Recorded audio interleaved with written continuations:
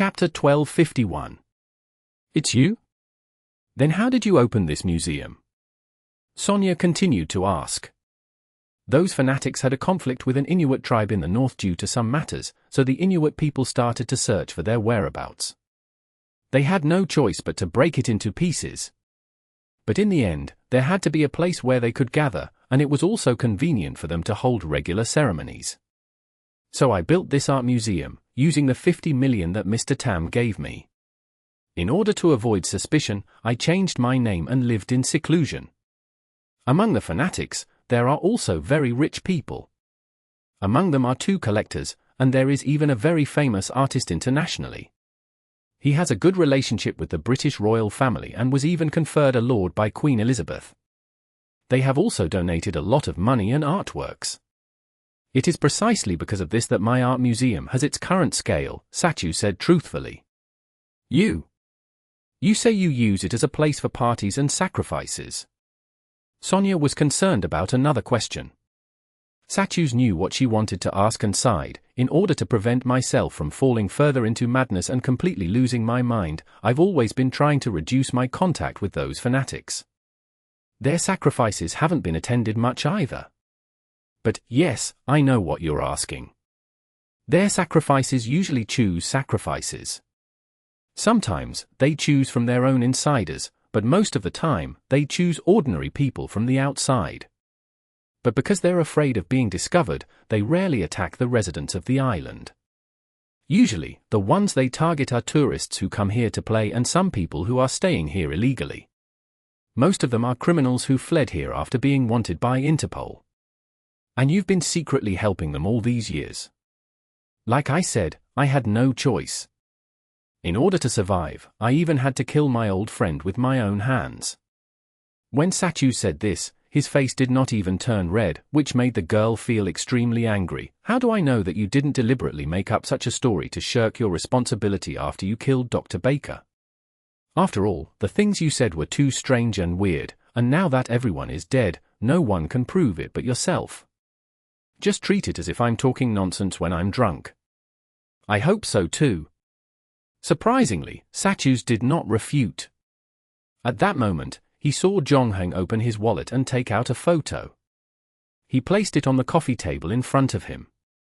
Jongheng did not ask Songjio to translate because the sentence was not complicated. He asked directly in English, "Is this the photo of your expedition team from back then?" Sachu lowered his head and looked at the photo on the coffee table. His expression immediately changed. He exclaimed, "Who are you exactly?" Previously, Jongheng was able to call out his name, which he had not used for a long time, which made his heart tighten. Now, the other party had taken out a group photo of the expedition team.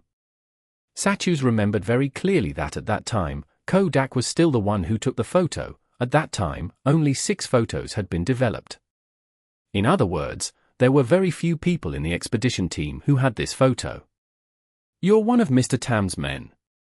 Sachu blurted out subconsciously. The reason he had made such a guess was that only Mr. Sam had the negative, so the probability of the photo leaking out from him was the highest, but soon, he seemed to have thought of something, and his entire body shrank back. Songjia did not expect a man to be so frightened, especially considering that he had just killed an old friend that he had known for almost 20 years. Furthermore, he had allowed that group of fanatics to perform evil rituals right under his nose. In the past 10 years, there had probably been more than 100 victims, and it was this cold-hearted fellow who was now crying and snot flowing out of his eyes. His facial features were completely twisted with fear. He stared at Jongheng with wide eyes and finally managed to squeeze out a sentence that confused Songjio. It's you?"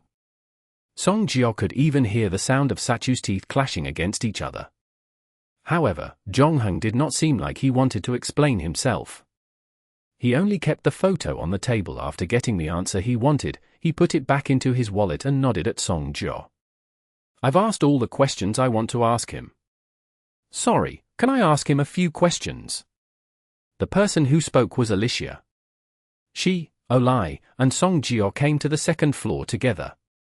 Perhaps it was because Jongheng had just saved their lives, but compared to when they first met, their attitude had become much more respectful and polite. Even though both of them looked anxious and had a lot to ask Satchus, the two Inuit teenagers stayed obediently at the side. They did not say a word. It was as if they were two blobs of air. However, they had also listened to the strange story of Satchus. During that time, Olai and Alicia opened their mouths several times, but they held back the words that were about to come out of their mouths. It was not until Jongheng finished asking that they opened their mouths again. "Go ahead," Jongheng said lightly after listening to Sojia's translation. Hearing this, Alicia quickly walked up to Satchus. She took a deep breath and asked, "Where is Hans?" However, Satchus looked as if he had been scared silly by Jongheng. After hearing Alicia's question, he did not react at all. Alicia did not stand on ceremony and pulled out the small knife that Olai had given her. She placed it on Satchus' neck. However, even though the knife had cut through Satchus' skin, the latter did not seem to notice it at all. Olai frowned. No way, did he really become silly? He grabbed Satchus' collar and pulled him up from the sofa with a look of unwillingness. "What do you want to ask?" Song Jio could not help but ask when she saw the two Inuits' anxious expressions. "We were set up by our own people. Otherwise, we wouldn't be in such a sorry state. We almost lost our lives, and that guy even hid the holy relic," Olai said hatefully. "I even spoke up for Hans earlier, saying that he would never betray us. I didn't expect him to be such a person. He even forgot about the enmity between his father and brother, and ended up hanging out with his own enemies. The situation is still uncertain. We can't jump to conclusions so soon," Alicia, who had previously suspected Hans, said instead. "What's there to be uncertain about? Among the people in Nyuk, Eli is already dead. You and I were attacked, and the only person who has the ability to leave a mark is Hans," Olai said angrily. "He has obviously defected to those fanatics. It's just that I don't know how long it's been. It's all my fault. I shouldn't have let people take the holy relic out of the tribe.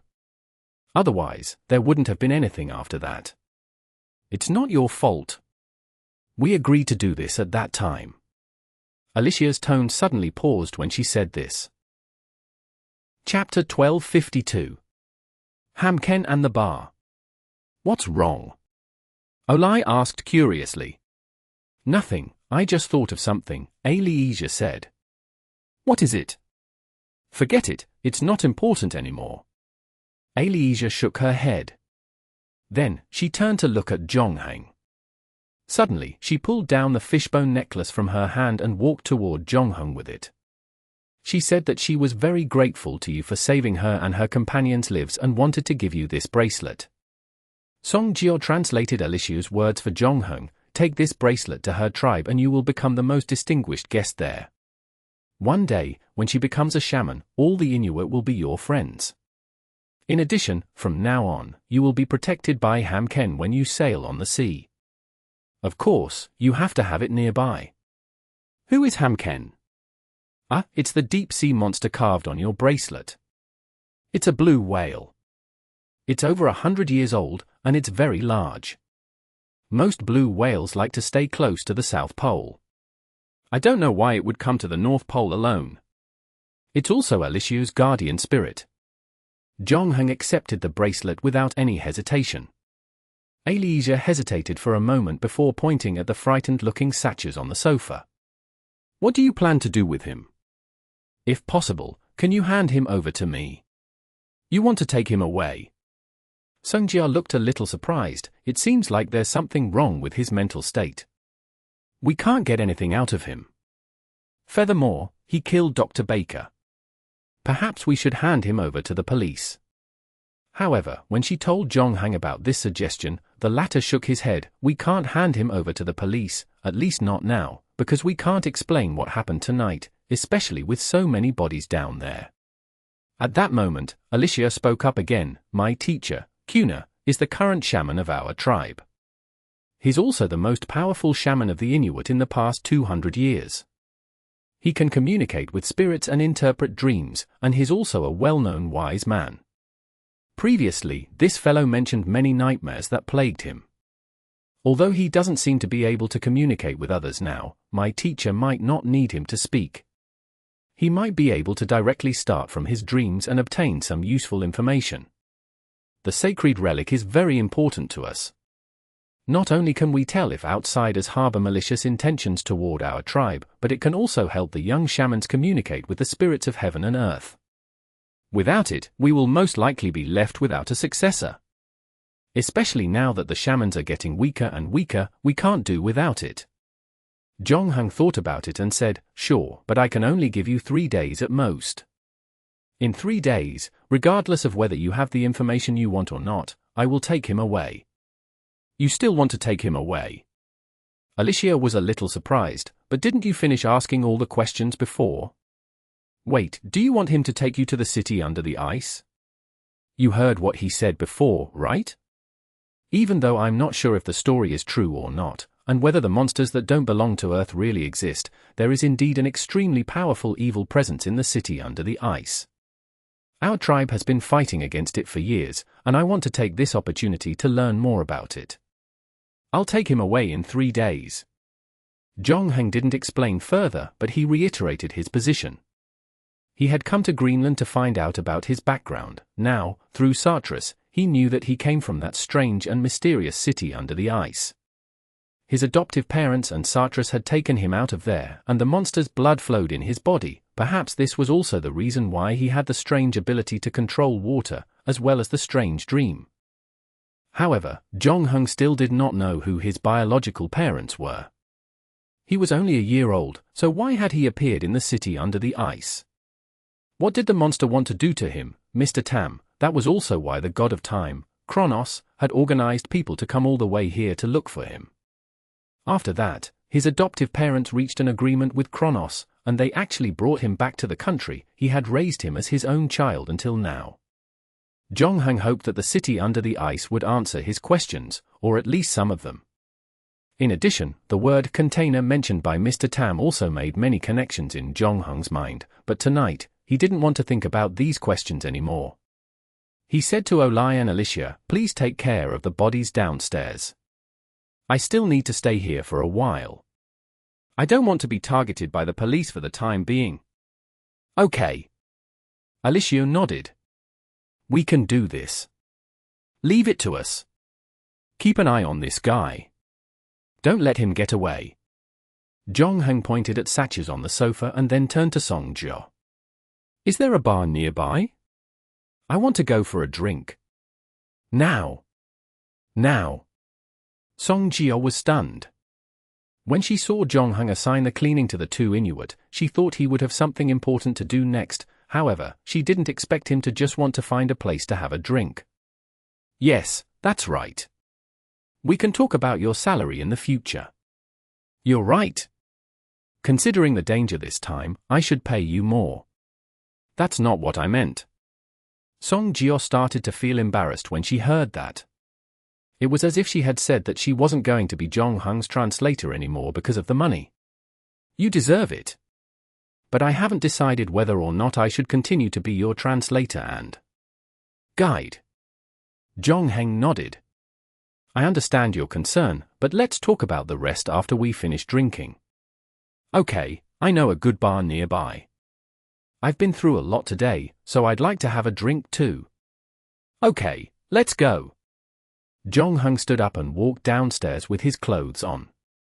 His mood was not as calm as it appeared on the surface.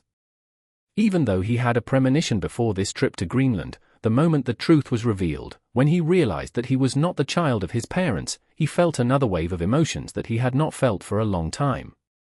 However, this wave of emotions was very complicated. Zhongheng did not know how to describe his current mood. It was as if he had lost something important. Chapter 1253. Nightlife in a Bar. Although it was already very late, the bar that Song Jia had chosen had been doing quite well on the island. There were quite a few people inside, some drinking and chatting in groups of 2s and 3s at the bar counter, some were playing pool at the side. Zhongheng wasn't in the mood to pay attention to the people around him at the moment. He and Song Jia picked a table near the corner and sat down. Even though he had said that he wanted to come straight to the bar, he still went back to his room to change his clothes. He changed out of the blood-stained coat and washed his face. He looked much more normal now. After that, he drove to the bar. Jong-hang took the wine list and ordered 3 bottles of alcohol in one go. They were all very strong alcohol. Then, he passed the wine list to Song-jio, who was sitting opposite him. "Let's see what you want to drink." Song-jio heaved a sigh of relief. When she saw Jong-hang order strong liquor right away, she was alarmed. She thought this was another man's trick, but she didn't expect Jong-hang to order all 3 bottles for her. Song-jio then ordered herself a cocktail and a fruit plate and returned the wine list to the bartender. After the bartender left, the girl couldn't help but change the topic back to the previous matter. "Do you really plan to go to the northern ice field to find the city under the ice?" "Yes, is there a problem?" 1111. Faced with Jong-hang's retort, Song-jio did not know where to begin. However, after spending more than half a day with him, they could still be considered friends. After some thought, she tried to persuade him, "Let's not talk about how reliable that story is. I personally feel that this is just the collective imagination of a group of mentally ill patients. Even if what he said is true, you've seen what happened to him and Dr. Baker. Shouldn't we find a way to get as far away from the underground city as possible? Why are you still looking for it? I came to Greenland to investigate this matter. Since I have a lead, I will continue to investigate," Jong-hang said. "You don't have to worry too much about me. For some reason, the nightmares that caused Dr. Baker and statues to go crazy won't affect me too much. What about the extreme weather and harsh natural conditions? Greenland is in the Arctic Circle, and the place you're going to is a no-man's land. It won't be an easy journey. Thank you for your reminder. I'll set off once I'm ready," Jong-hang said. Considering the impact that the city and the things inside had on the spirits of ordinary people, Jong-hang did not plan to hire a guide this time. After all, with his ability to survive in the wild, it would not be dangerous for him to travel alone. As for the language problem, it was not very useful in a no-man's land, and the monsters in the city probably did not speak Greenlandic. However, before that, Jong-hang still needed Song-jio to help him purchase exploration equipment, supplies, and contact the ships. This was also the reason why Jong-hang promised to increase Song-jio's commission, but Jong-hang planned to discuss this later. The bartender was quite efficient. Soon, the drinks and fruit plates ordered by the 2 of them were served.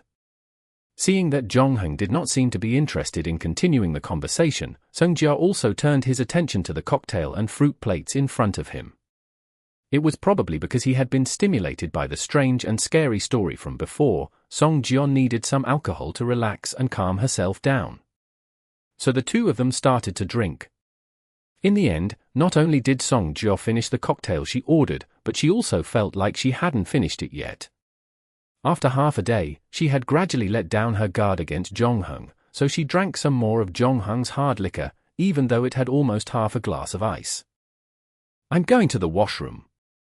After another glass, Song-jio got up from her seat and staggered toward the ladies' washroom.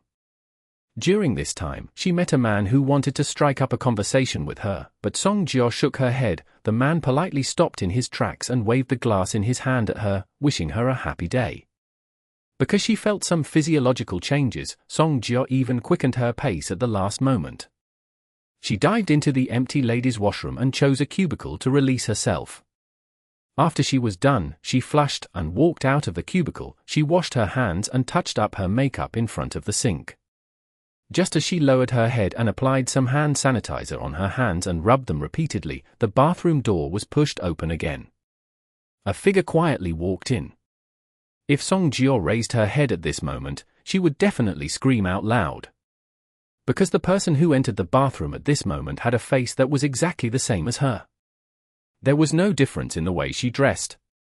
Even if she took off her clothes, there was a birthmark on the lower left side of her chest. The shape and size were exactly the same. In fact, other than the person's gaze that seemed a little crafty, even her actions were exactly the same as hers. And this replica of her did not stop after entering the washroom. She walked behind her, reached out, and grabbed Song-jio's neck. After about 10 minutes, the door to the ladies' washroom opened again, and Song-jio walked out.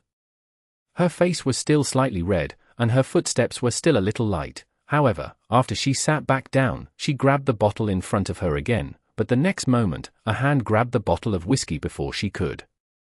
"You've had a lot to drink tonight, so you should control yourself," Jong-hung said. "I ordered you a glass of lemonade." Song Jio smiled. After drinking, she had a kind of charm that she didn't have during the day. This smile made many people in the bar turn their gazes over. "It's okay, my alcohol tolerance isn't that bad. Besides, didn't you drink more than me? I wanted to ask you before. What's wrong? Is there something on your mind tonight?" Jong-hang didn't deny it.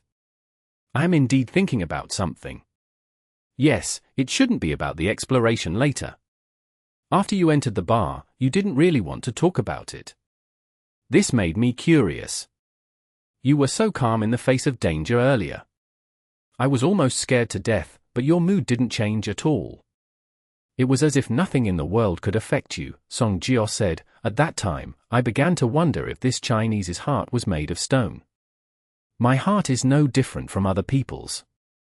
Jong-hung paused before adding, "Probably. Also, I was thinking about something at home." Are you thinking about your lover?"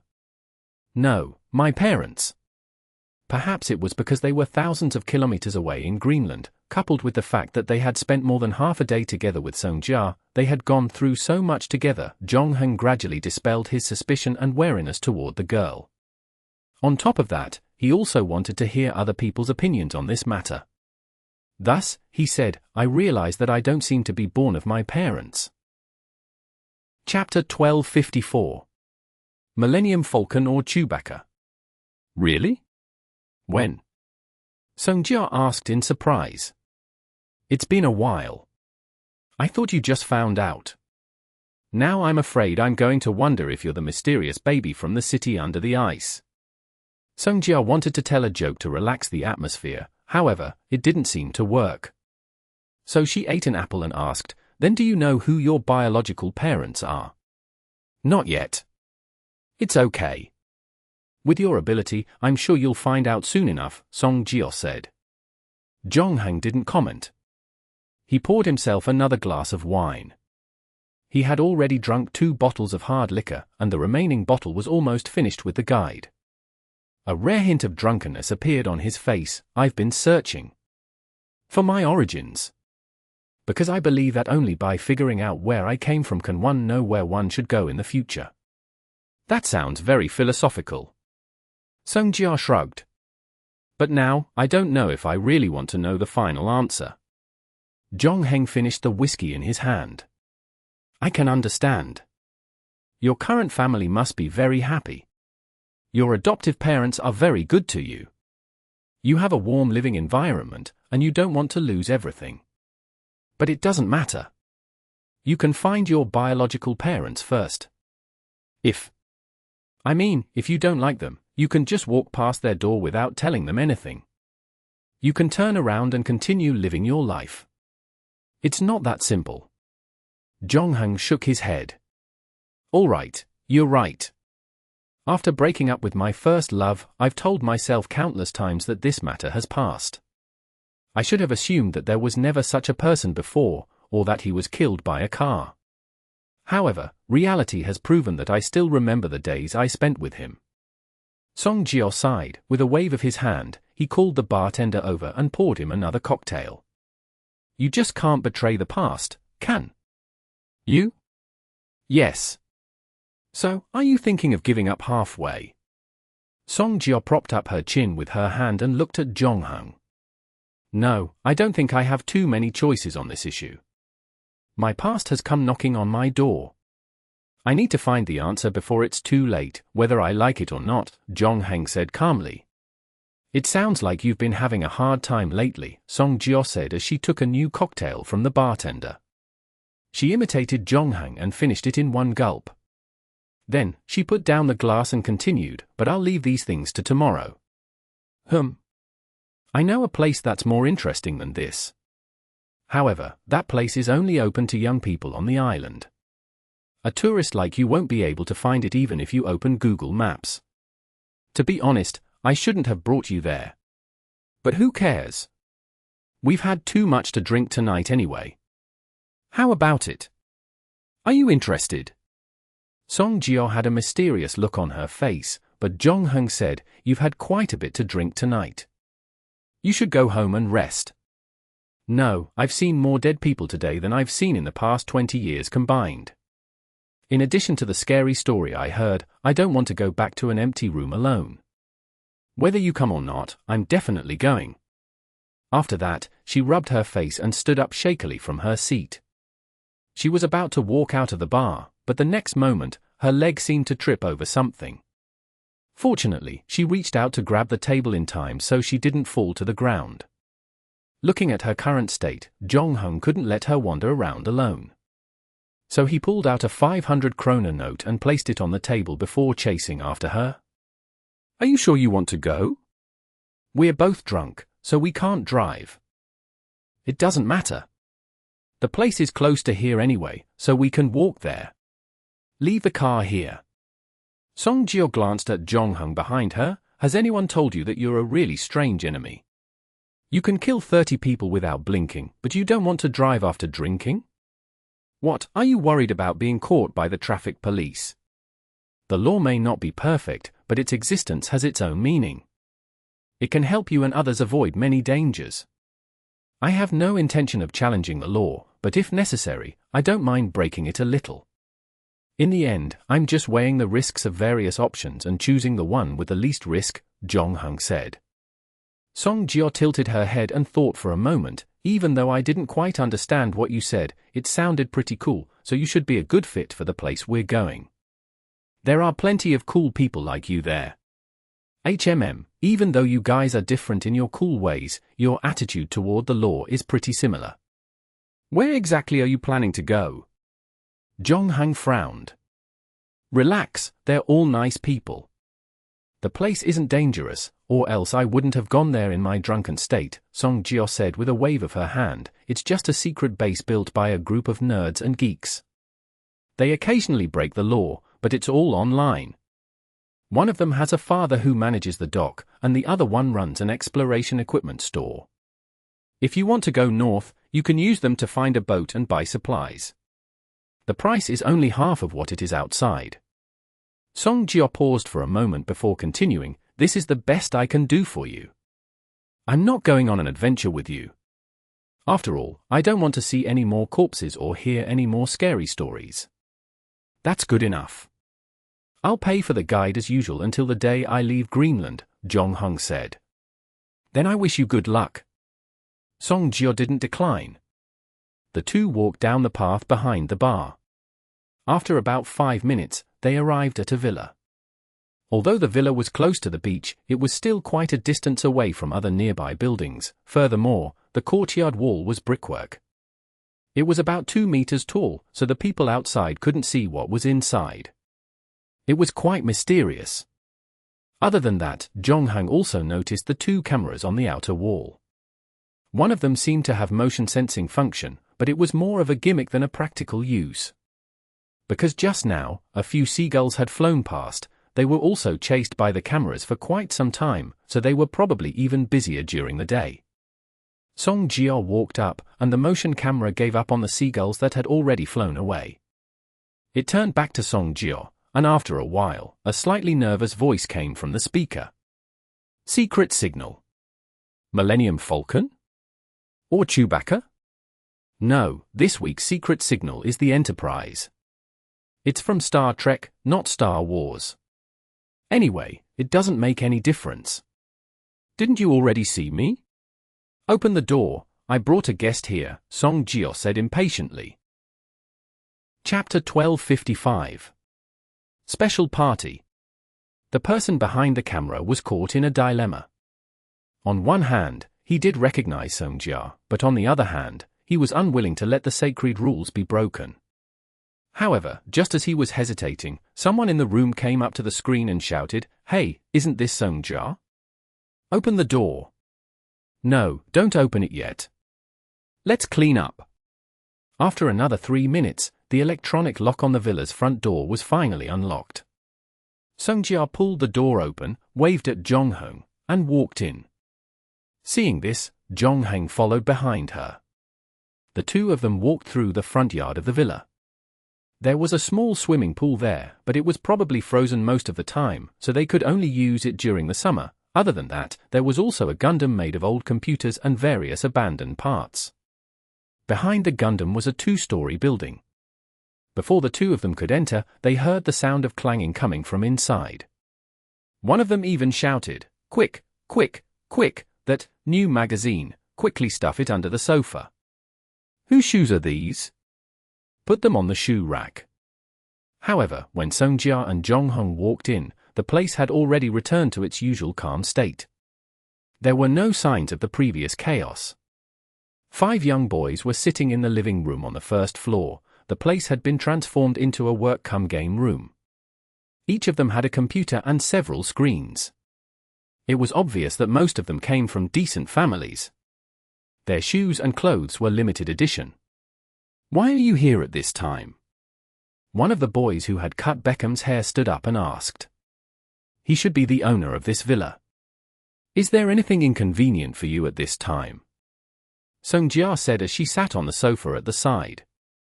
The hearts of the boys in the room instantly jumped to their throats.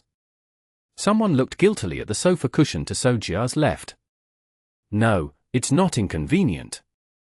You know us, we're just talking about technical issues together." Before the boy with Beckham's hair could finish his sentence, Songjia pulled out a magazine from under the sofa cushion. The cover girl on it had a pitiful amount of fabric, and she even put on a very seductive pose. Lars bought it. In the end, the 4 of them immediately sold a tall boy. "I'm not your parents, so I don't care what you read." Songjia flipped through the magazine and put it down. Then, she pointed at Jonghung and said in English, "My friend wants to explore the no man's land, so he needs a boat and a set of exploration equipment. If the price is right, go for the price of an acquaintance." "Sure, thank God you guys mentioned it early." The tall boy named Lars heaved a sigh of relief. "Because there's a high chance that there will be more tourists in the future. If the boat is already booked, there's nothing I can do." "Why?" Songjia asked. "It's not the peak season yet, right?" "It wasn't supposed to be, but wasn't there an earthquake and a red aurora tonight?" Someone posted a photo of the aurora online, and I noticed that the search for hotels and airline tickets in Greenland has suddenly increased by dozens of times. "Is that so?" "Then I'll pay the original fare," Jonghung said. "There's no need for that. Since his sister Songjia's friend, he must have paid the price of an acquaintance. Previously, we were caught hacking into the school's administrative system, and it was Sister Songjia who helped us plead with the principal before we were expelled," Lars said. "Even though I don't mind, my parents will probably kill me if they find out. There's no problem with the exploration equipment. Give me your phone number, and I'll send you an address. But when the time comes, you can go to the shop and choose for yourself, or you can ask the staff to help you make it," another boy in a coconut outfit said. "Well, now that we're done talking, it's time to relax." Sonia waited for them to finish talking and clapped her hands. Then she turned to the boy who was doing Beckham's hair and said, "Alan, take out the things. Now." Alan was stunned. "The party is every Thursday and Sunday." "Is that so? Isn't today Thursday?" "Well, theoretically, today is indeed Thursday, but it's Thursday in the wee hours of the morning, or Wednesday night, which is more appropriate," said the guy in the coconut. "Oh no, I drank a little too much tonight, and my head is a little confused. I saw on my phone that it was Thursday, and the sky was dark again, so I brought my friends here. I was wondering why only the 5 of you were here. Where did the others go?" Songjia rubbed her temples in distress. "If you don't mind, you can wait here until tonight. There are a few guest rooms upstairs," Alan said. "Thank you, but my friend has other things to do after that. He'll probably be leaving Nuke tonight," Songjia said. Jonghung, however, did not mind. "It's fine, you guys just have fun. After all, I don't like touching drugs." No, you've misunderstood. Our party is not the kind of party you think it is. A party is very scientific and healthy," Alan explained. "We are only using music, incense, and psychological hints to help you adjust your mood. It is equivalent to a mental massage to release your stress and pent-up negative emotions. I don't have any negative emotions, Jong-hung said calmly. 2. 11. In short, this thing doesn't have any side effects. Moreover, after it is done, it will help you focus and react more quickly. The few of us will do it regularly, and we won't lose our hair if we stay up all night, Lars added. More and more people joined us because of our fame. There were even teachers who wanted to join us, but we rejected them. After all, we held this kind of party because we wanted to get to know some new friends, so it's still mostly young people. Songjia also spoke at this time. In the bar, you told me that you were troubled by some things. I can't give you an answer, but I can bring you here to let you relax. This? Well, the emotion regulation class can let your spirit be immersed. Maybe it can help you see clearly the choices you want to make, but I didn't expect that I actually remembered the wrong time. Alan scratched his head. Actually, it doesn't matter. The reason why we set a time for the party is that we can get everyone together to finish it in one go, so that everyone doesn't have to set a time. Although there's no harm in doing too many of these things, they are useless. We can manage it for 2 or 3 days at a time. If your friend is really in a hurry, I can also arrange a private party for him. Really, that I also want. Songjia Wei, you do not know what I have experienced today, also accumulated a lot of psychological pressure, urgent need for a spiritual massage. Chapter 1256. Mental Relaxation. Seeing that Alan and the others had already started their preparations, Jong-hung did not say anything more. Ever since he entered the room, he had been observing the 5 people in the room. It turned out that they were indeed dressed and behaved like students. Furthermore, Jong-hung did not find any strange statues or religious objects in their residence. Lars and the others connected the speakers and took out 7 yoga mats. Alan went upstairs to retrieve the incense burner. According to Alan, the spices they were burning were also made according to the formula on the internet. Other than the ambergris extracted from the sperm whale, they were not valuable. Furthermore, 1 gram of ambergris could be used to make a lot of mixed spices, enough to last for half a month.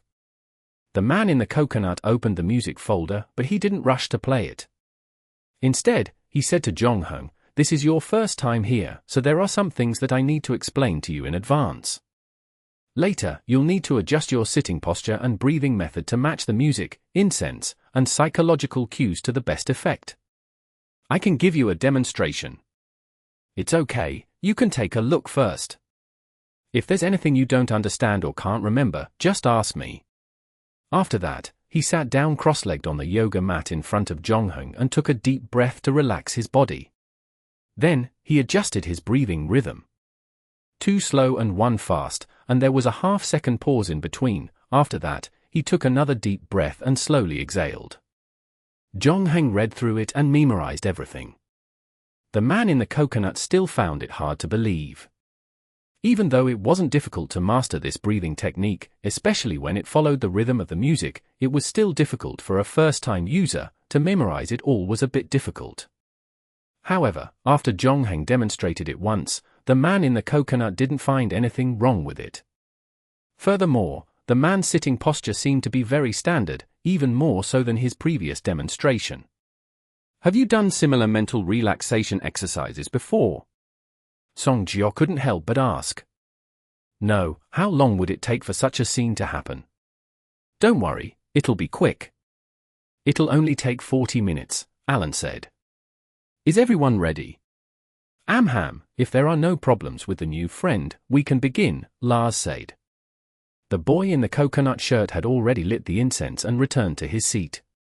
He sat down cross-legged again and soon, the smell of incense wafted into the room.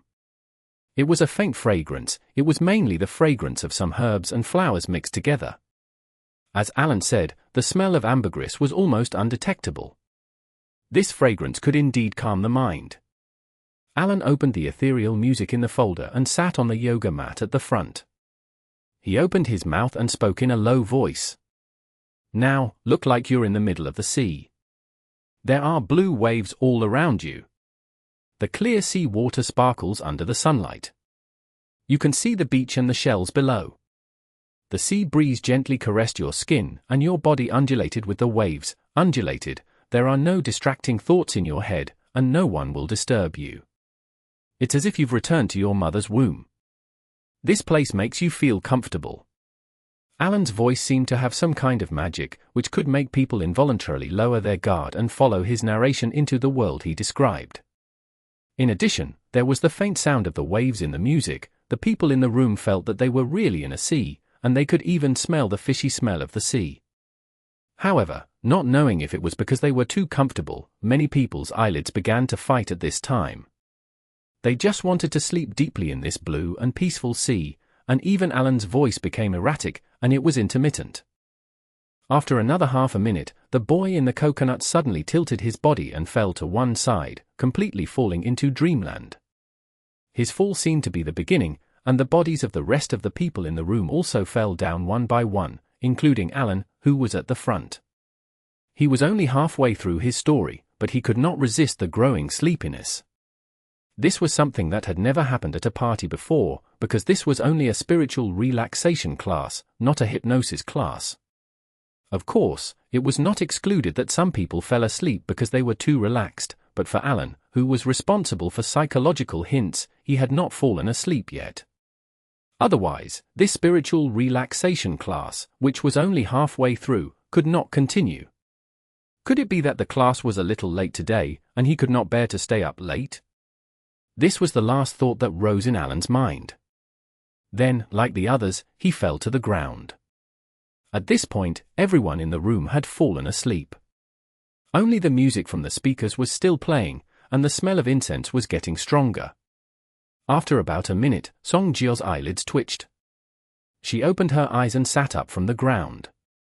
There was no trace of sleepiness in her eyes. She looked around and finally stopped at Zhonghang. TSK, TSK, TSK. It's not easy to plot against you once. Song Jio grumbled as she walked up to Zhonghang. Then, she studied the man lying at her feet. She looked at Zhonghang with a complicated gaze, and a hint of killing intent flashed in her eyes. However, she suppressed it in the end and sighed, "I can't kill you yet, or else that snake and its minions will definitely fight me to the death. Honestly, it hasn't been long since we last met, but you seem to have become much more perfect. Now, it's impossible for me to destroy you in advance. This is going to be troublesome. That old guy Kronos has really invested a lot in you. Only that little snake believes that he's really doing you a favor, hee. Sung Jia hesitated for a moment. It seems that we can only carry out Plan B. After saying that, she stretched her hand to her back. As her hand approached her neck, her body began to undergo drastic changes. Her muscles began to expand, bursting through her clothes, and her bones continued to stretch. Her body was at least twice as tall as before. She was more than 3 meters tall, and she was still growing. Her originally beautiful face was replaced by an ugly tentacle. There were no eyes or nose on the tentacle, however, there were 2 rows of sharp teeth that had split open. Other than this largest tentacle, there were also smaller tentacles that were pulled out of her body. At the same time, a 3rd leg grew out of the tailbone.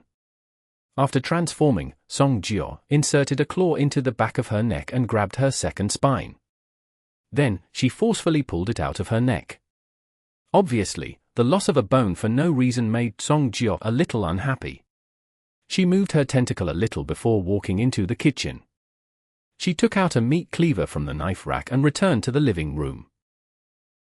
Chapter 1257. XM109. Sungjia walked out of the kitchen with a meat cleaver in one hand and her 2nd spine in the other. However, the next moment, she stopped in her tracks. She realized that in less than 10 seconds after she left, the living room had changed again. Alan and the others were still lying on the floor, unable to move a single finger. The speakers continued to play music, but Zhonghang was nowhere to be seen. Song Jio could not help but swear. F***CK, how can you run away like that? Just as she finished her sentence, the sound of a broken window came from the 2nd floor. Song Jio immediately rushed out of the door and into the front yard. Just as she stepped out of the door, a bullet flew toward her face. Song Jia had no time to dodge, she could only brace herself to take the bullet. However, she didn't expect it to be a 25mm high explosive bullet. This bullet could penetrate 50mm steel plates, and after hitting the target, the explosives inside were detonated. The high temperature and sharp shrapnel scattered in all directions. Song Jia was hit by the bullet, and the area above her neck completely exploded. Fresh blood and mincemeat were practically stuck on the wall behind her. Many parts of her body were scratched by shrapnel, and some were directly inserted into her muscles. She looked rather disheveled. Jong-hung, who had fired the shot, was also slightly taken aback. He hadn't opened his eyes in the living room to avoid suspicion. It was only after Song Jia had entered the kitchen that he slipped out, therefore, he hadn't been able to see Song Jia after she had transformed. In order to prevent the target from having more time to open fire, he hadn't looked carefully when he pulled the trigger. He had only managed to make out that the target was probably the person's head, however, he did not expect the so-called head to be a huge tentacle. The thing that had rushed out of the house was clearly no longer related to humans. However, his reaction was quick. He immediately turned the gun around and aimed at the monster's chest. However, the monster was not slow either. After taking the shot, it took the opportunity to fall to the ground and roll back into the house. Therefore, Jong-hung's second bullet only managed to hit one of its legs. In the end, it went from 3 legs to 2 legs again. However, after being hit by such a terrifying attack, even though the thing looked miserable, it was not dead. It only let out a scream and then disappeared from Jong-hung's sight with its broken body. At the same time, a black mist quickly enveloped the villa it was in. Jong-hung frowned. He had just taken out his filter lens, but he realized that it was useless against the black mist. This was not the first time that the filter lens had failed. After all, it was only a D-grade item. It would have no problem dealing with normal natural environments, but against supernatural creatures, it might not be enough. With the black fog shrouding it, Jong-hung didn't rush in recklessly. Instead, he changed his sniper position and continued to aim at the doors and windows with the large-caliber sniper rifle in his hand. The man and the monster fell into a stalemate. The XM109 in Jong-hung's hand was made out of Lego bricks. He didn't bring his hidden sheath and plague bone bow because he needed to pass security during his trip to Greenland. LSB infinite bricks naturally became his main weapon. The time limit for using the pistol that he had assembled earlier had already expired. This time, because he didn't know who his opponent was, Jong-hung chose a weapon that was even more lethal, the XM109 made by Bartley Company. Rather than calling it a large-caliber sniper rifle, it was actually more appropriate to call it a shoulder-fired gun. The caliber of this sniper rifle reached an astonishing 25mm. The high-explosive rounds it was equipped with were modified directly from the Apache helicopter's M789 high-explosive dual-purpose ammunition. On the battlefield, it could even penetrate armored vehicles and tanks. It was a true killing machine.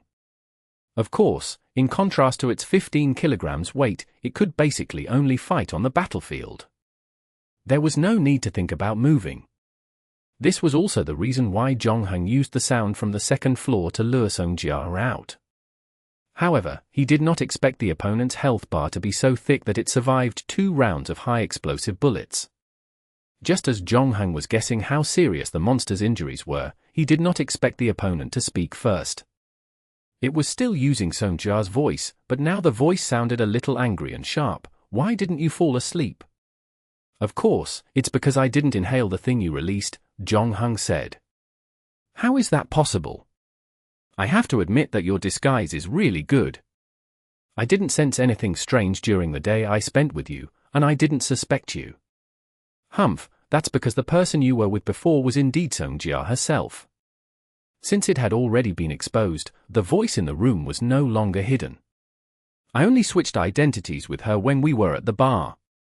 "No wonder, was it, when she went to the toilet?" Jong-hung thought about it. It was also at that time that she left my sight. "You wanted to get close to me when I was drunk.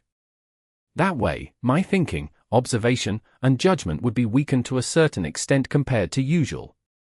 It's a pity that you drank 3 bottles of strong alcohol, but it doesn't seem like you were drunk to the point of losing your vigilance." It's not your fault. Very few people know that I can hold my liquor well. Zhonghang rarely drank, and even the people around him thought that he couldn't drink. However, in the Black Sail dungeon, because he had been wandering at sea all year round, he couldn't drink clean water, so he could only drink rum to quench his thirst. Zhonghang's alcohol tolerance had also been trained to be very good. The monster in the black fog seemed to have thought of something, and its voice suddenly raised a few notches. You fellow, could it be that you purposely put on that awkward expression and ordered hard liquor to bait me? Zhonghang didn't deny it. You knew that I was coming for you. I had no idea who you were. I just wanted to see if anyone was targeting me, Zhonghang said. Since you know about Kronos, you should also know that he is good at targeting people. Also, we just heard a strange story and saw an earthquake and red aurora. I have to be on guard against anything that might be targeting me. Have you always been so cautious? I'm the same. Your disguise is very good, but you chose to approach me when I was drunk. You used Songjia to lower my guard first and then brought me here to participate in this weird psychological massage. This way, I will focus my attention on Alan and the incense and music, but they are actually fine. They are just to cover up your little tricks. Chapter 1258. The Chaos of Ambush. The real thing that makes people fall asleep is not the music or the incense in the room, but the smell that you release. If I'm not wrong, the smell that we smelled of seawater was your doing. You even cooperated with Alan's psychological suggestion. Even if someone smelled it, they would only think that Alan's psychological suggestion was effective, Zhonghang said. That's too sneaky. I can't help it. You're the one I have to deal with. The monster in the black fog wasn't ashamed at all. It's a pity that I didn't succeed even after doing so much. What I can't understand is that 5 minutes have passed since I released the smell of seawater and went to the kitchen to get the knife. Why are you still fine? Because I've trained to hold my breath, Zhonghang said. His ability to hold his breath was also trained in the Black Sail Instance dungeon. He could stay underwater for 7 to 8 minutes, but since he had awakened the ability to breathe underwater, this ability was no longer useful. He didn't expect that this trip to Greenland would come in handy. I hate guys who don't have any weaknesses, the monster in the black fog said after a moment of silence. Zhonghang raised his eyebrows. I thought you were from this island, but now it seems that you're very familiar with me. Did we know each other before? You can think about it slowly. It's best to think about the people around you and see who's more suspicious, the monster in the black fog said with interest. There's no need to go through so much trouble. Just kill you and see who's missing, Zhonghang said lightly. It's not enough to kill me with only the 3 bullets left in your XM109. Unfortunately, that knife isn't with you. Otherwise, you might have a chance of winning, the monster in the black fog said with regret. At this point, Zhonghang could confirm that the other party was indeed someone he knew. The monster in the black fog had revealed its true form in the living room, but Zhonghang did not see it. He only glanced at it when they fought later. Even though it had only been a short second, Zhonghang was still able to see a lot of things. It was an extremely ugly and deformed monster. It was completely different from the Songjia it had disguised as before. However, it didn't match up to the 2 monsters that Sachus had described. However, in terms of appearance and style, there were many similarities between the 3. Zhonghang was certain that there was some kind of connection between the 3. However, from what he had said to himself in the living room, it seemed that he was not the same as the master of Under Ice City. In addition, he was also very wary of Kronos. Seeing that Zhonghang did not speak, the monster in the black fog asked, "What, you don't believe me?" Unexpectedly, the latter suddenly said, "You're Nanako strong." This time, the monster in the black fog was truly shocked. After a while, it said, "Did you awaken some kind of divination ability? Can you even guess that?" Nanako Strong was a Japanese exchange student who had just come to China to study this semester. She had a cute appearance, so Zhonghang introduced her to Chen Huadong as a study partner to practice their language and cultivate their international friendship. Zhonghang had not had much contact with Nanako until Chen Huadong had asked for his help to pick up a book from a bookstore. Zhonghang found a book on the shelf that did not belong there. Just as he was about to pick up the book, Kronos suddenly appeared and snatched it away. After that, the bartender had warned him to be careful of a person with hair on his head. It was only then that Jongheng realized that Nanako's identity was not ordinary. Furthermore, she was definitely not a player that could alert Kronos and the bartenders. The possibility of her being a supernatural being was even higher. Considering her attitude toward Kronos, it was not hard to understand why Jongheng would treat her as the prime suspect. However, the monster in the black fog soon relaxed. It doesn't matter anymore. After all, there are thousands of my incarnations, so it's not a big deal for you to see through one of them. Who are you exactly? What do you want to do with me? Jongheng asked. I'm the god of 1,000 faces, the messenger of a foreign god, and the ambushing chaos Nyarlathotep. I'm also the only foreign god that can communicate with humans normally, the monster in the black fog said. You should be glad that you met me, because there are fewer and fewer people who are willing to reason these days. I have never heard of your name. Of course you have never heard of my name, because you are like a piece of carefully crafted porcelain that has been carefully protected before coming out of the kill. The temperature, the oxygen, every process has been set up artificially. There cannot be a single error in the process, because only then can a perfect piece of porcelain be made, the monster in the black fog said. So you're going to tell me that the last time we met, you actually wanted to rescue me from the kill? I'm not that kind-hearted, Nyarlathotep sneered. I originally planned to destroy you and take it out before the porcelain was ready. That way, the surface of the porcelain would be full of cracks, and when the water was filled in the future, it would completely explode. However, I didn't expect that old man Kronos to keep a close watch on you. Moreover, his time ability is too annoying. We've only been separated for a month, and you're already almost ready. It's impossible to destroy you now. We can only think of other ways. At this point, Nyarlathotep sighed as well, looking troubled. Do you have any grudges with Kronos?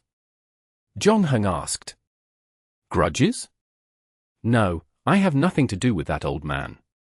If he hadn't insisted on getting involved, I wouldn't have bothered with him at all. Furthermore, I'm not targeting him, but the owner of the city under the ice. He's your enemy. No. We're not enemies. According to our strength, he should be the current leader of our group.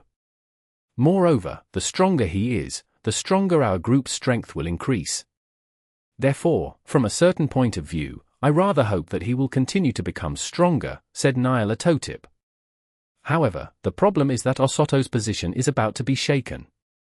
It was originally our true boss, the great god of blindness, the primal core of chaos, omnipotent. However, its power is now completely incomparable to the master of the city under the ice. As Osoto's most loyal follower, I have to do something for my own boss. Chapter 1259. Special Container.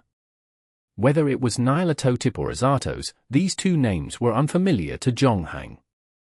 After realizing that he might be involved in a game of gods, Jongheng scanned through all the myths and legends available on the market. However, whether it was Greek mythology, Roman mythology, Norse mythology, or even the ancient Celtic mythology, there was no story related to these two names. However, Jongheng knew very well that this was different from the first time he encountered the monster from Papua New Guinea. The tribe that worshipped the monster had already died out in the long river of history, therefore, in modern society, almost no one still knew the name of the monster. It could only survive in the frozen time world. However, the opponent Jongheng faced this time was obviously not such a trash. When Satras told the strange story, he mentioned something that caught Jongheng's attention. He said that mankind was living on an island called Ignorance, and it was surrounded by a black ocean. However, the black ocean was not an obstacle to exploring the outside world, but a form of pity and protection for mankind. Therefore, we should never get close to the truth, because that would bring endless madness and fear. And as if to confirm his own story, after he and Dr. Baker came back from the expedition with mental problems, the two tried to find out why. Satchus found a novel in the library about the city under the ice, but after reading one of the articles, his mental condition worsened, and the nightmares became more frequent, so the two had to stop their investigation.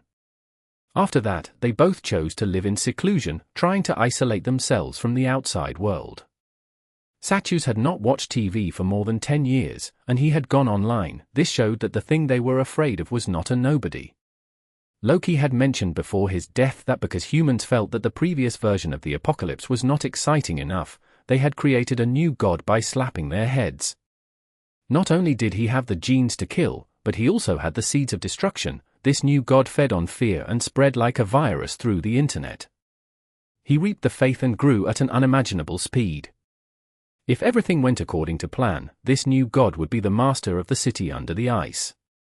The current boss that Nyarlathotep mentioned was also the culprit that caused Sartreus and Dr. Baker to fall into madness. However, the strange thing was that Jongheng did not know of its existence at all before this.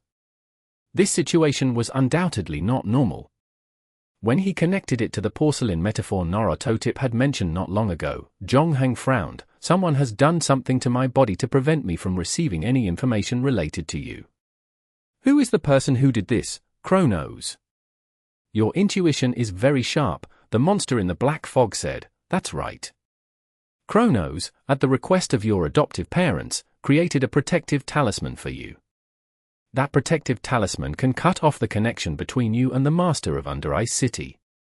At the same time, it can also chase everything related to it out of your life. Well, you can think of that protective talisman as an escort software similar to Green Dam.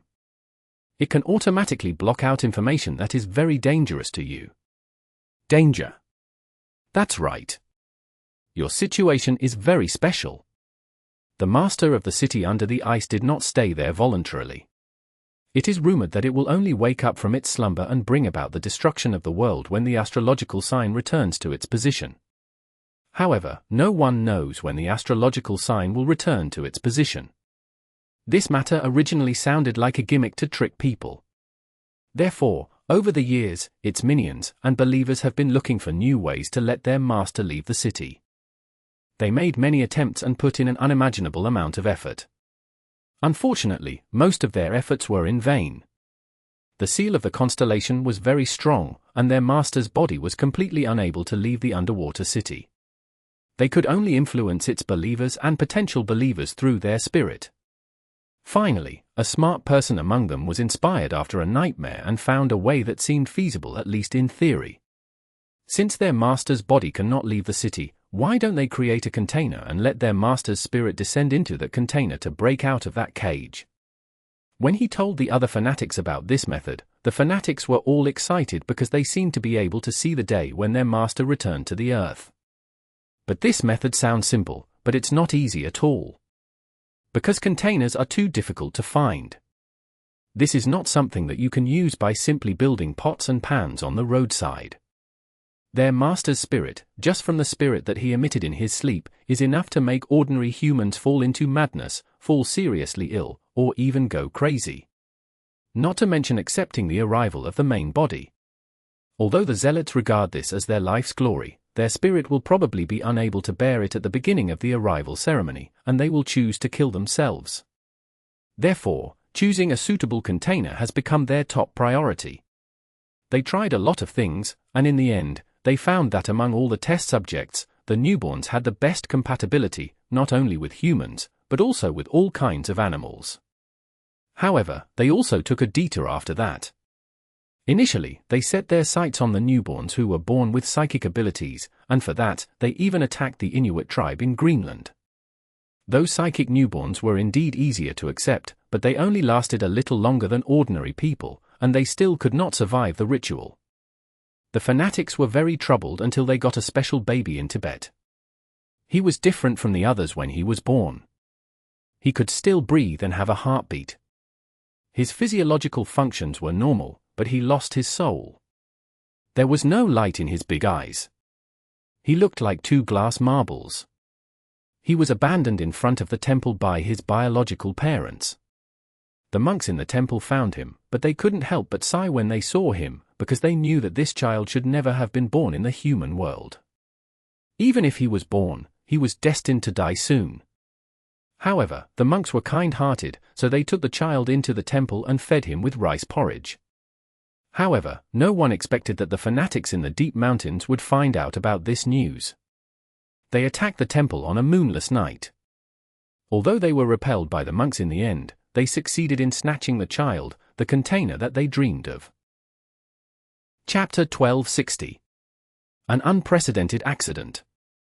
The monster in the black fog seemed to be clicking its tongue in wonder. Their luck is really quite good. They've been tormenting themselves all this while, and they've actually been tormented by them to the point of success.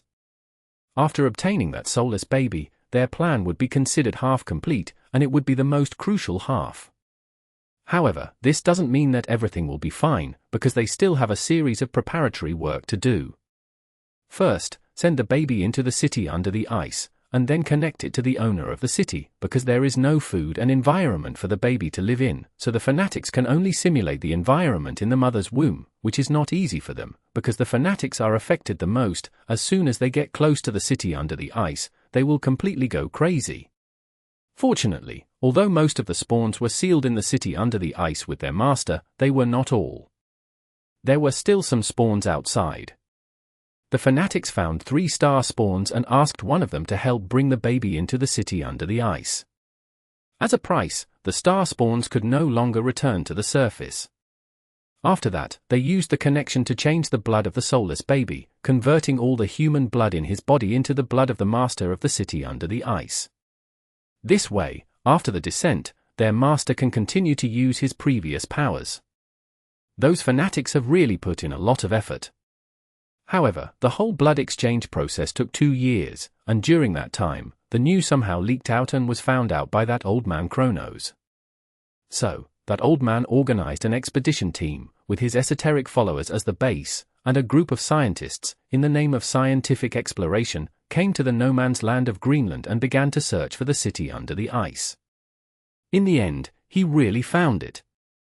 The old man was worried that he would disturb the owner of the city, so he asked a Chinese theologian couple and the guide and psychiatrist of the expedition team to go down and take out the container for him.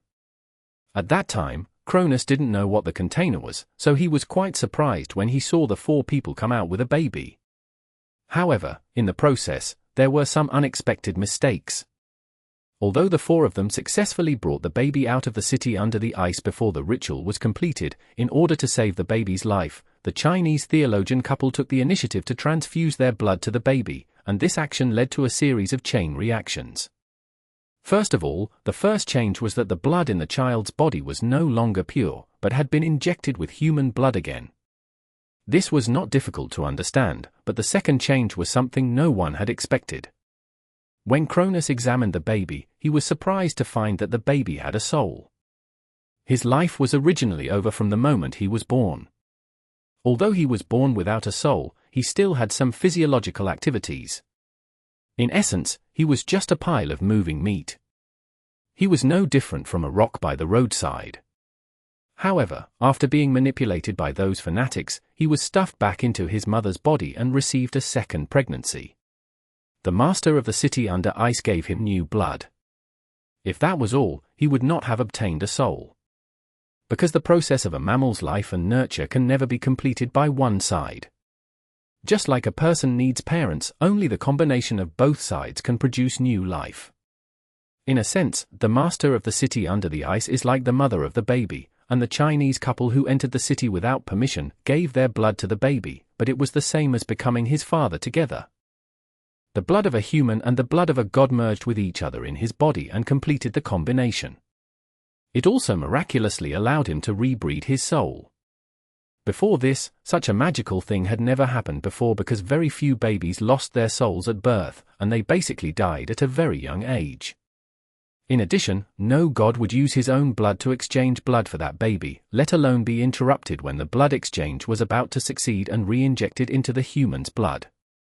Only when these extremely harsh conditions were put together would the most extreme result be the recovery of the soul of the baby who had lost his soul.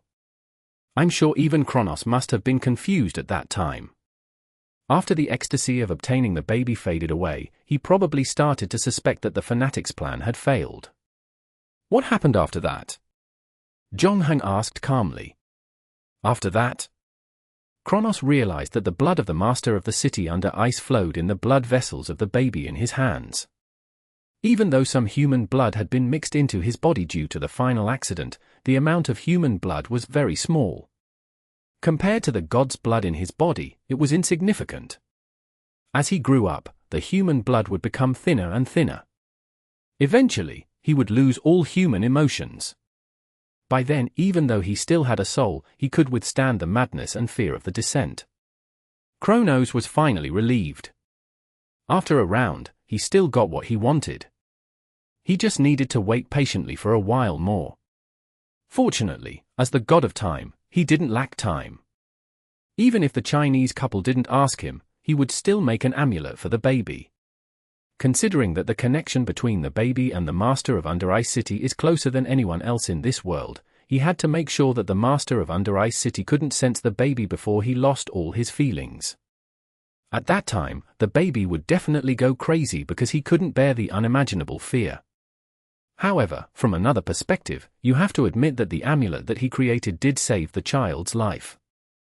Zhongheng lowered his head to look at his own body, but he could not find the item that he had been wearing since he was young.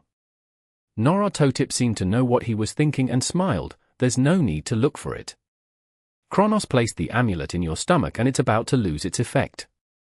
I'm sure you know how much love you have left. Chapter 1261. An irresistible proposal. Why are you so kind as to tell me all these things? Zhongheng asked in a deep voice. Because since you haven't fallen into my trap, and neither of us is confident that we can take down the other, negotiation will be our only option to resolve our differences, Nyarlathotep said, and before we start our conversation, I need to help you understand your current situation. The monster in the black fog paused and continued, all these years, those fanatics and spawns have never given up looking for you. However, that old fox Kronos is not a pushover either. He has always hidden you well and placed you in the desert of faith in China. Because of some well-known reasons, it is not friendly to all the gods there. The conversion rate of faith obtained is so low that it makes one's hair stand on end. Until the start of this game, very few of the gods turned their eyes to that place. However, about a year ago, Kronos took the initiative to find one of the masters of the city under the ice. He told them about you and promised to help them turn you into a perfect vessel for the master of the city under the ice to escape in exchange for their friendship. From then on, news of you began to spread among the fanatics and spawns. I believe you've already met some of them. Zhongheng thought of the small seaside town, the half-man, half-fish, and half-frog monsters in the town, as well as the people he had met on the island. Every one of them looked at him with longing in their eyes. Only then did Zhongheng realize that the desire was not directed at him. What they really wanted was the thing that used him as a container. They have already found you. Once they realize that you have completely lost your feelings, they will happily embrace you to accept the arrival, whether you like it or not.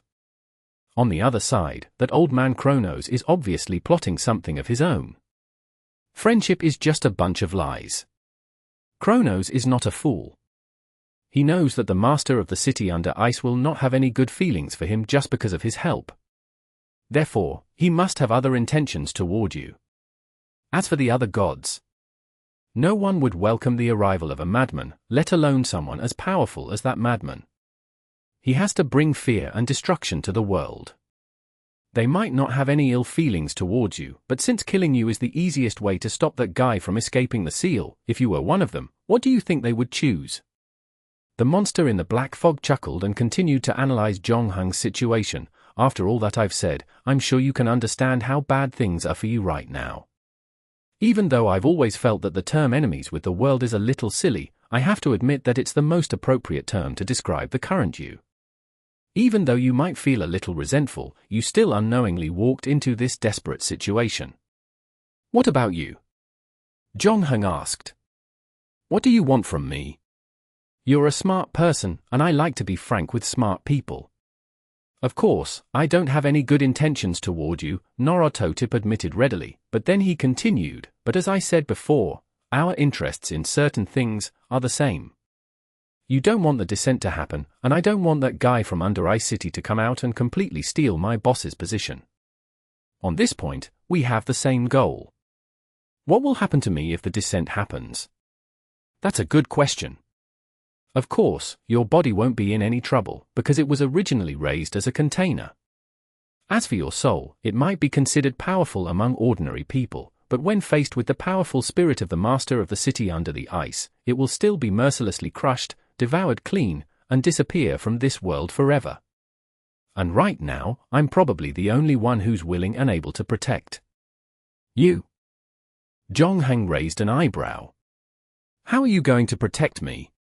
However, the room fell into silence again.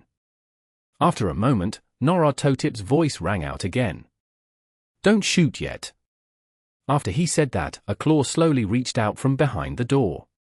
That claw still held a bloody bone. This is my second vertebra. As long as this vertebra is placed in your body, it will be able to help you resist the spiritual attack of that guy after the arrival ceremony begins. I can't guarantee that it will succeed. After all, that guy is too strong now, stronger than all of US combined.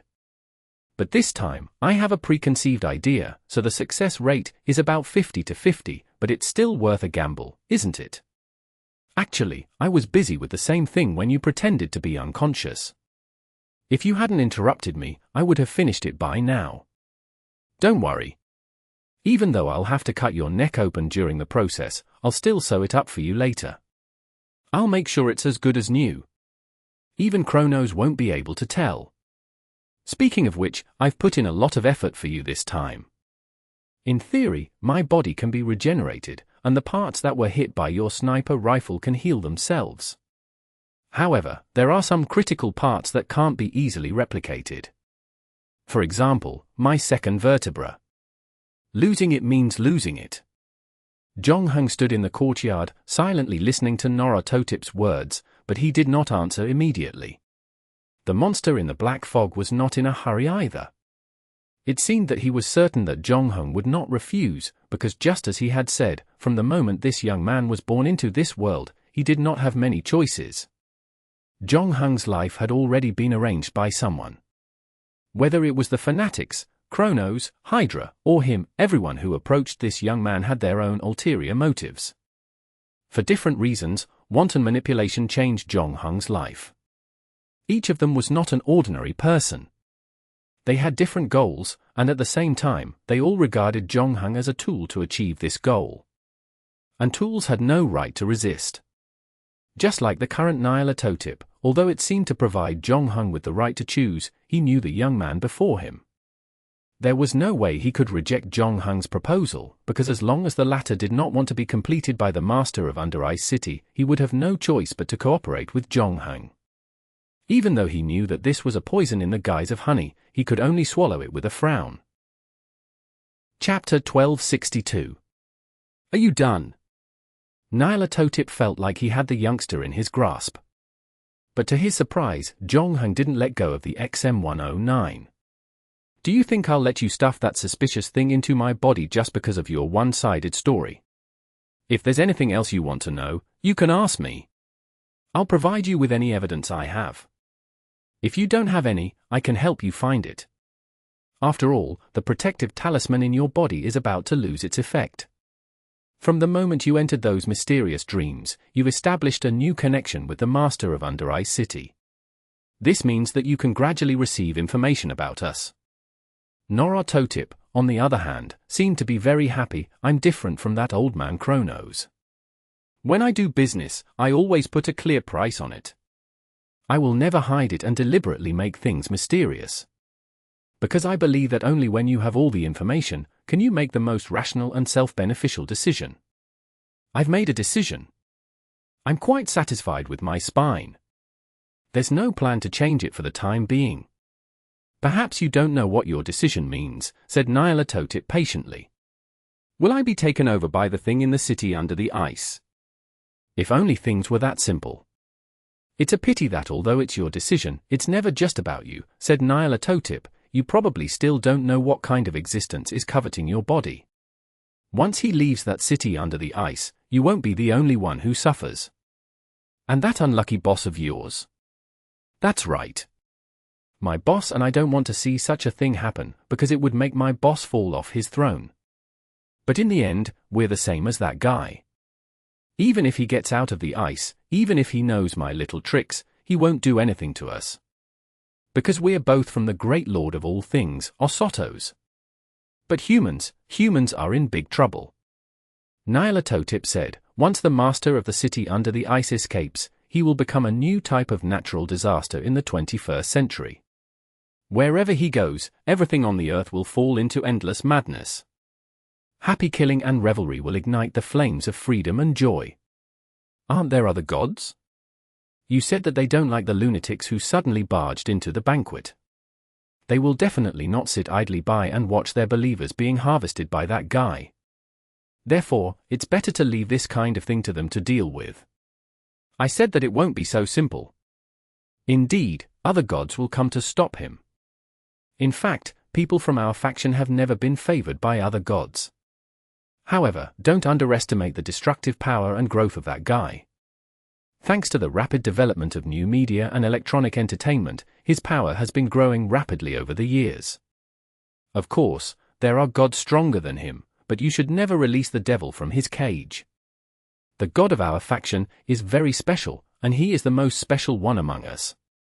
Once he escapes, he will immediately cause a large-scale panic in the human world, and these panics will all become his food, allowing him to grow at an even more astonishing speed. His power will rapidly increase like a snowball in an extremely short period of time, and in the end, no one can stop him. This is the first place. Greenland. There are no powerful gods on this island. The divine power that the shamans possess has long been reduced to a pitiful level. As time passes, it will continue to decrease. They will not be able to stop him. By then, the tens of thousands of people here will become his fanatics. And after that, fear will spread through the internet to the entire human society. What's worse is that a large portion of them already know of his existence. After these people realize his existence, they will be more easily captured by him and become his believers, providing him with an endless stream of power. At the same time, the number of believers of other gods will rapidly decrease. With this addition and subtraction, the power gap between the two sides will rapidly widen. Nyarlathotep also sounded a little helpless. In the end, you will realize that no one has the power to stop him, and the entire world will fall into destruction. You may be able to disregard the lives of others, but your adoptive parents, your grandfather, and those friends and classmates, none of them will be able to escape this disaster. Their blood will stain your hands. This is not just a metaphor, because you know that your body will be his by then. I don't want you to regret not accepting my offer tonight, even though your soul would be long gone if that day ever came. Nyarlathotep finished his sentence in one breath and then stopped. He left enough time for the young man outside the room to think, but Jonghung still did not respond. After a while, Jonghung's voice sounded again. Are you done? Actually, I still have a lot to say. Like I said before, if you want to prove yourself, I can prove it to you. But I guess that doesn't mean anything to you anymore, does it? It seems like your feelings have disappeared more than I thought. I'm curious as to how much you still have feelings for this world. If you have the time, why don't you ask me how much trouble the 3 bullets in my gun will cause you? Just as Nyarlathotep was telling him that the world was about to end and that the entire human race was on the brink of destruction, Jonghung was also trying to figure out how to get into the house shrouded in black mist. At the same time, he wasn't affected by the black mist. After that, he really did come up with a solution, but whether it would work or not, he would have to give it a try. Jonghung walked to the side of the swimming pool that he had seen before he entered. There was more than half of the water in the pool, and on the other side, there was a tap and a rubber hose for watering the lawn. Jonghung picked up the rubber hose for watering the flowers, then lifted his leg and walked out of the swimming pool. At the same time, he turned on the tap to allow more water to flow in. Soon, the water reached his chest, but Jonghung had no intention of turning off the tap. Chapter 1263. Surprise Attack. Nyarlathotep did not expect his communication with Jonghung to fail. This was a rare occurrence in the history of his interaction with humans. Furthermore, Nyarlathotep had already analyzed all the interests involved. Based on his understanding of the young man outside the room, there was no reason for the latter to reject his help. Nyarlathotep suddenly realized that he could no longer understand what Jonghung was thinking. He did not know if this was a side effect of the disappearance of his feelings, or if the master of the city under the ice had already started to affect Jonghung. Either way, it was not good news for him. Norototip lowered his head to look at his broken third leg. In just a short while, a new bone had protruded out of the mangled wound. The flesh and blood on it also began to heal continuously, but it was somewhat miniaturized. At this speed, his third leg would be able to grow back in a quarter of an hour, but if he wanted to return to his original appearance, he did not know how long it would take. In addition, there was a large hole in his head that had been blasted open by a high-explosive bomb. This was also the reason why he did not want to fight with the youth in the courtyard. In fact, his followers had been growing at a rapid rate over the years. Although they couldn't compare to the master of Under Ice City, they had long surpassed many ancient gods. However, his best soul and illusion attacks had almost no effect on Jonghung, who had already lost his emotions, so he wasn't affected by the negative emotions at all.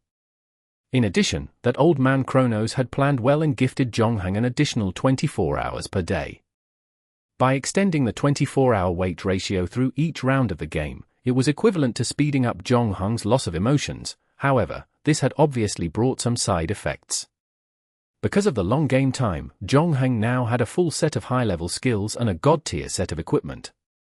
Norototip was not confident that he could take down Jonghung in a head-on fight. This was also the reason why he had taken advantage of the fact that Jonghung was drunk and disguised as Songjia to bring Jonghung here. However, when his plan was exposed, after the failure of the negotiations, Norototip realized that he could not do anything about Jonghung outside for the time being. Fortunately, there was still some time before dawn, and the black fog could ensure his safety. Norototip did not retreat immediately. However, he did not expect that he would regret this decision very soon. Norototip was having a headache. He had no idea how to push the spine into Jonghung's body, but the next moment, he felt a chill under his feet. Norototip lowered his head and realized that there was a puddle of water beside his feet. His first reaction was to wonder if he had forgotten to turn off the tap in the kitchen. However, he quickly thought of something and his expression changed. The owner of Under Ice City was of the water element, and Jonghung's body was flowing with that guy's blood. In other words, after the amulet lost its effect, Jonghung had probably inherited part of that guy's water control ability. And as if to confirm his guess, the pool of water stopped spreading to other places not long after it came into contact with the soles of his feet. Then, it seemed to come to life. It started to follow the soles of his feet and crazily climb up his body. In the blink of an eye, the water had already reached his chest. The speed was so fast that Norototip was dumbfounded. Then, his entire body was wrapped up in a pool of water. Honestly, Jonghung did not expect his ability to control water to improve so quickly. The last time he used this ability was when he was in the Chernobyl dungeon. At that time, he could already create whirlpools in the river to capture aquatic animals. However, this time, he came to Greenland. Perhaps it was because he suddenly learned a lot about his background, or perhaps it was because he was closer to the master of the city under the ice that his water control ability, which had become more and more proficient, was greatly enhanced. Initially, Jonghung only wanted to use the current to determine the location of Nyarlathotep and then use the remaining 3 bullets in the sniper rifle to severely injure the other party, but when he entered the swimming pool, he found that the water in the pool had almost become an extension of his body. He could even control the current to easily do things that violated the principle of gravity. For example, he could use the water flow to completely wrap himself up, take the water out of the pool, and walk into the house to separate his body from the suspicious black fog. After he used the water flow to locate Norototip, he directly pulled him into the pool. Norototip obviously didn't expect Jonghung to break into the house that was shrouded by the black fog. Furthermore, the latter's control over the water was so strong that his expression turned serious. If someone were to stand outside the house, they would notice that the black mist had become even denser, almost as if it had materialized. Then, the black mist began to drill into the water from all directions. A small part of it was dissolved on the spot, but the larger black mist did not dissolve into the water. Instead, it turned into small bubbles. These small bubbles were very active. They wandered around the water, looking for their own kind. When the two bubbles met, they would immediately merge into a larger bubble, and as more and more small bubbles gathered together, finally, a wall of air was formed. The wall of air blocked the middle of the living room, separating Naruto-tip and Jonghung once again. When the wall of black fog was formed, the water that wrapped around Naruto-tip finally fell apart. Under the influence of gravity, Naruto-tip fell to the ground. However, before Naruto-tip could catch his breath, a rubber hose for watering flowers flew out from the other side of the wall of black fog. It wrapped around his neck and dragged him toward the other side of the wall of air. The gods of his faction had always fed on the fear and despair of their believers, but they did not expect that the classic scenes in horror movies would happen to them one day. However, it was just an ordinary rubber hose after all. After realizing what had happened, he only used a fingernail to cut off the rubber hose, preventing himself from being dragged again. Then, he did not have any intention of getting back at Naruto-tai. He directly retreated to the window on the right. Naruto-tai took a deep look at the wall of black fog and the fake figure behind the wall. He did not care whether the guy inside could hear him or not, and left his last words. "Do not enter the city under the ice." After saying that, the black fog wall dispersed, and the water that was blocked by the air wall rushed over quickly. However, there was no sign of Naruto-tip in the room. Chapter 1264. Burning Streets. Jonghang found Songjia in the innermost cubicle of the female toilet in the bar. Fortunately, the interpreter was only unconscious. Jonghang did a general check and found that there was nothing wrong with her body, so he woke her up. However, Songjia looked confused. She couldn't remember what had happened at all. Her memory was stuck at the time she washed her hands after going to the toilet. She didn't know that she had already been through hell. If it wasn't for the guy who called himself Naruto-tip's original plan to stuff the freshly baked segmental spine into Jonghung's body without anyone knowing, Songjia probably wouldn't have survived. He should still have a way to smooth things over tonight's matter. However, this time, it wasn't as if Jonghang hadn't gained anything from fighting Naruto-tip. The improvement in his ability to control water was secondary. What was more important was that he had obtained the final piece of the puzzle about his past from Naruto-tip's mouth. Combined with the story that Sachus had told him, and the words that Loki had said before his death, he could finally reconstruct the events that had happened that year. Of course, Jonghang did not think that Naruto-tip was as honest as he said he was. He was telling the truth. In fact, the conversation between the two of them had revolved around how to make him willingly accept the spine. The bloody toy was obviously not just to help him resist the mental assault of the master of the city under the ice. Jonghang believed that Naruto-tip was hiding something else, but on the other hand, in order to get him to put the spine into his body, Naruto-tip was unprecedentedly honest about other things. Of course, the most important thing was Naruto-tip's attitude.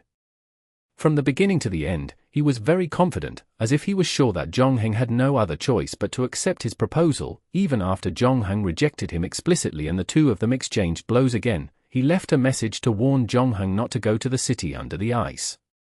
From Naruto-tip's point of view, the separation did not mean that the two of them had become enemies. There would definitely be a day when they would meet again, and when that day came, Jonghang would believe what he had said earlier, accept the spine again. "What are you thinking about?" Songjia asked when she saw Jonghang frown. "Nothing much. It's almost dawn. I'll drive you home first," Jonghang said. "Oh, okay, thank you." Songjia stood up from the floor. She felt her cheeks heat up at the thought of sleeping in the toilet for so long. Sure enough, getting drunk was not a good thing. However, just as she stood up, another female customer walked in from outside. The female customer saw Jonghang standing there in a daze. About 2 seconds later, she stuck her head out and looked at the sign on it to confirm that this was indeed the female toilet. Then, she looked at Jonghang and Songjia with a strange gaze. Songjia knew what the other party was thinking. If she were in Jonghang's shoes, she would have thought the same thing. However, at that moment, she had no choice but to lower her head and follow Jonghang out of the ladies' room. Jonghang drove Songjia's SUV back to her place. After that, he went back to his hotel to sleep. After a long night, he also felt a little tired. In addition, he had to digest the information he had gotten from Sartras and Nyarlathotep, but that was all in the future. Jongheng had thought that he would sleep until noon, but he didn't expect to open his eyes soon after he laid down. However, when he looked at his right hand, he realized that the starfish he had been wearing wasn't there. At the same time, light shone through the gap in the curtains. Jongheng walked to the bed and opened the window. He saw that the entire street was burning. Everywhere he looked, there were flames. The shops, cars, and trees on the street were all lit up, even his hotel room smelled burnt. The fire was approaching his bedroom on the second floor. The fire was fierce. Jongheng put on his clothes and didn't go to the stairs because it was already surrounded by flames. He jumped out of the window and landed on the floor. Even though Greenland's public finances were average and the various departments that provided public services seemed to be understaffed, it was still strange that the fire had not appeared despite the severity of the fire. Jongheng looked around and saw that there were almost no houses that were not burning anymore. Moreover, many of the houses were far away from each other. He did not know how the fire spread. What was even stranger was that even if the fire did not come, there was no reason for the locals to just watch their houses burn. In fact, Jongheng realized that he did not see anyone on the street at all. It was not until he walked about 50 meters away and came to an intersection that he finally saw a person. However, Jongheng was unable to get anything out of him. The poor guy was surrounded by fire. Even though he was still running, he looked like a burning torch. Before he could run past the intersection, he fell to the ground and crawled a few more steps forward. In the end, he did not move again. This was obviously a tragic scene, but Jongheng did not see any expression of pain on the face of the burned man. On the contrary, the eyes of the torch man were filled with joy and madness. This expression was not unfamiliar to Jongheng, because that was how the fanatics in the art museum looked. Like. Jongheng seemed to have thought of something and raised his eyebrows. Then, he stepped over the corpse on the ground and continued to walk forward. 5 minutes later, he finally met a new living person, and this time, there was more than one. It was 3 young men and an old man. The 3 young men were dressed like students, but they were not holding books but torches and gasoline. The old man was holding a shotgun. It was as if they were playing a happy game. The old man used the shotgun to blow a student's head open, while the other 2 students poured gasoline on him. The old man turned the gun around and killed another student. However, the other student finally lit a match and set the old man on fire, letting the latter burn together with the street. At the same time, the student picked up the old man's shotgun and aimed it at Jongheng, who was walking toward them. However, when he raised the shotgun, he lost sight of the Chinese man. Jongheng picked up a broken lamp from the roadside and stabbed the end of the shards of glass into the neck of the last student. Then, he didn't look at the other student's body but continued walking forward. Finally, at the end of the street, he saw a figure. The figure sat on the throne made of corpses and looked down at him like a king. At the same time, Jongheng also looked up at the person on the throne. Their eyes met. Jongheng saw that the person had a face that looked exactly like his. No, to be more precise, the person sitting on the throne was him. However, the gaze in his eyes was completely different from his. It was filled with indescribable terror. Previous next. Chapter 1265. Boiling. Jongheng subconsciously reached for his waist, but it was empty. Only then did he remember that he hadn't brought the hidden scabbard with him this time. In reality, it wasn't just the hidden scabbard. The travel bag that he had placed the props in earlier wasn't with him either. He had practically walked here empty-handed, even though the fire had almost reached his bedroom. However, with his level of calmness, it was almost impossible for him to make such a low-level mistake. Furthermore, the starfish watch that had been on his wrist the whole time was nowhere to be seen. Jongheng had already realized that he was most likely in a dream. Nyarlathotep had warned him that the amulet that Kronos had given him was gradually losing its effect, and he had started to re-establish contact with the master of Under Ice City. In his previous dreams and subconscious, Jongheng had seen the half-man, half-fish, and half-frog monsters, as well as the huge shadow in the huge palace. If the seaside town shrouded in haze represented the past, and the huge shadow imprisoned in the palace represented the present, then the scene Jong-hung saw this time was undoubtedly the future. The whole of Greenland was engulfed by the raging fire, and the residents of this place were also completely immersed in madness. They grabbed all the weapons they could grab. Without hesitation, they turned their guns toward their neighbors, friends, and even relatives. They welcomed the arrival of the figure on the throne with murder and death. Jong-hang and his other self looked at each other for a moment. Then, his body moved again. He turned around and rushed toward a grocery store on the left. Jong-hang took off his shirt and wrapped it around his elbow as he ran. Then, he used his elbow to smash open the window of the grocery store and jumped in. He took out a fire axe and a hunting rifle that were hanging on the wall behind the counter. Then, he grabbed 2 boxes of bullets from the counter, and a skinning knife. When he walked out of the grocery store, he saw a group of fanatics rushing out from the nearby buildings and surrounding him. Jong-hang's expression did not change. Even though the number of fanatics in front of him was more than what he had seen at the art museum, judging from their attire, they should have been residents of the island not too long ago. Their combat ability was naturally limited. Jong-hang held a fire axe in one hand and a hunting rifle in the other. He did not rush into the crowd. Instead, he used the surrounding buildings and his speed to engage the enemy in a skirmish. At the same time, he was approaching the figure on the throne. The latter hadn't made a move until now, but he still maintained his previous posture. Even his gaze shifted away from Jong-hang to look further away.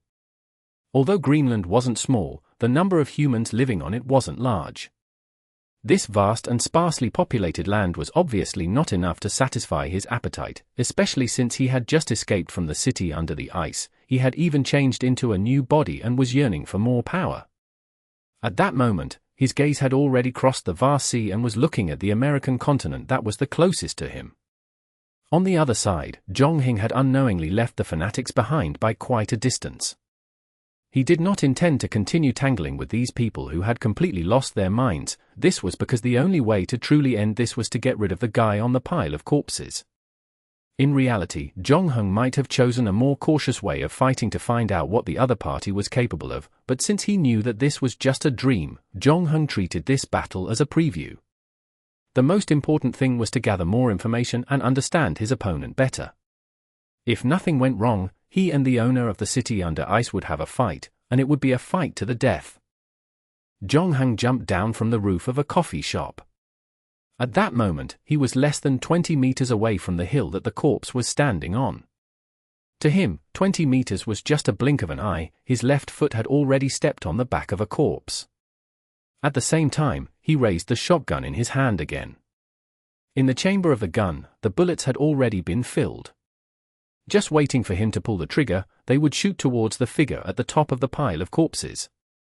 But in the next moment, Jong-hang suddenly realized that his body could not move. That feeling was as if someone had pressed the pause button.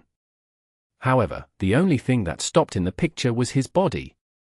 The flames at the side were still burning, and the fanatics behind him were chasing after him while dancing wildly. Then, Jong-hang felt the blood all over his body boiling. This was not a metaphor, but his blood was really boiling. Like boiling water, burning every single blood vessel in his body, Jong-hang had inhaled a large amount of radiation in the Chernobyl dungeon. However, even when his condition had worsened to the worst in the sterile ward, it was not as painful as it was now. Even sinking his perception into his subconscious was no longer effective. The veins in Jong-hang's body bulged, but he couldn't even move his pinky finger. What made him even more desperate was that during this period, the figure on the pile of corpses didn't even look him in the eye. It wasn't until his body fell from the sky that the hunting rifle fell heavily to the ground. The other person on the pile of corpses finally averted his gaze from the west. Still, he didn't say a word. He strode toward Jong-hang, stepping on the corpses one by one. Just as he was about to reach for Jong-hang's chest, he suddenly stopped and frowned. This was the first time he had an expression on his face, and it was a little stiff. After a pause, he finally gave up on the half-finished action and straightened up. He looked at Jong-hang lying on the ground expressionlessly, as if he was sizing up a lamb that had been sent to the slaughterhouse. It was not until he turned around to leave that Jong-hang finally felt that he could breathe again. There were no more flames and corpses around him. At that moment, he was lying on the bed in the hotel bedroom. The sheets were already soaked with sweat. Was it really a nightmare? Jong-hang looked at his right hand. The starfish watch had finally returned to his wrist. However, when he saw the time on it, Jong-hang was stunned. 0:35. It didn't feel like much time had passed, but he had slept for more than 10 hours. Without realizing it, the starfish had already completed one round. In other words, he was now in his own world of stillness. This was probably the reason why the other him in the dream suddenly stopped and turned to leave. However, what caught Jong-hang's attention was that, unlike before, the time on his watch was not stuck at 0. In other words, his previous nightmare did not end immediately after he entered the world of stillness, it actually extended for another 30 minutes. Chapter 1266. Another departure. Jong-hang did not wake up on time at midnight Beijing time, which was not good news for him.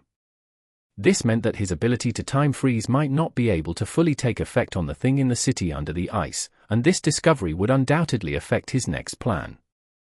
Jong-hang wanted to go to the city under the ice to take a look, but of course, he was not an iron head. Whether it was the story that Sartre's told or the warning from Nyarlathotep, they all showed how dangerous the place was. Jong-hang's biggest reliance was his ability to stop time. In his original plan, he planned to find the city under the ice first and then wait for the extra 24 hours to arrive before going down. As for whether he should investigate and leave quietly after entering, or think of a way to deal with the huge figure in the palace, it would depend on the specific circumstances at that time. But now, he might have to reconsider his trip to the ice plains. In addition, he had a nightmare on his first night in Greenland, which was probably not a good sign. Jong-hang had already met Dr. Baker and Sachus, both of whom had participated in the scientific expedition 18 years ago, and on their way to find the city under the ice, they began to suffer from nightmares. After returning, the situation did not improve. Instead, it became worse. Even though the two of them lived in seclusion and avoided contact with the outside world as much as possible, they continued to languish. Eventually, one of them died, and the other went crazy. Jong-hang finally began to understand the torment the two of them had suffered over the years. He had slept for more than 10 hours, however, Jong-hang did not feel his mental and physical recovery. It was similar to before he went to bed, and he was drenched in sweat. This was because his feelings were almost completely gone. Otherwise, just the apocalyptic scene in his dream would have been enough to put a strain on his mental state. After Jong-hang woke up, he went to the bathroom to take a shower to wash off the sweat that had stuck to his body. Halfway through the shower, he heard the sound of the doorbell from downstairs. It was not just one sound. In fact, in the past 2 minutes, the doorbell rang almost continuously, one after another. It sounded very urgent. Therefore, Jong-hang had no choice but to wrap himself in a towel and go downstairs to open the door. In the end, he saw Songjia, Alicia, and Olai standing outside the door. Olai was wrapped in bandages and holding the baseball bat in his hand, while Alicia had one hand in her pocket with a vigilant look on her face. Jong-hang opened the door, and Alicia subconsciously pulled out a pistol from her pocket. When she saw the person in front of her was Jong-hang, she breathed a sigh of relief and put the gun away. "I called you several times and sent you many messages, but you didn't reply. I thought something had happened to you, and I was so anxious that I almost called the police, but Alicia stopped me," the translator said. I just woke up. I haven't had time to look at my phone yet," Jong-hang replied. At the same time, he turned sideways to let the three of them into the house. After that, Jong-hang spent 5 minutes to finish showering again. After putting on his clothes, he went back to his bedroom to take out his phone.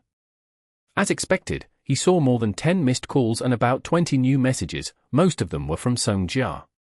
Alethea and Olai contacted me and said that they're preparing to leave. "They've brought Sartre's back to the tribe and asked if you want to go with them," said Songjia.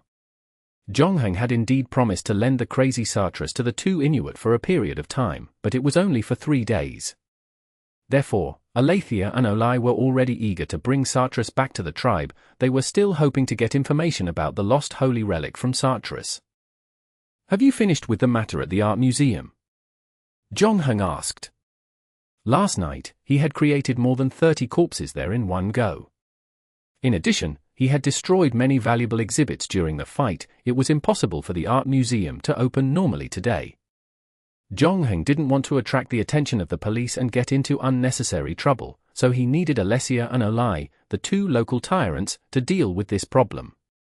Of course, they were only young people after all.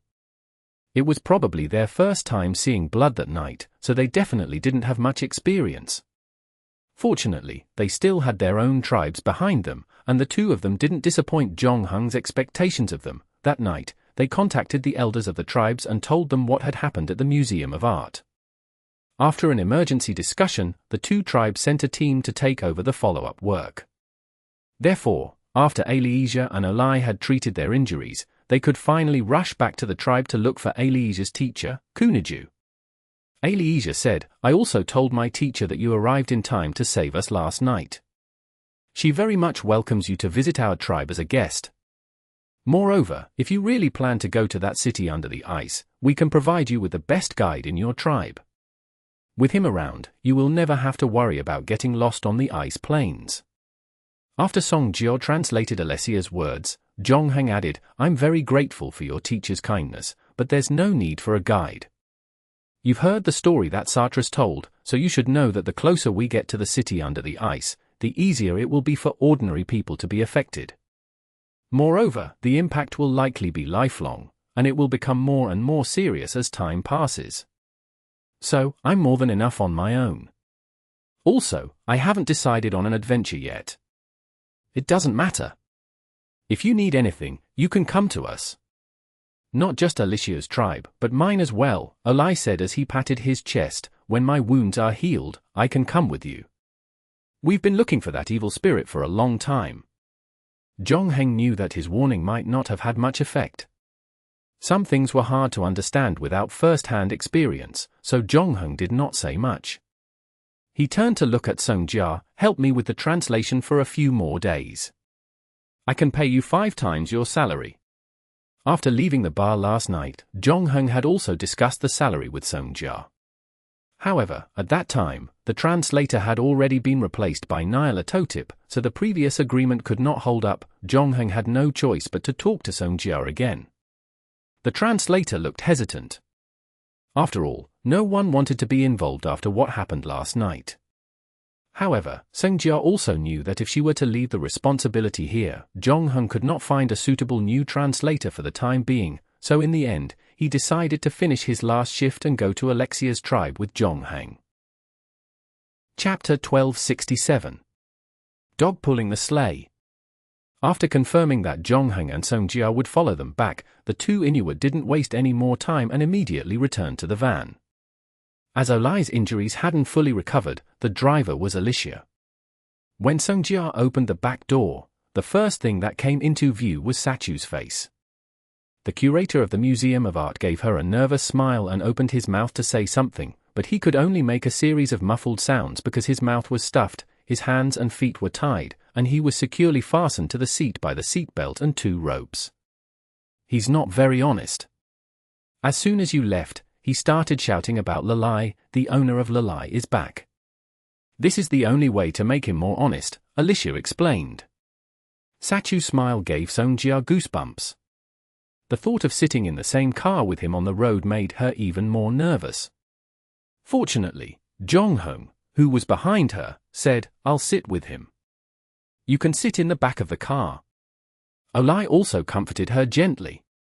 "Don't worry, we won't be driving for too long. We'll change vehicles when we get to the ice field." Song Jia got into the car and sat in the last row. Strangely enough, when Jongheng sat next to Sachu's, the latter suddenly became more obedient. He stopped grinning and mumbling nonsense, and instead, his body shrank back. He was as obedient as a schoolboy who had just met his homeroom teacher. Seeing that everyone had gotten in, Aletheia also started the car. After that, Song Jia realized that the car had suddenly fallen into silence. Alicia was focused on driving while Jonghang sat in his seat, looking out of the window at the street. Even Olai, who had always been very warm to her, didn't say a word. Sitting in the passenger seat, he seemed to have a lot on his mind. What had happened the day before had exceeded his imagination. He had lost his most important holy relic, his closest friend, and then he had been betrayed by his tribesmen and besieged by a group of fanatics. He had almost died in a trap, and then he had heard a strange and terrifying story told by statues. Even Olai, who had always been known for his bravery and fearlessness, could not help but worry. He did not know if the shamans, who were declining day by day, could defeat the powerful evil spirit under the ice field. Right now, he urgently needed to consult the wise men, and there was no more suitable candidate than Alicia's teacher, Kuna. Kuna was currently the strongest shaman among the Inuit people. If it was her, she would definitely be able to find the holy relic and a way to deal with the evil spirit. Even though he thought so, Olai did not know why he felt uneasy all the time. Even when the girl he adored was sitting not far from him, he did not move at all. He was like a wooden block.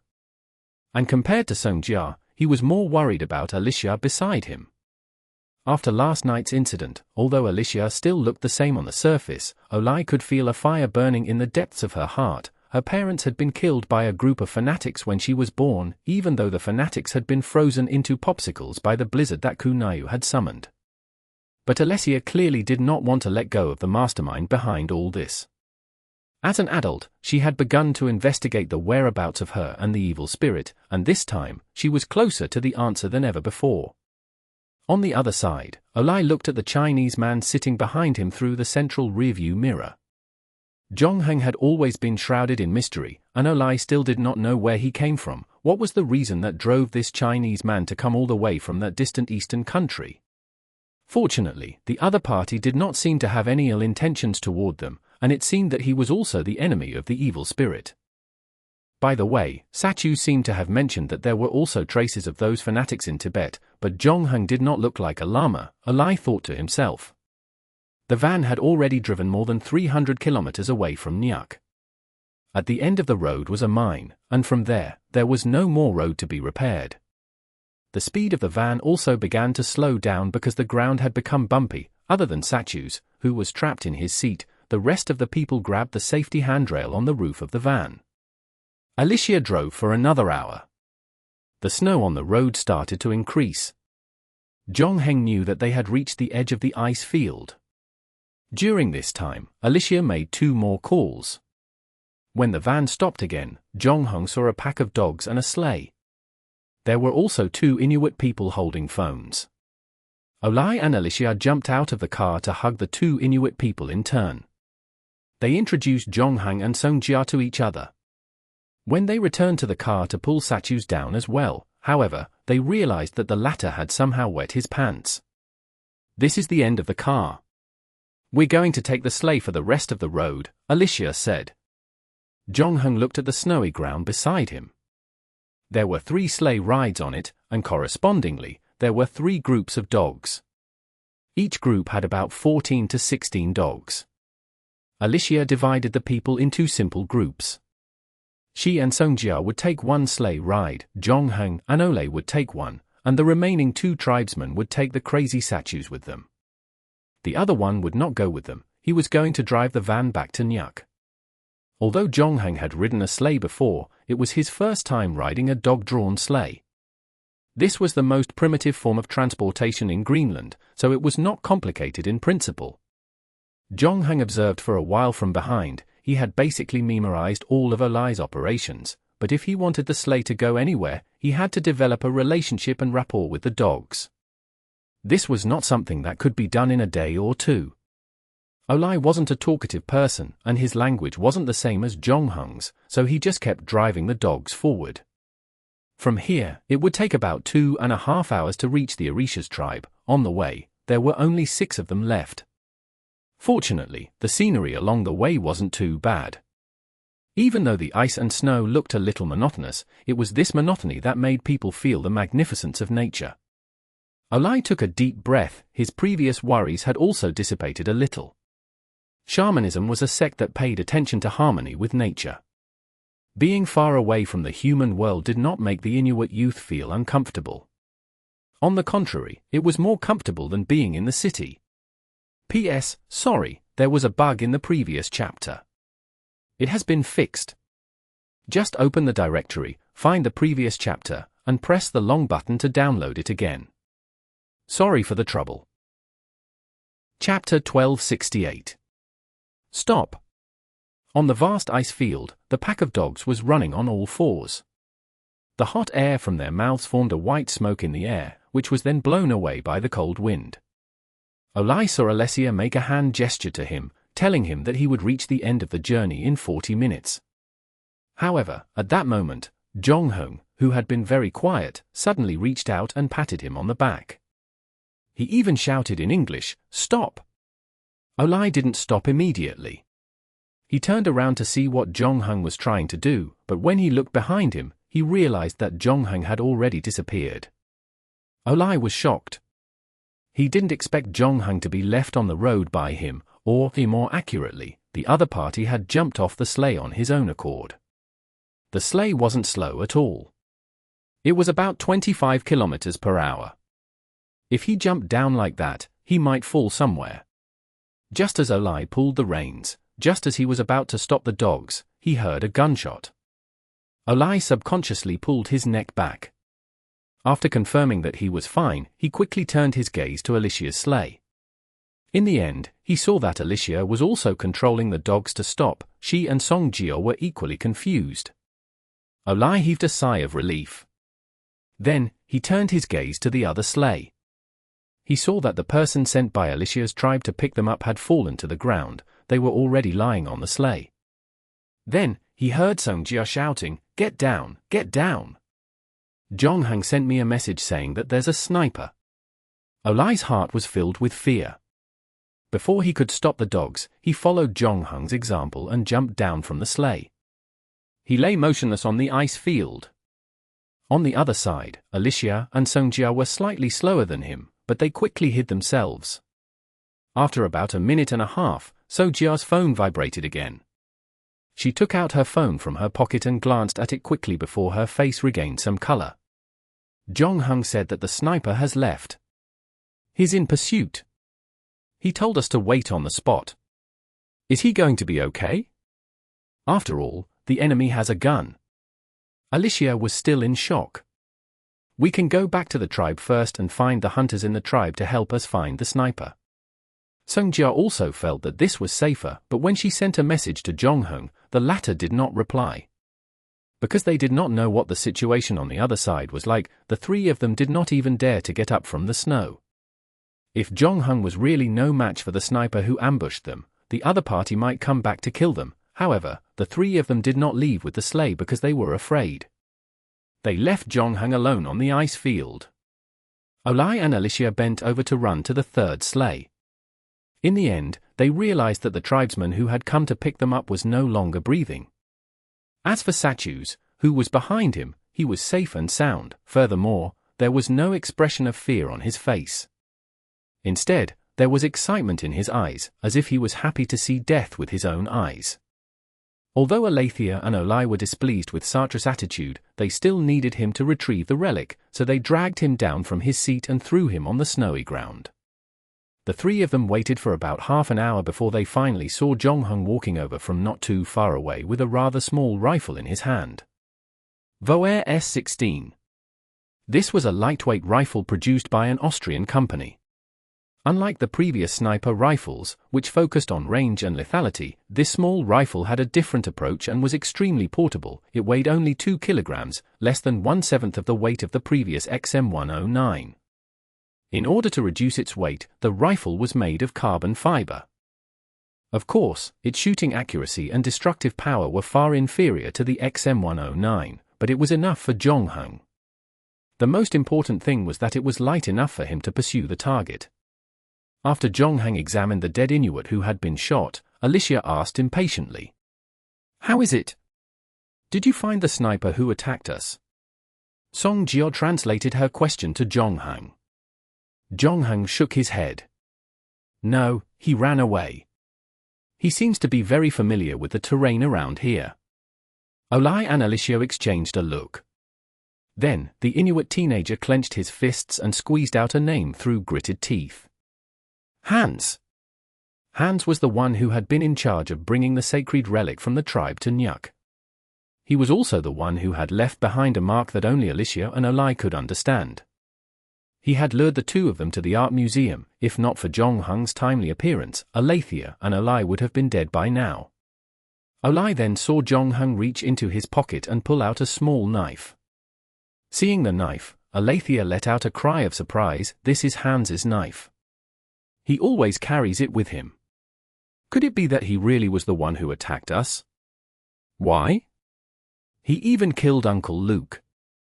Luke has always been very kind to him and taught him how to fish. Sungjia said, Jonghung said that it's best if you don't take the knife to heart. In fact, he didn't want to give it to you because he felt that it was left there on purpose. On purpose? Olai's eyes widened. Then what about what happened at the museum? Could it be on purpose too? But there are very few people who know about the mark. Hans was lying in ambush here because he wanted to finish what he failed to do that night. He was afraid that we would tell Kunayu about all the good things he did. Jonghung shook his head. His target isn't you guys, nor Songjia and me. As he spoke, he glanced at Sachus, who was sniffing snot. That guy named Luke must have been unlucky. How do you know? Alesia asked. I saw a flash of light in the snow, and I figured that it was the lens of the aiming device reflecting the sunlight. That's how I found the sniper's position and the direction he was aiming at. His marksmanship isn't that good. When I examined Luke's body earlier, I found that the bullet was fired from the back. In other words, he waited for Luke's sleigh to pass in front of him before he started aiming. This angle is actually more suitable for shooting at Sachus, who was sitting behind the sleigh, but I didn't expect to accidentally kill Luke in the end. After Jonghung finished speaking, Aletheia and Olai looked at each other in dismay. They did not expect Jonghung to analyze so many things from the trajectory alone, not to mention, they still did not know where the light rifle in Jonghung's hand had come from. Chapter 1269. Kunayu. Due to the attack on the road, everyone became more cautious during the rest of the journey. The original 40-minute journey took a full hour and a half. Especially after Luke's death, there was still a thorny problem that no one could take over his previous job of driving the sleigh. Fortunately, Jonghung stepped in at this time. He had been observing how Olai managed the sleigh with the dogs the whole time. Until now, there were no problems with the basic steering, acceleration, and deceleration. Olai and Alicia had some doubts about this, but after Jonghung got the hang of it and practiced for 5 minutes, they were relieved. Therefore, Jonghung took Sachus and Olai took Luke's body. Aletheia, on the other hand, had already brought Songjia with her. They didn't encounter any more danger on the way. As they got closer to the tribe, Aletheia's worried heart gradually relaxed. When she saw a short building on the snowy plains, her spirits were completely relaxed. We're home. The tribe Aletheia belonged to had more than 200 people. It was one of the largest tribes in the area. Although there had been people moving out to live in Nyuk or other towns on the island over the years, almost half of the people still stayed. However, most of them were old people. There were not many young people like Aletheia. This was something that couldn't be helped. Young people were always looking forward to the outside world. In fact, even Alicia spent most of her time in Nyuk. She studied there and worked there after graduation. However, she would come back regularly to learn about shamans from Kuna. Unlike what was recorded in the videos and books, the houses that Alicia's tribe lived in were not made of ice. Instead, they were wooden houses that were similar to the ones in the town. They looked very sturdy. However, the colors were not as bright as the ones in the town. Some of the houses had snowmobiles beside them. Jonghung also saw grocery stores and even gas stations. It could be seen that modern civilization had a huge impact on the Inuit tribe on the island. Even the people who stayed on the island had already left the rough and ready lifestyle of the past. Their lifestyle had changed a lot. According to Aletheia and Olai, the current Inuit tribe was still very close to each other, but they would no longer raise their children together, regardless of their parents, as in the past. Moreover, children would be sent to school to learn cultural knowledge, even if the result was that the young people who had come into contact with the colorful life outside chose to leave this land. However, Kuna had said that nothing could be forced. If the tribe really did not exist one day, it meant that everyone had lived the life they had chosen. There was nothing wrong with that. In fact, over the years, many small tribes had disbanded on their own, or they had combined to form a large settlement, developing towards the town. Alethia's tribe might also have such a day in the near future. However, for now, there were still many people who chose to stay here. After seeing Alethea return to the tribe, the tribesmen all greeted her and Olai, who was also a frequent visitor here. Basically, everyone in the tribe knew who he was.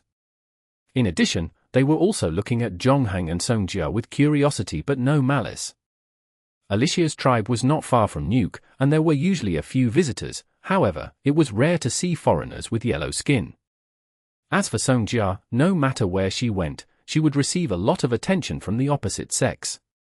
However, they soon realized that there was one person missing. Luke, who had gone out to receive them earlier, was not in the group. When they saw the thing covered by the blanket behind the sleigh, many of them realized something. Their expressions also became sad. Kuna is still waiting for you at her place, an elderly man walked over and said to Alicia. Okay, we'll be there right away. Alicia brought Jonghang and the others to a small wooden house. This house was no different from the other houses in the tribe, but everyone who passed by would unconsciously lower their footsteps. A look of respect would appear on their faces. Alessia knocked on the door, and soon, a gentle voice came from inside. Please come in. Hearing that, Alessia pushed the door open and walked in. The others stayed outside for the time being, leaving room for the master and disciple to exchange greetings. 5 minutes later, the door of the wooden house opened again, and Alessia poked her head out. That's enough. Teacher has invited you in. Olai had always been ridiculed as a boorish man by his two companions, but he still had to follow the proper etiquette. Jonghang and Songjia walked in front, and he was the last to enter the room. He even closed the door behind him. When Jonghang entered the room, he saw an old man in his 60s and 70s sitting at a table. However, unlike what he had imagined, the old man was not wearing any strange traditional clothes. She was wearing some strange-looking jewelry. She was wearing a thick grey sweater on top and a pair of cotton pants on the bottom. She looked no different from an ordinary old woman.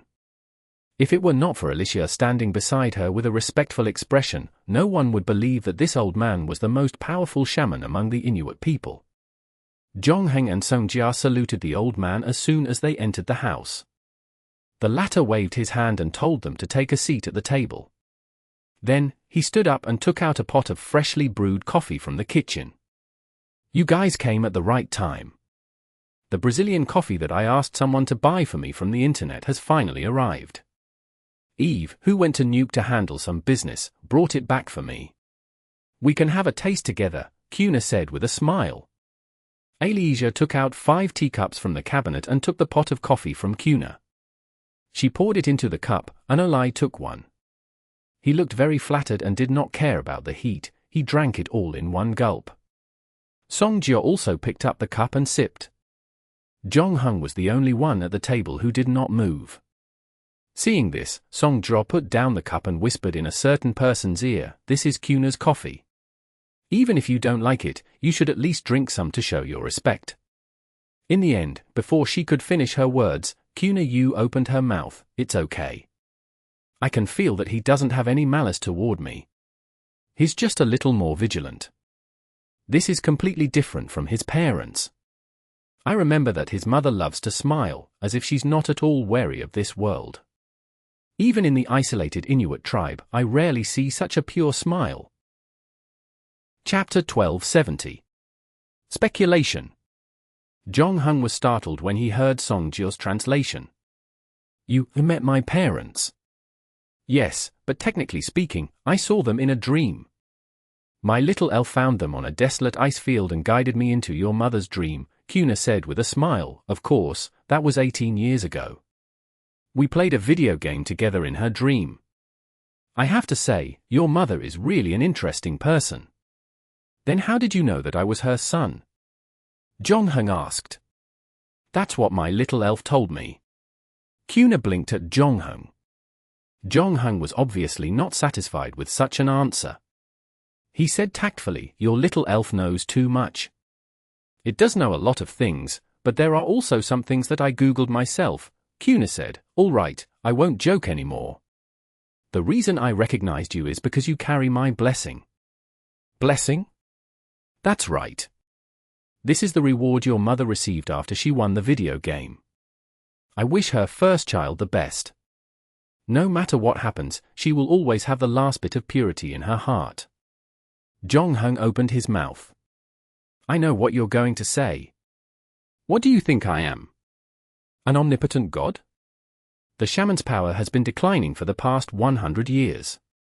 I wish you a long life and a quick fortune, but I can't do that either, Kuna said with a shrug. I can only give you this kind of vague blessing. By the way, how old are you this year, 16 or 17? Why do you look a little old? Is it because you always stay up late playing with your phone? I'm 20 this year. This time, it was Kuna's turn to be surprised. That's impossible. When I met your mother, she said she didn't have children yet. How can you be 20? Are you adopted by them? But my blessing is only effective on children who are related to them by blood. If you were adopted, you wouldn't have my blessing with you. My situation is special. My parents' blood does flow in my body, but I wasn't born by them, Jonghung said. What do you mean? Even with Kunayu's experience and knowledge, she was still a little confused. She didn't understand what Jonghung was saying. To make sure that it wasn't a translation problem, she even confirmed it with Songjia, who was similarly confused. After that, Kunayu managed to find a point of understanding. If you were adopted and received a blood transfusion, it would not be counted. My blessing is directed at the life created by your mother. In a sense, my life was indeed given to me by my mother. According to Nyarlathotep, he had no soul from the moment he was born. To the owner of the city under the ice, he was the perfect vessel. Therefore, the fanatics thought of a way to send him to the city under the ice. The blood exchange was about to be successful, but his parents broke in. Moreover, the two of them were very reckless and injected their own blood into his body. In the end, such a series of reckless operations helped him to complete his rebirth and create a soul. In this way, it did not seem to be a problem for Xiaoxia to create him. All right, I'm just an old shaman from an isolated primitive tribe. I really don't know how advanced the science and technology outside has become. Let's end the small talk here. Let's get back to business. Did you say on the phone that you lost the holy relic? As Kunayu said the last sentence, she looked at Alethea. She did not use a reproachful tone, but when Alicia heard this, she could not help but lower her head. She seemed to be blaming herself. Olai, on the other hand, was very loyal. At this time, he stood up and patted his chest. This has nothing to do with Alicia. I was the one who asked to borrow the sacred relic. Alicia only listened to me. Kuna did not know whether to laugh or cry. I'm not accusing you. Why are you taking the blame? I just want to know what happened. Jonghung pulled Songjia up and said, You're talking about your tribe's sacred object. Shouldn't we leave? There's nothing to leave. Kuna shook her head. That thing can be considered an antique, but if it falls into the hands of an outsider, it won't sell for much. You mean to say that the thing was stolen by our people? Alethea could read between the lines. On the other side, Olai chimed in, right now, Hans is the most suspicious because he is the person responsible for transporting the holy relic. He also left behind a code that only we can understand and led us into the encirclement of those fanatics. This time, when we came back, we ran into him again. He ambushed us and killed Luke. However, Jonghung said that his target was actually Satchus, who was behind the sleigh. He even found Hans's knife. I don't think it was Hans who did this, Alesia, who had been silent all this time, suddenly said. Olai was a little surprised. Jonghung found Hans's knife, but he also warned us not to take it to heart because he felt that someone deliberately left it there to mislead us. I actually thought it was a little strange before. If Hans had really betrayed us, he would have just called us directly and asked us to meet him at the art museum. Why would he need to leave a secret signal to make things so troublesome? Until we were attacked just now, I started to think that the person who attacked us wasn't Hans. Why? Hans's father and brother died at the hands of those fanatics. His desire for revenge is no less than mine, so he has been quietly practicing his marksmanship all these years. If the person who ambushed us was really him, then Sachu should already be dead, because Hans couldn't have missed the previous shot. Olai thought about it and agreed with what Alessia said. However, he did not know who had betrayed them.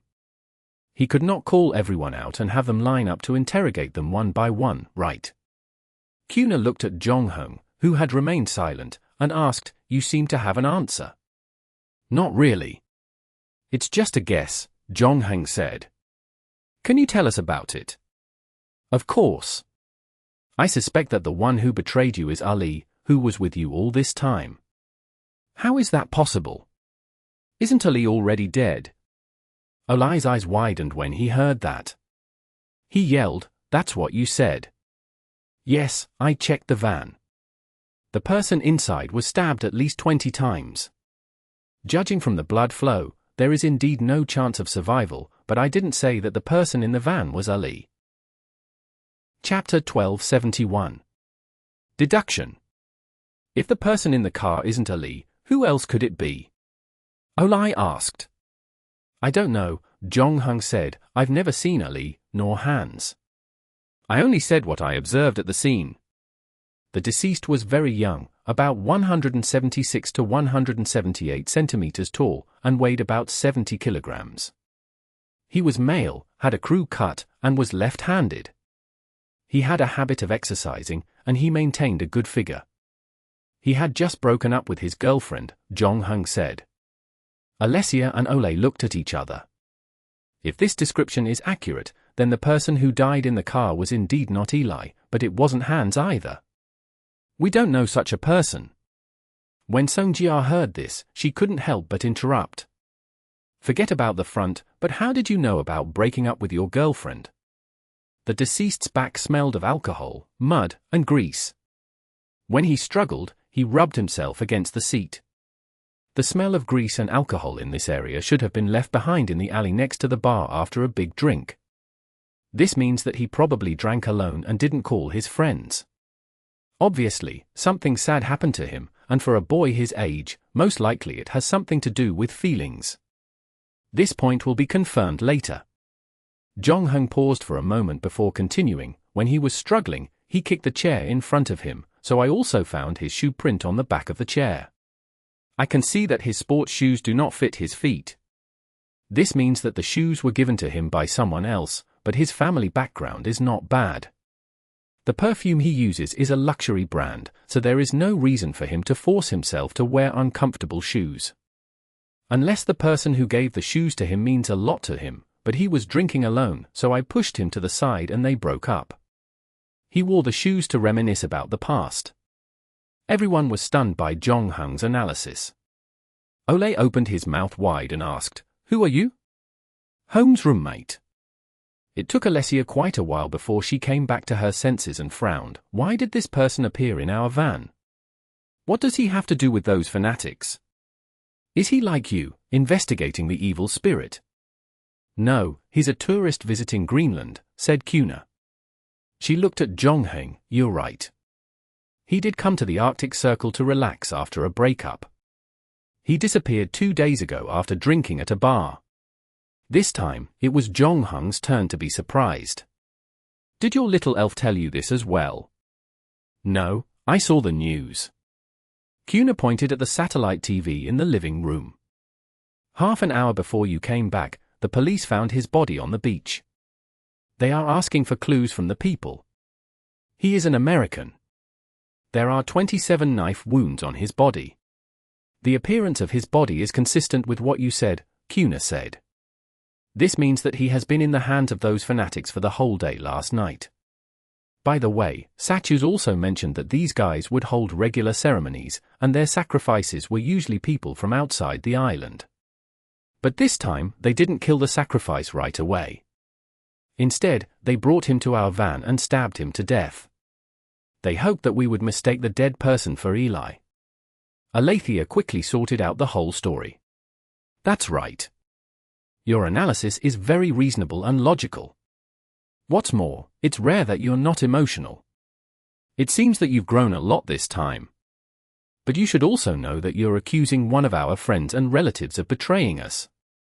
There's no more serious crime than this, not to mention that the person you suspect is about to take over his teacher's position and become a shaman. Kona put down the coffee cup in her hand, his expression also became serious. Who? Hans is going to become a shaman.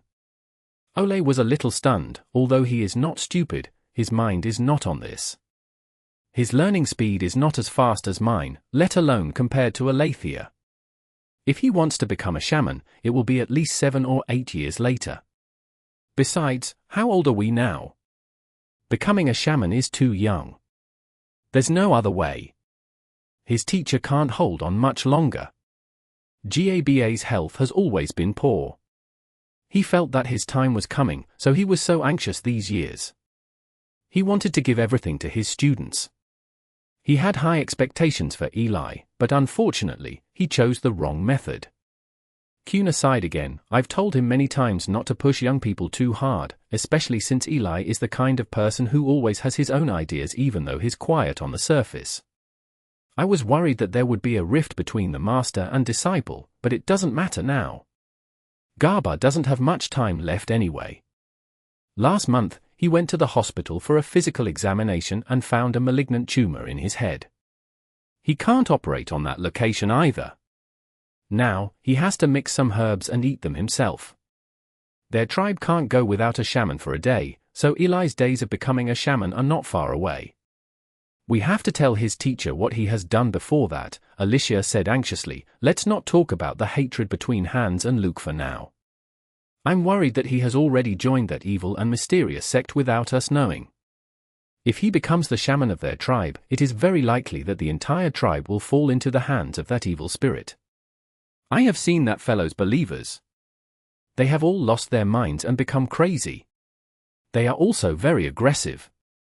Teacher, Gaba might not listen to us, but you are the most powerful and respected shaman of the Inuit. If you tell Gaba, he will definitely reconsider letting Ali take his place. This is not a small matter. Although I am willing to believe your deduction, I need more evidence to accuse a young man of being a traitor. Of course, we brought back Sachus. He used to be the leader of those fanatics. Strictly speaking, he is only the commander of the operation, but he should be aware of the actions of those fanatics. However, there is something wrong with his mental state, and he is unable to communicate with others normally. Therefore, I am afraid that I can only invite you to take a look in his dream, Alicia said. Maybe we can find out where the relic is. Okay. Kuna didn't refuse. I'll make some preparations. You can bring him in. At this time, Jonghang spoke up. I'm sorry, this is an internal matter of the Inuit. I didn't want to interrupt, but I have to say, from what I know, that the evil spirit you speak of is also very good at invading other people's dreams, so if you want to enter the dreams of his followers, it might be very dangerous. Thank you for your reminder, young man. Kuna nodded. Although your appearance looks very cold, it seems that you still inherited a part of your mother's gentleness and kindness. I will be careful. Moreover, I still have my little elf, she will also protect me. Chapter 1272. The Little Elf. Kuna did not take long to prepare. It took her less than 15 minutes. When she came down from the second floor and changed her clothes, she finally looked like a shaman. Apart from that, she was holding a small bowl in her hand. Kuna carefully spilled the contents of the bowl around the sofa. Then, she signaled for Alicia to bring her recliner over. She placed Sachus, who was tied up, on the recliner and took out the towel that was stuffed in his mouth. Sachus looked at the old shaman who was standing in front of him. His eyes were filled with madness. Kunayu looked at him and said, he has our blood in his body too. Yes, his father is an Inuit. He learned his hunting skills from his father's tribe, Alicia said. I can feel an evil aura from his body. He has been controlled by that evil spirit. Can his mind return to normal? Songjia could not help but ask. It's very difficult. It depends on how much his mind has been affected, Kuna said.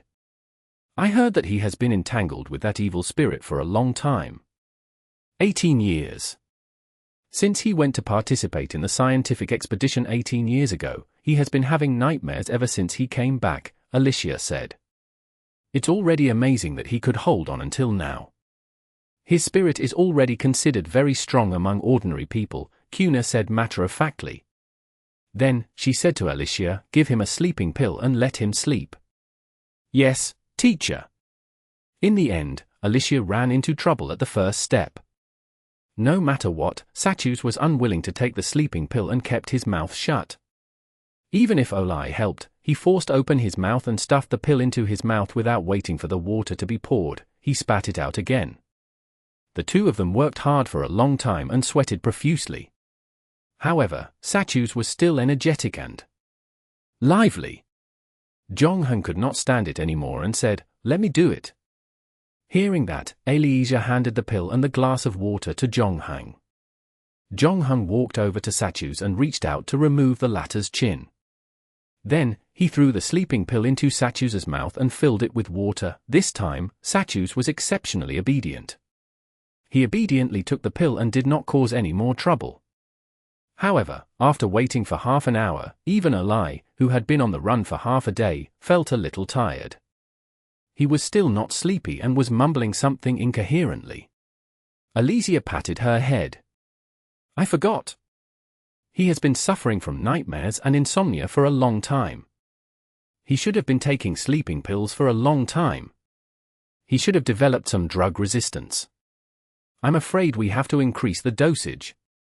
As she spoke, she stood up to get the medicine. However, she heard Kuna say, there's no need to go through so much trouble. Leave it to me.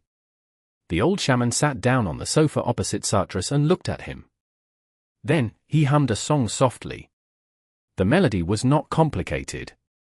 There were only a few simple notes that repeated over and over again. However, as Kuna sang, everyone in the room felt their spirits relax. Songjia could not help but yawn.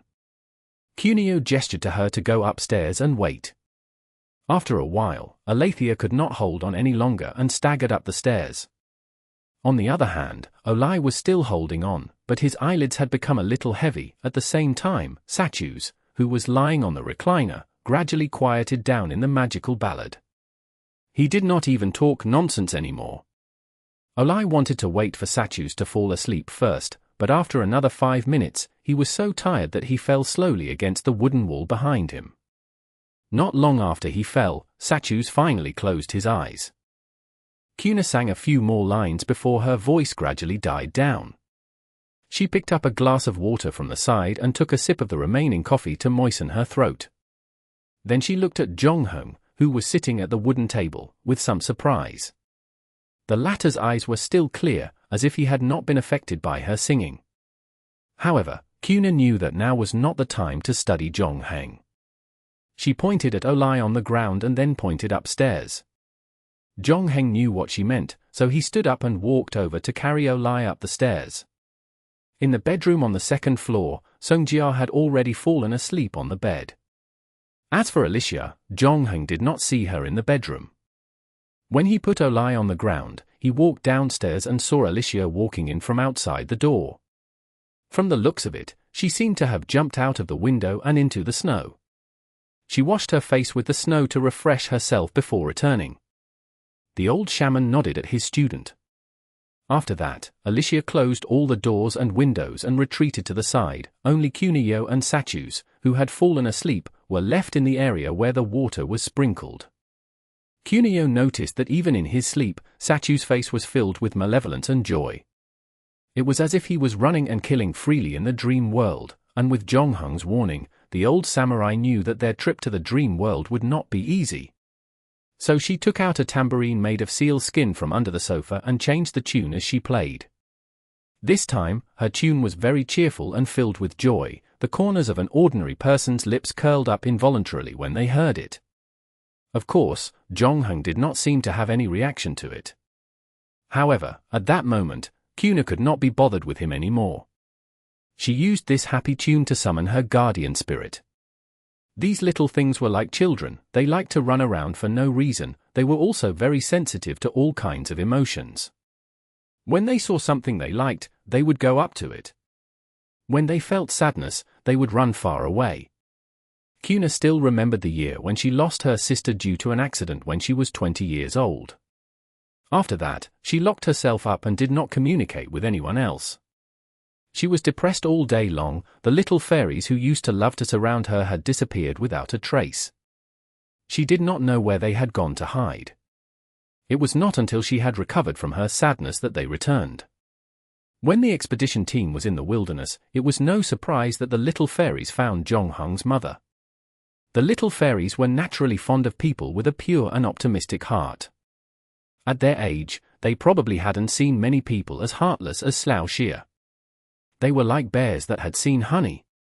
In fact, if they weren't afraid of someone in the expedition team, they wished they could hold hands and dance around little summer day and night. On the contrary, it wasn't so easy for Kuna to get the elves to help her enter the dream of statues, because statues gave off a scent that they didn't like, and they could smell it from far away. Chapter 1273. Awakening. Kuna used the elves' favorite song to summon her guardian spirit to her side. It was a polar bear named Gumok. It had snow-white fur all over its body and looked majestic. An ordinary polar bear's lifespan was around 30 years old, but Gumok had lived for a full 150 years. Its teeth were still very good, but because it was getting older, it was getting harder and harder to hunt enough food. So one day, when the sun set, it climbed out of its cave and resolutely walked into the long night. No one had seen it since then, until a little Inuit girl named Kunayu saw a polar bear basking in the sun by the shore while playing by the river one day. Kunayu ran home and told her father about it, but her father and 2 other hunters came to the river but did not see any polar bear, nor did they find any footprints on the ground, but Kunayu clearly saw the white polar bear lying on a piece of floating ice, floating downstream along the river. It just floated under the eyes of Kunayu's father and the 2 hunters, but the adults acted as if they did not see it at all. After learning about it, the shaman in the tribe said to Kunayu's father, "This child is psychic, let her follow me." From then on, Kunayu was groomed as the next shaman, and the first elf Kunayu saw, Gumok, also became her guardian spirit. He had always protected her as she grew up. Although Gumok was very playful and often ran off to God knows where, as long as Kunayu sang a happy song, Gumok would definitely run back. Just like now, the white polar bear dragged its huge body in from outside the house. It shook its fur as if it wanted to shake off the ice and snow on it. It squatted beside the old shaman like a child waiting to eat candy. However, when its gaze fell on statues, its body shrank back. Kuna had no choice but to reach out a hand to stroke the white polar bear's belly and comfort it. After Gumok calmed down, Kuna started to discuss the matter of entering Satra's dreamland with him. However, in the eyes of an outsider like Jongheng, the old shaman was only gesturing to the air and mumbling to himself. Fortunately, he could tell that Kuna was not mentally ill. Even so, Jongheng maintained a vigilant posture. Seeing him like this, Alicia, who was beside him, also became nervous and reached into her pocket. Then, the 2 saw Kuna close her eyes, and her body collapsed on the sofa. Alicia knew that this meant that her teacher had successfully entered the dream of statues.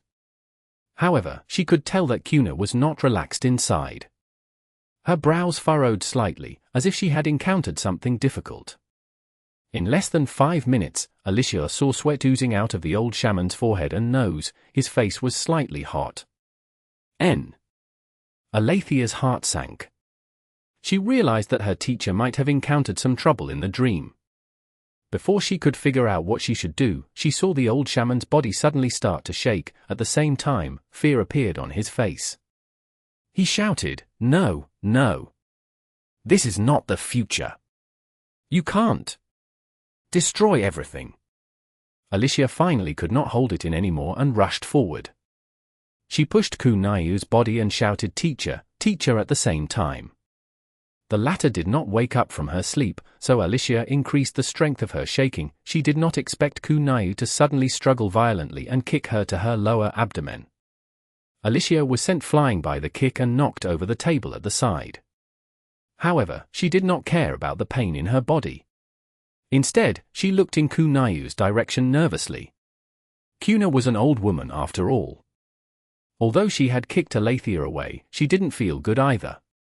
The leg she had kicked was fractured by the rebound, but she was still not woken up by the pain. Her voice became more urgent and sharp instead. "Gumok! Come back!" she shouted anxiously. Songjia and Olai on the second floor were also woken up by the shock and ran down from the top. "What happened? What happened?" Olai asked. "I don't know." Teacher entered the dream of statues. After that, she became what she is now. I'm worried that the evil spirit has also appeared in the dream of statues. We have to think of a way to wake teacher up. Alicia clutched her stomach and climbed up from the ground. She said quickly. Okay. Olai agreed immediately. However, he was also a little dumbfounded when he saw the old shaman on the sofa. Although he knew some ways to wake people up quickly, however, Kuna was still the great shaman who was respected by all the Inuit people. She was also Alethea's teacher. Olai's hand could not help but tremble before it even got close to Kuna. In the end, he simply froze in midair. "Why are you standing there like a fool?" Alethea said, "Go to the kitchen and fetch a basin of water." O-H-A-H. Olai turned around and ran into the kitchen. Soon, he fetched a basin of water. Alethea ran outside and knocked a large piece of ice into it, turning it into a basin of ice water.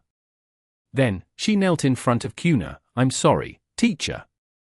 After she said that, she had Olai, who was very strong, hold Kuna down. In the end, Olai did not know how Kuna's small body could contain such powerful strength. She had even broken a leg, but her struggle was still very strong. Fortunately, Olai was also full of divine power. He still held Kuna down on the sofa and could not move. Then, Alethea pressed Kuna's face into the basin of ice water. Kunayu's head was choked the moment she entered. She wanted to struggle, but her hands and feet were firmly held down by Olai. Even so, she was still unable to wake up. Olai's arm was scratched by Kunayu's fingernails, leaving deep bloody marks. One of the fingernails even broke into his flesh. Olai could not help but let out a muffled groan. Seeing that Kunayu's struggle was getting weaker and weaker, Alethea was afraid that something unexpected would happen, so she had no choice but to move the basin of ice water away from Kunayu's face. However, the old shaman quieted down. Although his eyes were still closed, the corners of his mouth started to curl up strangely, and a similar expression appeared on his face. Alethea felt as if she had fallen into an ice cellar. She felt her hands and feet turn cold. Just as she was about to despair, Kuna's body trembled slightly, and her eyelids started to twitch again. This was a sign that she was about to wake up. Olai, on the other hand, stared at Jonghong, who had just stabbed a steak knife into Sachu's heart. Chapter 1274. Out of Control Dream. Kunayu opened her eyes, but there was still a trace of fear in them. When she saw Jonghong, her body shook. However, she controlled herself very well. Other than Jonghong, no one else saw the slight change in her expression. "Teacher," Alicia called out in a trembling voice. When Kunayu heard this, she reached out a hand and gently stroked her hair. Looking at Kuna's haggard appearance, Alicia's nose twitched. "Your leg, it's all because of me." "No, it's not your fault.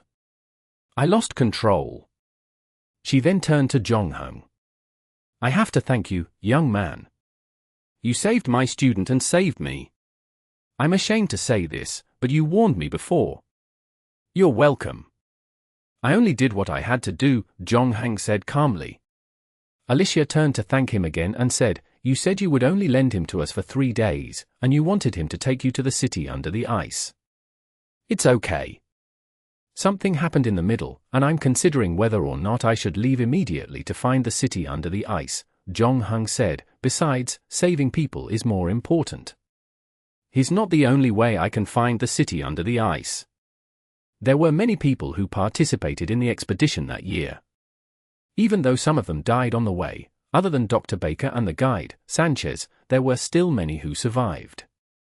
Even without considering Kronos himself, there were also the retired soldiers who listened to him. Of course, Zhongheng actually had the easiest way to find his adoptive parents. The two of them were part of the expedition team that year, and they had personally entered the city under the ice. However, Zhongheng did not want to involve the two of them unless it was absolutely necessary. In fact, after knowing the general direction of the expedition team that year, he could also search in that direction. Based on the connection between him and the owner of the city under the ice, it should not be difficult to find the destination. "Can you tell me what you saw in his dream?" Zhongheng asked as he pointed at Sachu's corpse. "Of course, with the help of my little elf, Gu Mok, I entered his dream. Before that, I hadn't seen anything like it. Such a scene was filled with madness and killing. I could see that his mind had been completely twisted, but I still managed to get a glimpse of something from those fragmented fragments. I saw the fight in the art museum. I saw Ali standing with him. They were talking about something, and then Zhongheng appeared. Ali said he was going down to help, but I didn't see him again. Other than that, I saw the secret ceremony of the fanatics. They placed the kidnapped victims on the ground and surrounded a black well. And then cut open their chests, and let their blood flow to the well, but not let them die at once, and let them scream and watch themselves die, because of a nervous breakdown, while the fanatics gathered round the victims and the well, and took off all their clothes, and writhed and danced. With all due respect, it wasn't really a dance at all. It was just a group of people randomly dancing in their own interest. They looked extremely ugly, and from time to time, they would let out beast-like roars from their throats. However, I noticed that there seemed to be something in the black well. I wanted to take a closer look, but at that moment, those fanatics suddenly stopped their movements and looked towards the place where I was hiding. After that, they seemed to have received some kind of order and rushed towards me together. I wasn't too afraid at that time, because I knew that this was only a dream.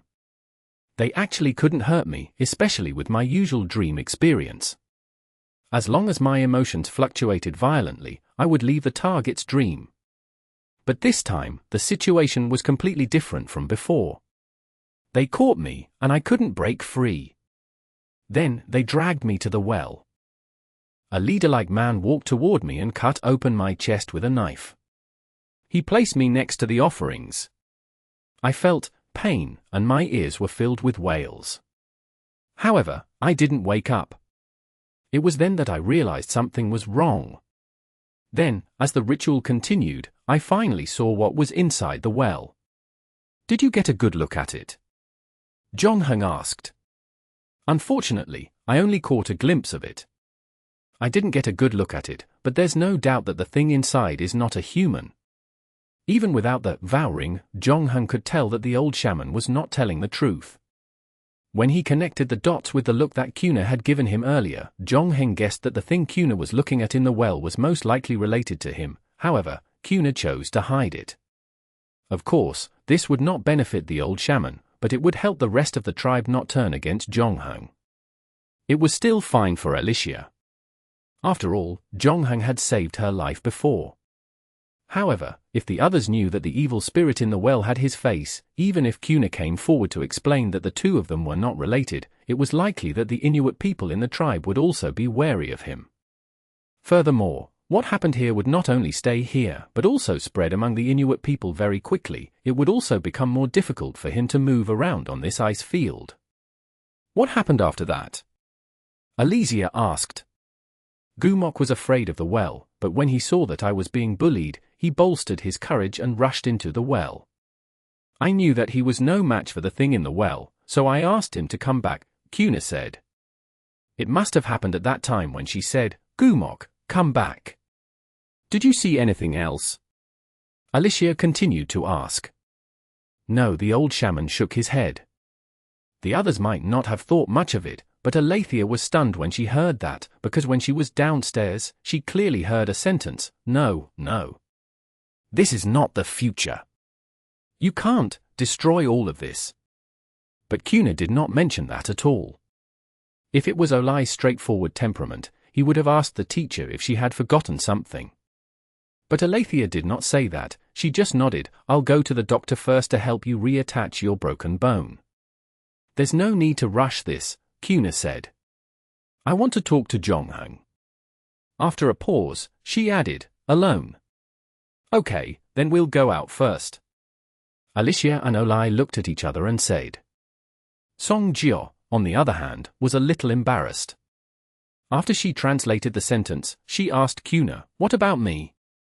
Should I stay? Thank you, son. You can go out first. I have a way to communicate with him, Kunayu said gently. Chapter 1275. A Gamble. After everyone had left the room, the old shaman waved at Jonghung. The latter walked up to her. Kuna looked at Jonghung with a complicated gaze. A moment later, she reached out a hand and gestured for Jonghung to place his palm on hers. Their palms were pressed together. Kuna's hand was only half the size of Jonghung's, and it was very thin. When she held it, it felt like a piece of wood, but surprisingly, it was very warm. Jonghung held the old shaman's hand, and the next moment, his vision changed. He was still in Kuna's room, but a huge figure appeared in the direction of the satellite TV on his left hand. It was a snow-white polar bear. It was sitting on the floor, its head almost touching the ceiling. Jonghung knew that this must be Kuna's guardian spirit, Jiyu Mok. However, the latter looked a little tired, and there was a bowl-sized wound on its abdomen. Not only was blood oozing out, but the surface of the wound was already rotten, the surface of the wound had already rotted away. The polar bear looked like it was in great pain, and its body was trembling. When it saw Jonghung looking at it, a look of fear appeared on its face, and it shrank back to Kunayu's side. I'm sorry, it's still recovering from the shock. Kunayu's voice came from Jonghung's ear. This time, Jonghung could understand the old shaman's words without the help of a translator. The old shaman explained as if he knew what he was thinking. We're in a psychic state now, so we can communicate directly through our minds. It's just like how I usually communicate with Gumok, crossing the language barrier. I've seen a game prop before, and it does have this function. Game prop. Kuna's expression was confused. Nothing. Jonghung probed and found that the old shaman did not seem to know about the God's game or the existence of players. Due to the relevant rules, Jonghung was unable to explain it to her. Fortunately, Kuna did not pursue the topic. She brought the topic straight to the point. Just now, Alessia and the others asked me what I saw in the dream, but I didn't tell them the truth because what I saw was too shocking and unbelievable. What did you see? I saw you destroy Greenland, where our ancestors lived, and then the whole world, spreading terror to every corner of human civilization. Everything I saw was burning, and people were chasing and killing each other. At the same time, I was filled with joy. Is that why your hand under the sofa was holding the gun? Jonghung asked. The old shaman was startled. Have you always been so observant? I thought you would pull out the gun when we shook hands. I did think so, the old shaman said honestly. I have to admit, this is a very tempting idea. If killing one person can stop all of this, many people will choose to take a gamble, even though I know I don't have much hope of succeeding. Then why did you give up halfway? You don't seem like a person who cares about his own life. If you can become the shaman of the tribe, then you should put the interests of the tribe first. I was shocked. If you were there, you would understand where my fear came from. Kuna looked into Jonghung's eyes. I'm not afraid of death, nor of going crazy. At my age, many things that looked scary when I was young no longer bother me. Furthermore, I know where my soul will go after I die, and Gumok will come to fetch me home. That means eternal peace. I can accept such an ending, but seeing the people around me die one by one before me, and the things that I've been protecting turn into nothingness, and everyone I know turns into demons, these are indeed beyond my limit. I understand your concern, Jonghung said. If I were in your position, I would also take a gamble. No, I shouldn't do that. Kuna shook her head. From the moment I met you, I knew you were a good kid. Forgive me for being blunt, shaman, but you don't know me. I may not be a bad person, but I'm definitely not a good person. My hands are also stained with blood. Most of the blood comes from villains, but there are also some people, even if they have committed evil deeds, they don't deserve to die. Not to mention, there may be some innocent people among them. When a group of people swarmed over, I wouldn't go through their life histories one by one. Bullets don't have eyes, evil or kind. In the end, after their hearts were pierced by a bullet, they would stop breathing. Everyone is equal, Zhonghang said calmly. Everyone in this world has a different definition of a good person. It's true that I don't understand your past, but I can feel the kindness in your heart towards this world. Even if you don't realize this kindness yourself, you are your mother's son. Even though I still don't understand how your mother created you, there is no doubt that her blood is in your body. Otherwise, my blessing wouldn't have been effective. Kuna paused. I told my students to let nature take its course and not force things, but these are all nonsense. If killing one person can save the world and protect my people, I don't mind turning into a devil, but what if I'm wrong? What if I'm not destroying a devil, but creating one myself? You helped me. Just a few minutes ago, you woke me up from that horrible nightmare. A little earlier, you saved my student from the hands of those fanatics, and then I turned around and pointed a gun at you and pulled the trigger on you. I suddenly realized that maybe this is what the evil spirit wants me or the rest of the world to do, to kill the part of your body that belongs to a person bit by bit. I can understand that this is not a personal grudge. No, don't underestimate the influence this world has on you, child. No matter how hard-hearted you are, we are a part of the world. Your actions are changing the world, and this world is constantly feeding back to you. Kindness is like a weak flower. It does not appear there for no reason, and it cannot grow alone. It needs someone to take care of it carefully. If a good person returns kindness to the world, but all he gains is malice, then the flower in his heart will gradually wither. Rather than bet on whether your knife is faster or my bullet is faster, I would rather bet that no matter what happens, the flower in your heart will not wither. What I have to do is to pour the first spoonful of water on it. Zhonghang fell into silence.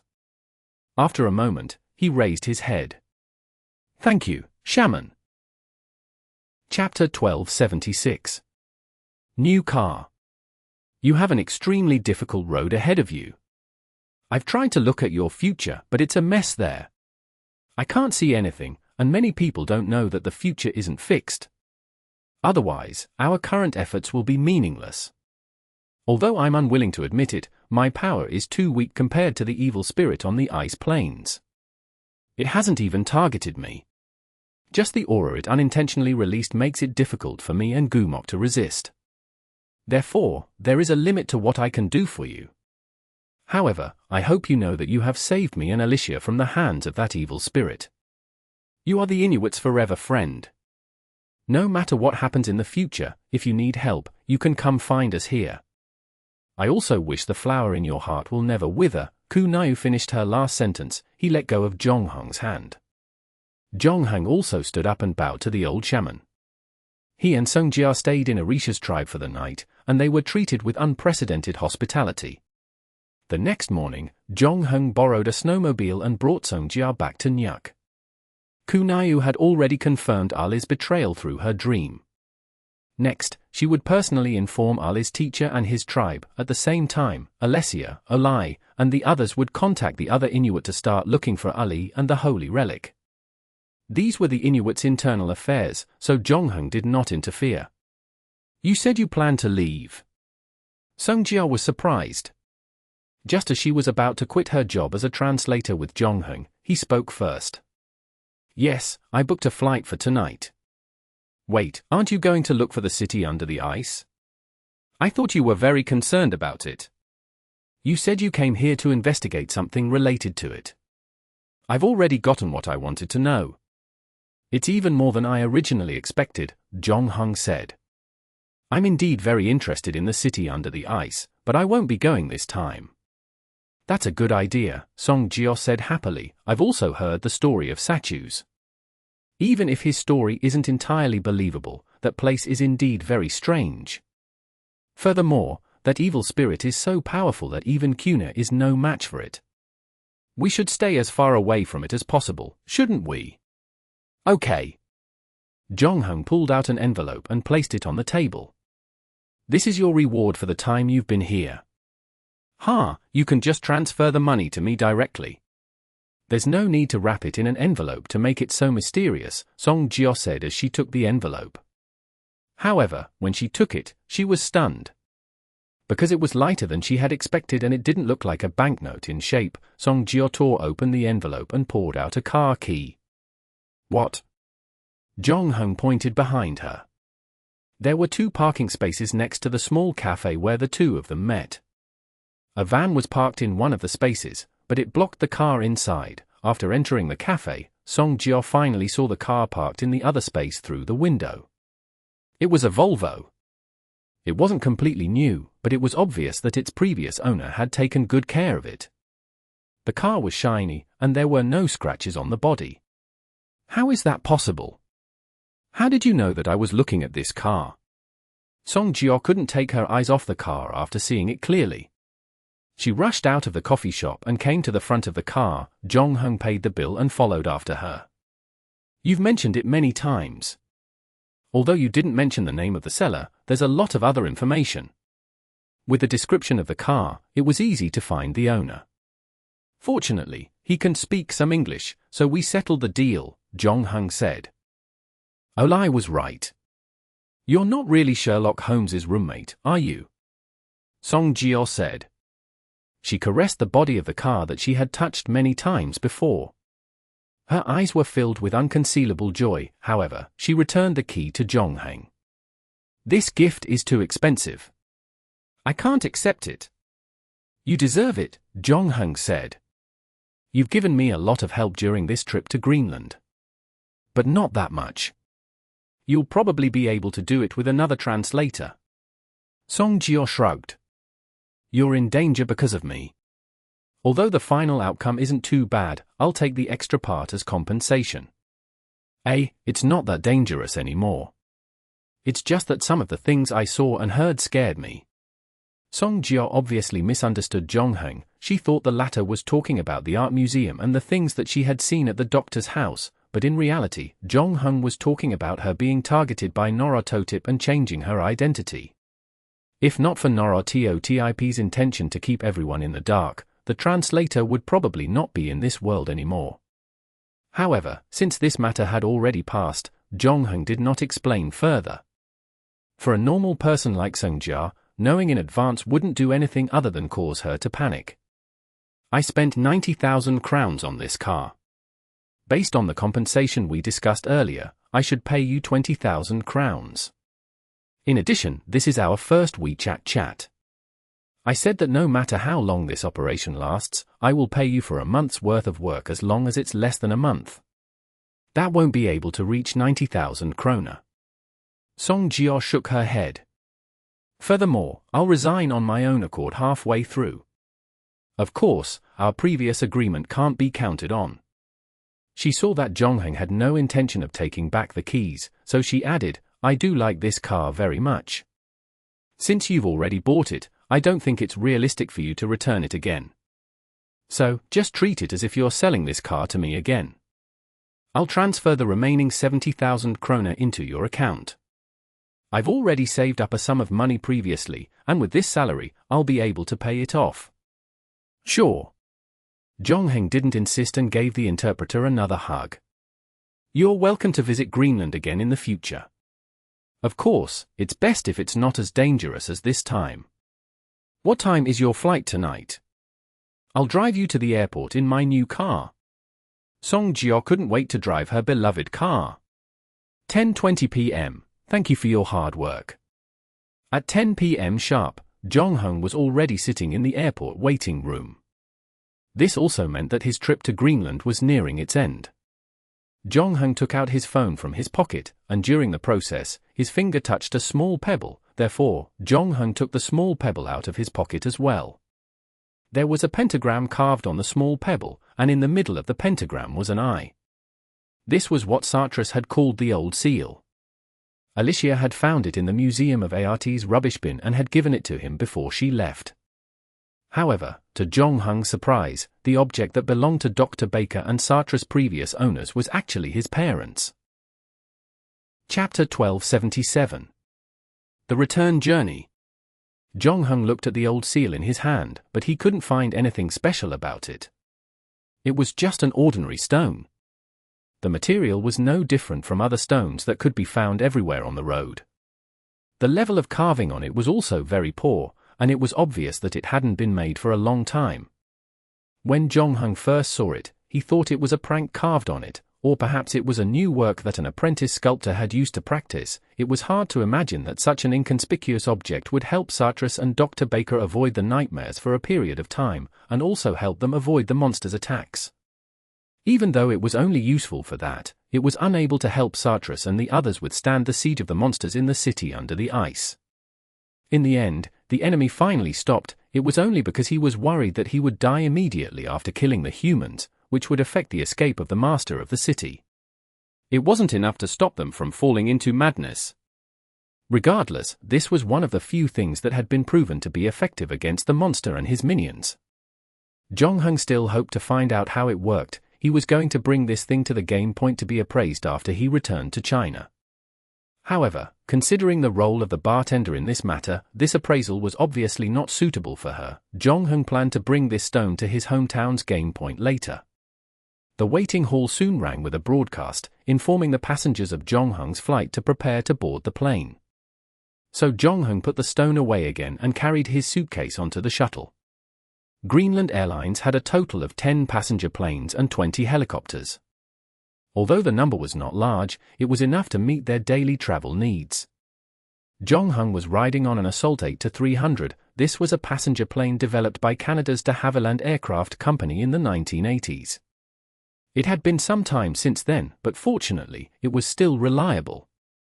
There were a total of 56 seats on the Assault 8-300, but most of the time, it would not be full because this island in the Arctic Circle usually did not have a lot of traffic. Although the appearance of the red aurora had caused many tourists to rush to Greenland, there weren't many people who left at the moment. Jong Hung found his seat according to the seat number on the boarding pass. Then, he helped a pregnant woman sitting next to him put her luggage on the luggage rack. After receiving the gratitude of the latter, he even took out a bag of potato chips as a thank you gift. Jong Hung took the potato chips and glanced at the cabin. By then, most of the passengers had already arrived and were looking for their seats. There was a group of family members who were out on a trip, and there was a couple who were in love. There was also a group of older sisters. Everyone looked normal, and Jong Hung didn't see any fanatics among them. In fact, the fanatics were easy to identify because they were not in a good state of mind. Their faces were pale, and their eyes were sick. This was why they needed the art museum to hide their identity. After sizing up the passengers, Jong Hung looked at the crew. The flight attendants were all in high spirits. Jong Hung waved for the flight attendant to come over and ask about the pilots. The flight attendant told Jong Hung that the captain and co-pilot of this flight had more than 10 years of flying experience and maintained a zero-accident record. There was no need to worry at all. After that, he wished Jong Hung a pleasant journey. Jong Hung also nodded his thanks.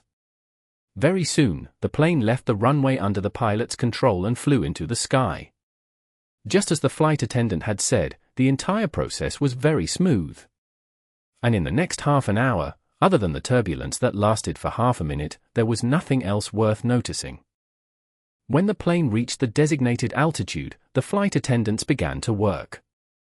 They handed out drinks and food and gave the pregnant woman a blanket. After eating the bread and sausage, Jong Hung lowered his seat slightly. Then, he closed his eyes and prepared to take a nap. However, the next moment, he felt the fuselage suddenly shake. Jong Hung opened his eyes. Through the window, he saw that the engine under his left wing seemed to have stopped. Then, he heard a scream coming from the right side. Someone shouted something and pressed the call button for the flight attendant. Then, all the oxygen masks fell off, and the fuselage started to fall. All of this happened so quickly that most of the passengers on the plane did not even have time to react. The next second, screams and cries filled the entire cabin. The pilot and the co-pilot, who had been chatting casually in the cockpit, sat back in their seats. The 52-year-old pilot's forehead was covered in sweat. At this moment, he was as confused as his passengers. He did not understand what had happened. The numbers on the dashboard were still normal one moment, but in the next moment, there was an air stop. Moreover, both engines had inexplicably lost power. Stopping in the air was very rare in flight. Most pilots would never encounter it in their lifetime, and even if they did, they would not die without a doubt. Although it was dangerous to lose power in the air, but if the posture of the plane was adjusted in time, and the resistance and speed of the plane were coordinated, and the lift force and gravity generated by the wings were coordinated, it was possible to make a successful landing. Of course, this will be a very difficult test of the pilot's operation. The most famous case in this case is the flight of American Airlines Flight 1549 was hit by a bird during flight, and finally succeeded in landing on the Hudson River in New York, which is a miracle in the history of flight. It was later made into a movie, Captain Sally, in addition to the accident of Air Canada Flight 143, and so on. The captain of the Assault 8-300 was not as famous as Sally, but he was also experienced. After encountering a parking in the air, his hands and feet were cold, but he quickly regained his spirit. He was confident that he could land the plane on the sea. Therefore, he followed the rules of the flight manual and turned on the APU auxiliary power device at the first time. He was ready to switch to manual operation, but the next moment, his face turned pale. This was because he realized that there was no reaction after turning on the APU. He tried the other buttons and found that the other buttons did not respond at all.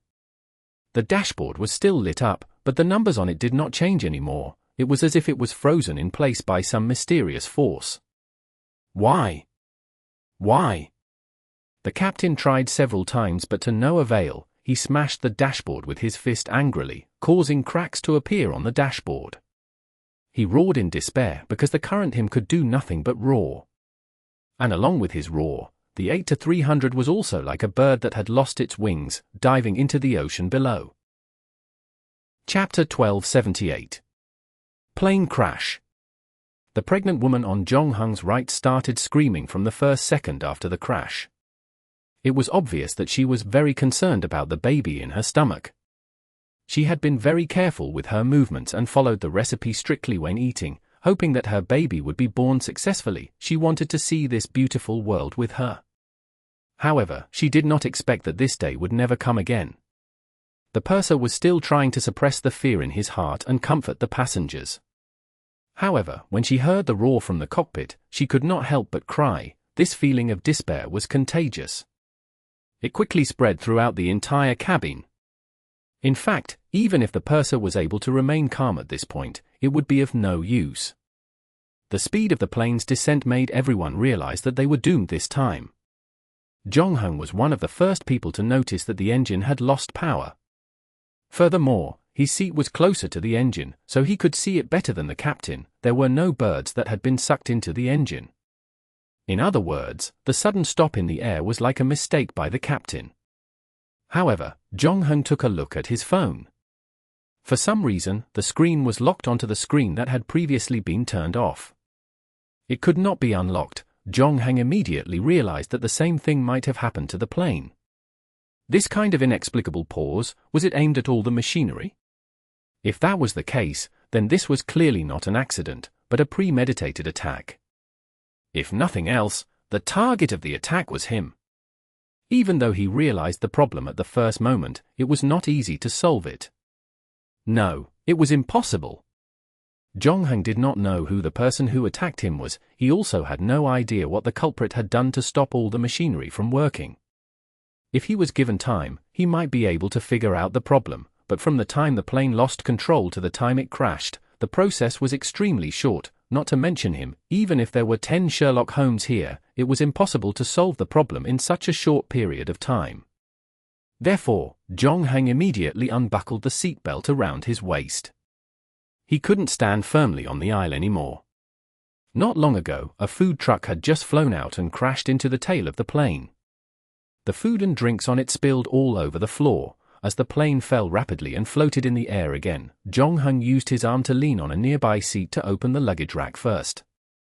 He took out his travel bag and then went to the emergency exit. It was very difficult to open the emergency exit when the plane was in the air because as the flight route became more and more crowded, the altitude of the commercial airliner also increased. However, flying at high altitude would cause the air pressure to drop. The passengers would also feel uncomfortable. In order to solve this problem, the plane would increase the pressure on the cabin. In other words, there was a difference in air pressure between the inside and outside of the plane. Furthermore, the air pressure inside was very high. The emergency exit door was usually designed to be pulled inward before it could be opened. At the same time, the door itself was very heavy. In other words, during the flight, it was almost impossible for an ordinary person to open the cabin door. Jong-hung was not in a hurry. He calculated the altitude of the plane in his mind. At about 3,000 meters above the ground, the difference in air pressure was negligible. At the same time, Jong-hung used the earthly scale on his chest to increase his strength. Next, he used only one hand to pull open the emergency exit door. A middle-aged passenger around 40 years old beside him had probably lost his ability to think because he was too scared. He was only focused on escaping from the plane that was about to crash. When he saw Jong-hung open a door, he rushed out without giving it much thought. However, he seemed to have forgotten that his current speed was no slower than the plane's. If he fell into the water at this speed, he would only end up in a bloody mess. The passengers saw the middle-aged man's body fly out of the cabin with their own eyes. After him, Jong-hung also seemed to have forgotten that there was a dead end outside. He took a step forward, but halfway through, his body paused again. He turned around and grabbed the pregnant woman who was about 3 inches away from him. They jumped out of the plane together as the woman screamed in despair. The pregnant woman felt as if the wind blowing on her face was like a knife cutting through her face. She understood that it was because she was falling rapidly, and she could not help but close her eyes. She did not expect that she would not die in a plane crash, but she would die at the hands of a madman, although in terms of results, there was no difference between the two. But not long after that, she felt that the wind blowing on her face seemed to have become gentler and less painful. At the same time, the speed of her fall was also slowing down. The pregnant woman thought that it was her illusion until she opened her eyes and found that her falling speed was indeed slowing down, because the assault 8 to 300 was now under her feet and had plunged into the sea. Then there was an explosion, and the heat wave and smoke quickly rose to the sky. Needless to say, under such a huge impact, the people in the plane could not survive. The pregnant woman just did not understand why she was still alive. Could it be that she was on the way to heaven before the others? She subconsciously looked up and saw the man who had helped her with her luggage. The man who had dragged her out of the cabin was holding her hands, and a pair of wings had appeared behind the man's back. However, the wings were different from the pure white wings of an angel in a movie. His wings were made of shadows, and they looked a little dark. The pregnant woman was shocked when she saw this, and she asked with fear, Are you taking me to hell?" Jong-hung didn't answer her question. He continued to drag her down, but his speed was getting slower and slower. Finally, he threw her onto a piece of wreckage. The next moment, the pair of shadow wings on his back disappeared. He fell into the sea. The pregnant woman lay on the floating wreckage and looked underwater, but there was no sign of the man. There was only one person left in the vast sea. She looked around blankly. Everything that had happened before was like a dream to her. In fact, even if she told others what she had experienced, most likely, no one would believe her. They would only think that the woman who had miraculously survived the plane crash had been so traumatized that her mind had started to hallucinate. Chapter 1279. Water Ghost. Beneath the surface calm sea water, there was actually an undercurrent. The school of fish seemed to have sensed something and fled in all directions. In the next moment, a turbulent current swept across from afar. Those fish that did not manage to escape in time were unfortunately swept into it. They immediately experienced the joy of a washing machine. It was not until they were close to the shoreline that the flow of water gradually slowed down. A moment later, the flow of water dissipated, and a man's figure appeared on a beach. It was already 4 o'clock in the morning in Denmark, and there were not many people on the beach. Jong-hang carried his travel bag and walked out of the sea. His body was drenched, and his hair was stuck to his forehead. The travel bag was dripping with water. 6 hours ago, when he had just boarded the plane, Jong-hang would never have thought that his flight would turn into an underwater tour. The plane had lost all power for no apparent reason, and all the mechanical parts were no longer working. Jong-hang immediately realized that even if he rushed into the cockpit and took over the flight, he would not be able to avoid the crash. Therefore, he immediately opened the emergency exit and jumped out of the plane. Using his shadow wings, he slowed down the speed of the descent and finally fell into the sea safely. Along the way, he also saved a pregnant woman. Unfortunately, this was his limit. Considering the speed of their descent and the distance between them and the surface of the sea, Jong-hang could not bring another person with him. After throwing the pregnant woman into the wreckage of the plane, Jong-hang fell into the sea. Then, using his water control ability, he swam across the Danish Strait. He arrived at the land closest to the crash site, Iceland. After coming out of the sea, Jong-hang did not stay for long. Instead, he walked straight to the nearest 24-hour convenience store. The clerk on the night shift was lying on the counter, drowsy. In his daze, he heard the doorbell ring, and the automatic door opened to both sides.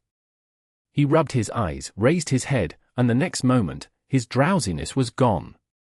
It was 4 o'clock in the morning, and there weren't many people on the street. Suddenly, a figure covered in water appeared in front of him and placed a similarly wet travel bag on the counter. He didn't say a word and just stared at Jong-hang. Anyone would be scared to death. "Do you speak English?" Jong-hang asked in English. However, the convenience store clerk across from him didn't move after hearing this. The latter was considering whether it was too late to believe in God and whether he could get on the bus first before buying a ticket. Jong-hang frowned when he saw this. Without wasting any more words, he grabbed the clerk's collar and lifted him up. His other hand reached into the clerk's pocket and touched it. The clerk wanted to resist. After all, there were cameras in the store, so even if he was mugged in the end, he would at least look better when he called the police. However, just as he raised his hand, Jong-hang raised his head and looked at him. The courage that the clerk had gathered with great difficulty disappeared again. His hand froze in mid-air, and a moment later, he touched his own head. Jong-hang ignored him. He took out his phone from his pocket and tapped on the screen. He realized that he needed to unlock it, so he brought the screen to the shop assistant's eyes and performed facial recognition. Then, he dialed 112. This was the emergency call from Iceland. Jong-hang reported the flight number in English and informed the other party that there was still a survivor. Because the plane crashed very suddenly, it did not deviate from the flight path. As long as Iceland contacted Greenland Airlines and sent out the rescue plane or ship in time, they could save the pregnant woman who was currently floating at sea. In fact, Greenland Airlines should have contacted Iceland, the nearest country, after breaking off the communication with the flight, to request for help and search. With this information, Iceland's action should be faster. After doing this, Jong-hang returned the phone to the clerk, bought a bottle of mineral water and 2 packets of biscuits, put down a wet Danish kroner, and left the convenience store. Jong-hang did not immediately look for a place to stay. Instead, he returned to the beach. Then, he opened his travel bag and took out everything inside and out of his pocket. Without a doubt, the crash of the Vanguard 8-300 was because someone was coming for him. The 30 ODD passengers and crew on the plane were purely implicated by him.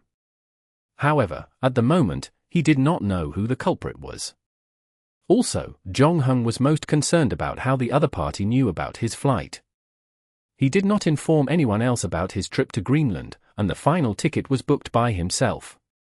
He only told Sung-ja to send him to the airport, and the other party had tampered with the plane before he did. This meant that they had information about his flight in advance. The first person Jong-hang thought of was Nyarlathotep, because the latter was one of the few people who knew he was in Greenland and had the ability to do such a thing. However, after careful consideration, Jong-hang felt that the possibility of Nyarlathotep was not high. Although Nyarlathotep had always harbored ill intentions toward him, he had never intended to kill him from the start. Whether it was the incarnation of Narako who approached him through the early bird, or while he was drunk to lure him to Songjia and his friends in the secret base, obviously have an intention on him, but the premise of this attempt requires him to live. Even when the two fought, Nyarlathotep's final departure was still warning him to stay away from the city under the ice. There was no reason to turn around and send him a plane crash. However, in this way, Jongheng did not know who was the one who did it. He spent half an hour going through the items in his backpack, but he couldn't find any eavesdropping or tracking devices. Jongheng finally turned to look at his phone. It was well known that the phone itself had a GPS function, and Jongheng had used his own phone to book the flight. He had also received a message saying that he had successfully booked the flight. If there was no problem with Songjia, then the only thing that could have leaked his schedule was his phone. However, Jongheng was also a hacker, so he didn't notice any signs of his phone being hacked. However, it had to be known that the world he lived in was filled with supernatural powers. Coupled with the sudden large-scale leak, his phone number had indeed been leaked. If someone or something had used his phone number to locate him and successfully hacked into his phone without him knowing, it wouldn't be impossible. Jongheng didn't hesitate. He smashed his submerged phone with a rock, destroyed the chip and SIM card, and threw it into the sea. Chapter 1280. Valkyrie. Copenhagen International Airport. A flight from Greenland to Denmark had just arrived, and the passengers on it were getting off one by one. One of them was a middle-aged man in a wide-brimmed hat who looked like an engineer. As he walked, he took out his cell phone and opened the news app. The most prominent spot was a breaking news item. 2 hours ago, a passenger plane of Greenland Airlines suddenly went missing on the flight. It was reported that the passengers and crew of the plane, a total of 41 people, were now missing. Greenland and Iceland immediately organized rescue teams to begin the search and rescue. The middle-aged man, who looked like an engineer, had a strange look on his face when he saw the news. It was not the joy of escaping death, nor was it sympathy or pity. When he saw the news, he let out a long sigh of relief, and there was a hint of excitement in his eyes. It was as if he had just accomplished something.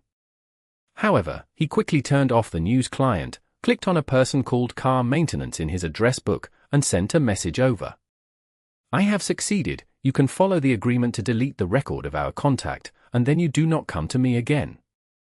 After saying that, the middle-aged man who looked like an engineer also prepared to completely format the phone, reverting to the factory settings. However, to his surprise, the next moment he bumped into someone. The phone also fell out of his hand, was about to fall to the ground, but was caught by a hand. That hand looked very beautiful. It was long and slender, but it did not lose its strength. The middle-aged man who looked like an engineer had a look of shock on his face. He subconsciously reached out to take back his phone, but he did not expect that the person opposite him did not seem to have any intention of returning the phone to him. He held it in his hand and played with it.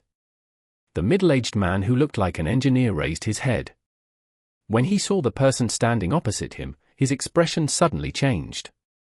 It was a woman with the figure of a supermodel. She wore a feathered hat and a long red dress.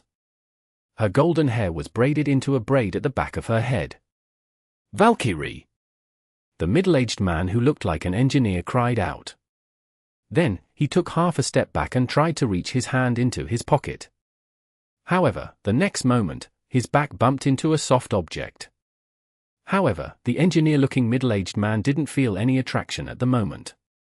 Because his two hands were grabbed by someone. They were two women whose figures were not inferior to the woman in front of him. They were both over 1.8 m in height.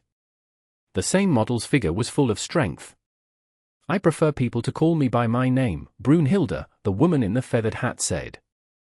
"I'm Shikagul," said the woman holding the engineer-like middle-aged man's left hand. "Sleigh, nice to meet you," said the other woman holding the right hand with a smile. "I've heard a lot about you, god of machinery," said Brunhilde. She just didn't expect that our first meeting would be like this. "Why are you looking for me?" The panic on the engineer-like middle-aged man's face disappeared for a moment, but he soon returned to normal. However, his words sounded a bit fierce on the surface, but weak on the inside. Is this Odin's intention? Has he forgotten those ancient and sacred agreements? The gods who have sworn an oath are not allowed to fight each other. The only way to determine the winner is through a game. God of machinery. Is it okay to call you that? You new gods don't even have a name. It's really uncomfortable, Brunhilde said as she shook her braids. This has nothing to do with my father. You know very well why we came to find you, right? I don't know anything. If Odin didn't ask you to come, then who did? The middle-aged engineer-looking man forced himself to remain calm. You violated the rules of the organizing committee by privately attacking the representatives of other gods. Moreover, the other party didn't offend you or do anything dangerous to you, so, according to the rules, I'm afraid I have to ask you to come with us. You have the right to explain, but you have to save it for the members of the organizing committee. While speaking, Brunhilde took out a gold coin and waved it in front of the middle-aged man who looked like an engineer. You have no right to do this to me. The middle-aged man who looked like an engineer screamed, I didn't do anything. You have no evidence. Yes, the person who has been secretly contacting you and revealing the information to you in violation of the rules is the god of cell phones. He has the ability to delete all the messages you sent and the phone records you made. As for you, the god of machinery also has a way to delete the information stored in the cell phone until it is impossible to recover. So even if you are caught by us, as long as we bite you to death and you have nothing to do with this matter, then we can't do anything to you without any evidence. This is what you have planned, right? Brunhilde held the engineer-like man's phone as he spoke. The latter became silent upon hearing this. Unfortunately, you chose the wrong partner, Brunhilde said. You know that the phone god has already been held hostage by Seth, right? That's why the person behind him is Seth. You can't expect the chaos god to treat his allies with sincerity because chaos itself means that it's unpredictable. I know that you might not want to believe it, but in fact, I myself find it a little hard to believe. Just an hour ago, Seth sent your communication records to the organizing committee. What? The engineer-like man cried out. So the things in your cell phone are of no use to us. I explained this to you in advance so that you wouldn't do anything useless, so that you wouldn't have to fight us on the road later and want to take back the cell phone. Sheergull also added, we don't mind returning the phone to you so that you can delete the things in it, but you're the god of machinery. We don't want your hands to touch any mechanical objects. Who knows what will happen? As she spoke, she took out a pair of gloves from her bag and put them on the hands of the middle-aged man who looked like an engineer. The organizing committee can't treat me like this. The man who looked like an engineer completely lost his calmness and shouted, I did this for everyone's good. I helped you get rid of a time bomb. You should thank me for this. Everyone. Each and every one of you owes me a favor. Brunhilde shrugged, I told you that you have the right to explain, but you have to wait until we bring you back. You can defend yourself as much as you want in the courtroom. By the way, it's useless for you to shout now. We have set up a barrier in advance. Our words will not be heard by the ordinary people nearby. Chapter 1281. The Second Arrest. Just as Brunhilde was blocking the engineer-looking man at Copenhagen International Airport, another arrest was in progress on the other side. The person who carried out the arrest was no longer a Valkyrie with a supermodel's figure and angelic face. Instead, it was a burly man with a red beard and hair. His entire body was filled with exaggerated muscles, his XXXL sportswear was filled to the brim. The part of his sleeves that extended out shone under the sun like iron. In his eyes, there seemed to be a flame burning. Anyone who was stared at by those eyes, it was difficult not to be intimidated by the imposing manner of the muscular man. They lowered their heads. Standing beside him was a man who was completely opposite to him. He had fluffy hair and sleepy eyes. He was wearing a cat t-shirt and a pair of sports shoes with a cat logo. His shorts and backpack were also covered with cat heads. He was holding a box of cat food in one hand, and his entire person was almost imprinted on his forehead. No matter how he looked at it, this strange pair did not fit together. He did not know how they got together. The strong man with fire in his eyes did not hide his disdain for the cat man. If it was not because he needed the other party to lead the way, he would have long left this guy to work alone. He suppressed the discomfort in his heart and looked at the community in front of him. Is this the place? That's right. My cat masters told me so. If you are worried, I can find another one and ask around, the cat man said. After he said that, he looked around. He did not know how he found a stray cat in the green belt outside the neighborhood. The cat man took out a cat rice bowl from his backpack. Then he opened the box of cat food in his hand and poured it into the bowl. He was afraid that the cat would eat the dry food and even poured some mineral water into the bowl. After doing all this, he called the cats from the green belt over. Generally speaking, stray cats in the neighborhood or outside had a bad impression of humans. They were very afraid of humans. When they saw people coming, they would run away before they could even see them, let alone take the initiative to run in front of them. There was basically no need to even think about it. But for some reason, when the cat man shouted, the stray cat in the green belt suddenly stood up and ran all the way to the cat man. He began to eat the cat food in the bowl in big mouthfuls. It was not afraid of strangers or alert at all. Even when the cat man reached out to stroke it, it did not avoid it. It even made a satisfied snore. The strong man with fire in his eye seemed a little impatient and urged, "Is it done yet? Can't we feed the cat later?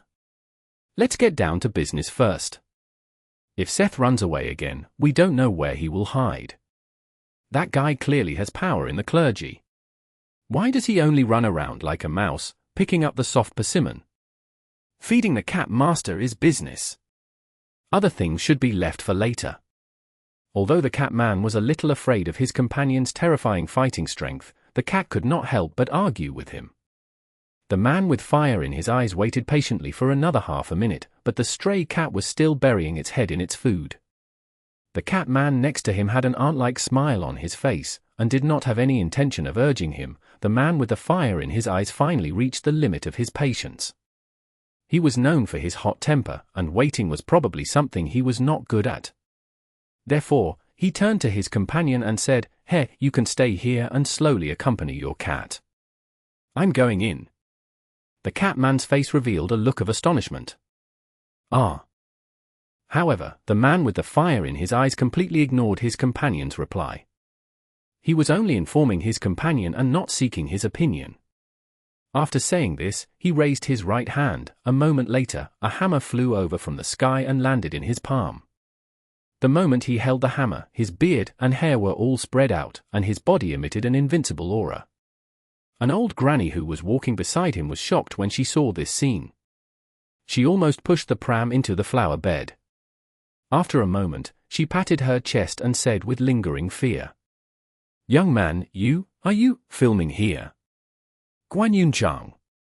A bitter smile appeared on the cat man's face. He reached out and picked up the stray cat on the ground. He raised it to his face and said gently, "Grandma, look here." When the old man heard his voice, he turned his head and temporarily averted his eyes from the burly man with flames in his eyes. When her gaze met the stray cat, she was instantly attracted. At this moment, she felt that there was no creature in this world that was more adorable than a cat. The gem-like eyes, the cute little pads on the soles of the feet, the slender limbs, and even the dirt and trash on the fur did not look so dirty anymore. Instead, it made the four-legged beast in front of her look a little adorable. In comparison, even her precious grandson was now left behind by her, not to mention the strong man who could summon a hammer out of thin air. The only thing left in her world was the cat. The old man let go of the stroller and walked quickly to the cat man. He stretched out a trembling hand and said, Can I pet it?" "Of course. Come, hold it like this." The cat man guided the old man to stroke the cat while whispering to the brawny man with fire in his eyes, "Are you crazy? Do you want to just swagger in like this? Or what? Accompany you here to stroke the cat?" The man with fire in his eyes sneered. "If you and Seth were fighting here, it would be difficult to not be noticed," the cat man said, "especially that hammer of yours. The visual effect is too cool. We're probably going to be on the evening news. This is not in line with our way of doing things, and it's not allowed by the organizing committee. We came here to deal with Seth's violation of the rules, and in the end, you caused even more trouble. Are you teaching me how to do things?" The brawny man with flames in his eyes interrupted his companion impatiently. When I was waving my hammer to fight against the giant tribe, you weren't even born yet. Of course, I know what to do. As long as I find Seth, the battle won't last long. You new gods may be afraid of him, but in my eyes, his little power isn't even worth mentioning. I will settle this matter before anyone can react. Then, I will continue to go to Sanlaton's bar to drink. Just because it was born early doesn't mean that it will adapt to modern society. To be more precise, it is precisely because it was born too early that it will not be easy to adapt to modern society. The cat man still wanted to argue. However, when he saw the hammer in the other party's hand, he very rationally shut his mouth. Leave the battle to me. You flower vases just need to wait for the news of my triumphant return. The man with flames in his eyes waved the hammer in his hand and walked into the residential area. The originally clear sky above his head was suddenly covered with dark clouds. The cat man looked at his companion's back from behind and a strange expression appeared on his face. Chapter 1282. Hammer and Lightning. The residents of Huiyuan district were all a little dumbfounded. The weather forecast in the morning had said that it would be sunny today and tomorrow, but no one had expected that a dark cloud would appear above their heads at noon. Moreover, the dark cloud was neither too big nor too small, and it just happened to cover the entire Huiyuan district. The originally clear sky had turned into a dark cloud in just half a minute, and there were even faint flashes of lightning. It was as if a rainstorm had arrived. Therefore, those who were still at home began to hurriedly pack up the clothes to dry and even closed the doors and windows. The security guards of the community were originally enjoying the cool air. At this time, they also hurriedly stood up and grabbed the parasol that had almost been blown down by the wind. At the same time, they called their colleagues in the on-duty room to come out and help clean up the tables and chairs. At this moment, he also saw the burly man with fire in his eyes. There was nothing he could do. The other party's muscles were too eye-catching, not to mention that he was holding a hammer in his hand. Water and electricity worker? Which building? Which owner contacted him? Although the security guard was intimidated by the other party's imposing manner, he still braced himself and asked. At the same time, he picked up the visitor's book and said, "Register it." Unexpectedly, just as he finished saying this, a bolt of lightning suddenly struck down from the sky. Oh my God! The security guard was so frightened by the bolt of lightning that he sat down on the ground. Realizing that he was still holding a lightning rod in his hand, he immediately let go of the umbrella and threw it to the side. But in reality, the lightning bolt had already struck down, but the target was not him, but the surveillance camera beside him. The camera was struck by the lightning bolt and burned the electronic components inside. Naturally, it also lost its recording function. Then, another security guard finally ran out of the duty room to help his companion up. When the two of them turned to look at the spot where the brawny man had been standing, they found that there was no trace of the other party. Where is he? Why is he gone? It's really strange. The security guard who had fallen to the ground touched his forehead and said, "He probably left. Don't bother about this matter. Hurry up and bring the table and umbrella in so that there won't be another lightning strike." The other security guard urged. Right. Thinking of the scene just now, the two security guards felt a lingering fear and hurriedly packed up their things. At this time, the burly man with flames in his eyes had already entered the residential area. The way he entered the residential area was as simple and direct as usual. After using lightning to finish off the camera, he bent his knees slightly and then leaped up from the ground. His body actually crossed the 2-meter-high residential area's guardrail just like that, and he did not fall just like that. Instead, he continued to rise and stepped on the branch of a parasol tree next to the residential area. His calf exerted strength once again, and the muscles of his entire body exploded with a tremendous force. The branch, which was as thick as a thigh, was directly broken by his foot and fell to the ground. The next moment, he was already standing on the air conditioner on the 12th floor. Fortunately, there was a strong wind at this time, blowing so hard that all the passers-by could not open their eyes. Otherwise, if someone took out a cell phone to record this shocking scene, the internet would be in an uproar again. The brawny man with flames in his eyes did not stop. He directly stepped on the air conditioner and rushed up to the rooftop on the 28th floor.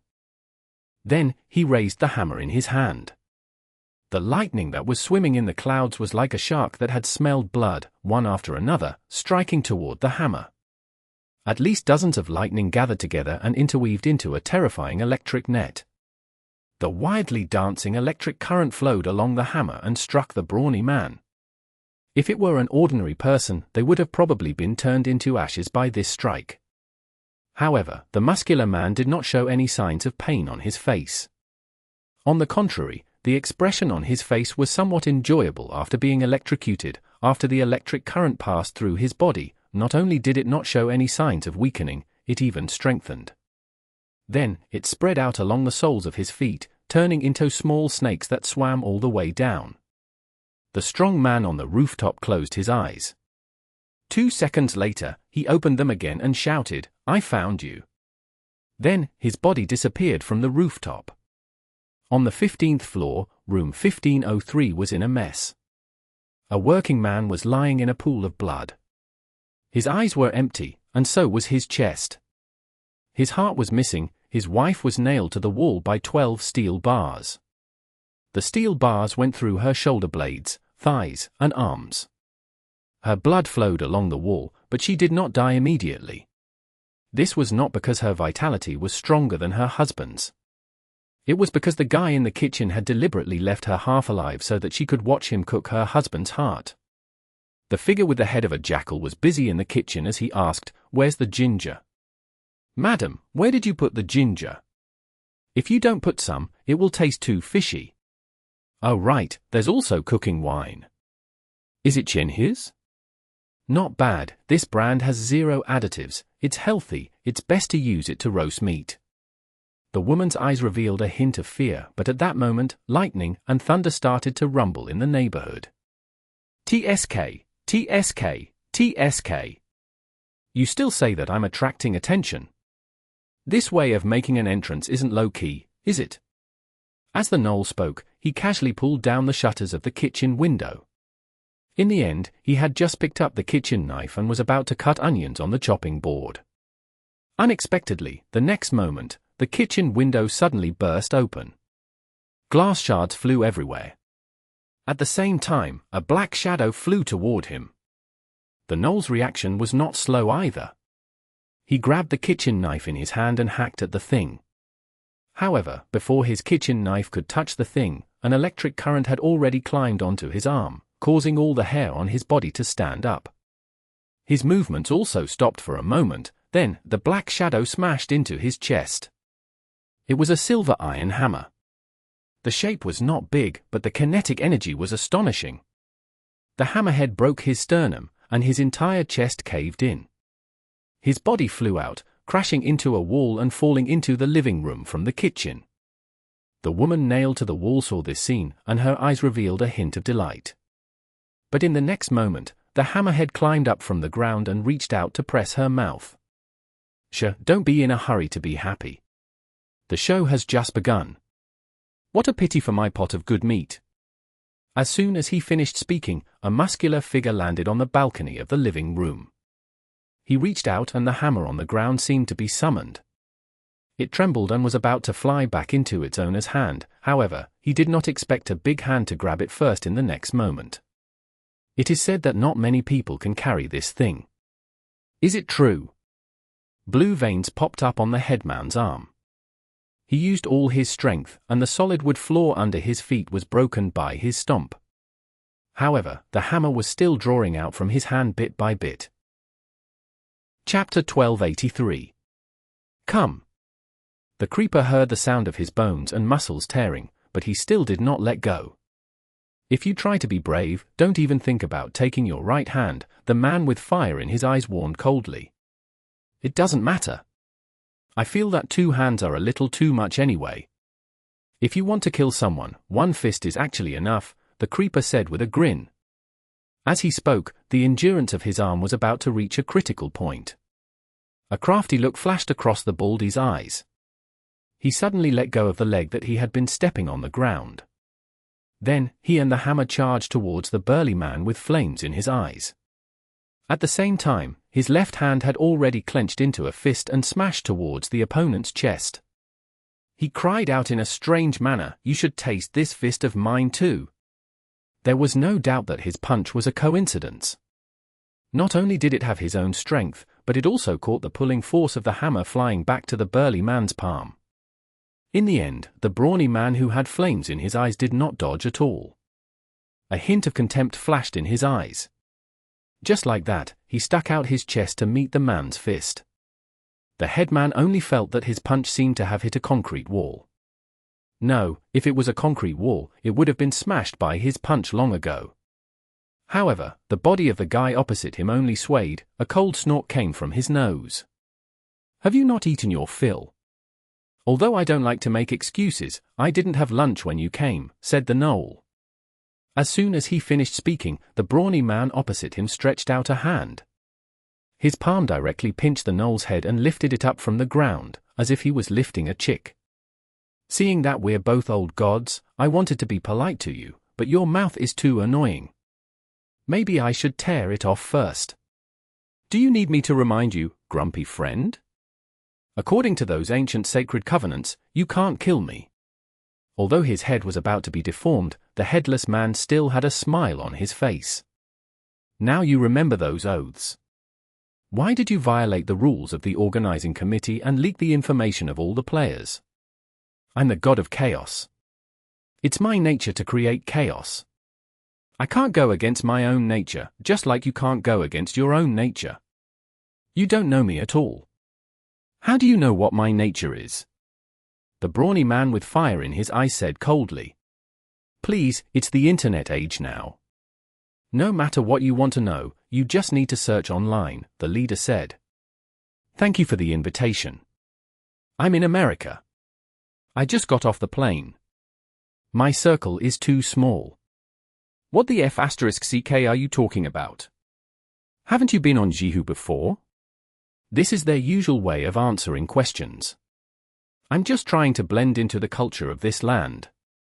The peyote paused and continued, "You're different from a passerby like me who is being forgotten. You're the star of this era. There's a lot of information about you on the internet. Thor, the god of thunder, the son of Odin, the strongest warrior of the Asgardian race, possesses terrifying power. The weapon is Myrtle, a divine artifact forged by the dwarfs.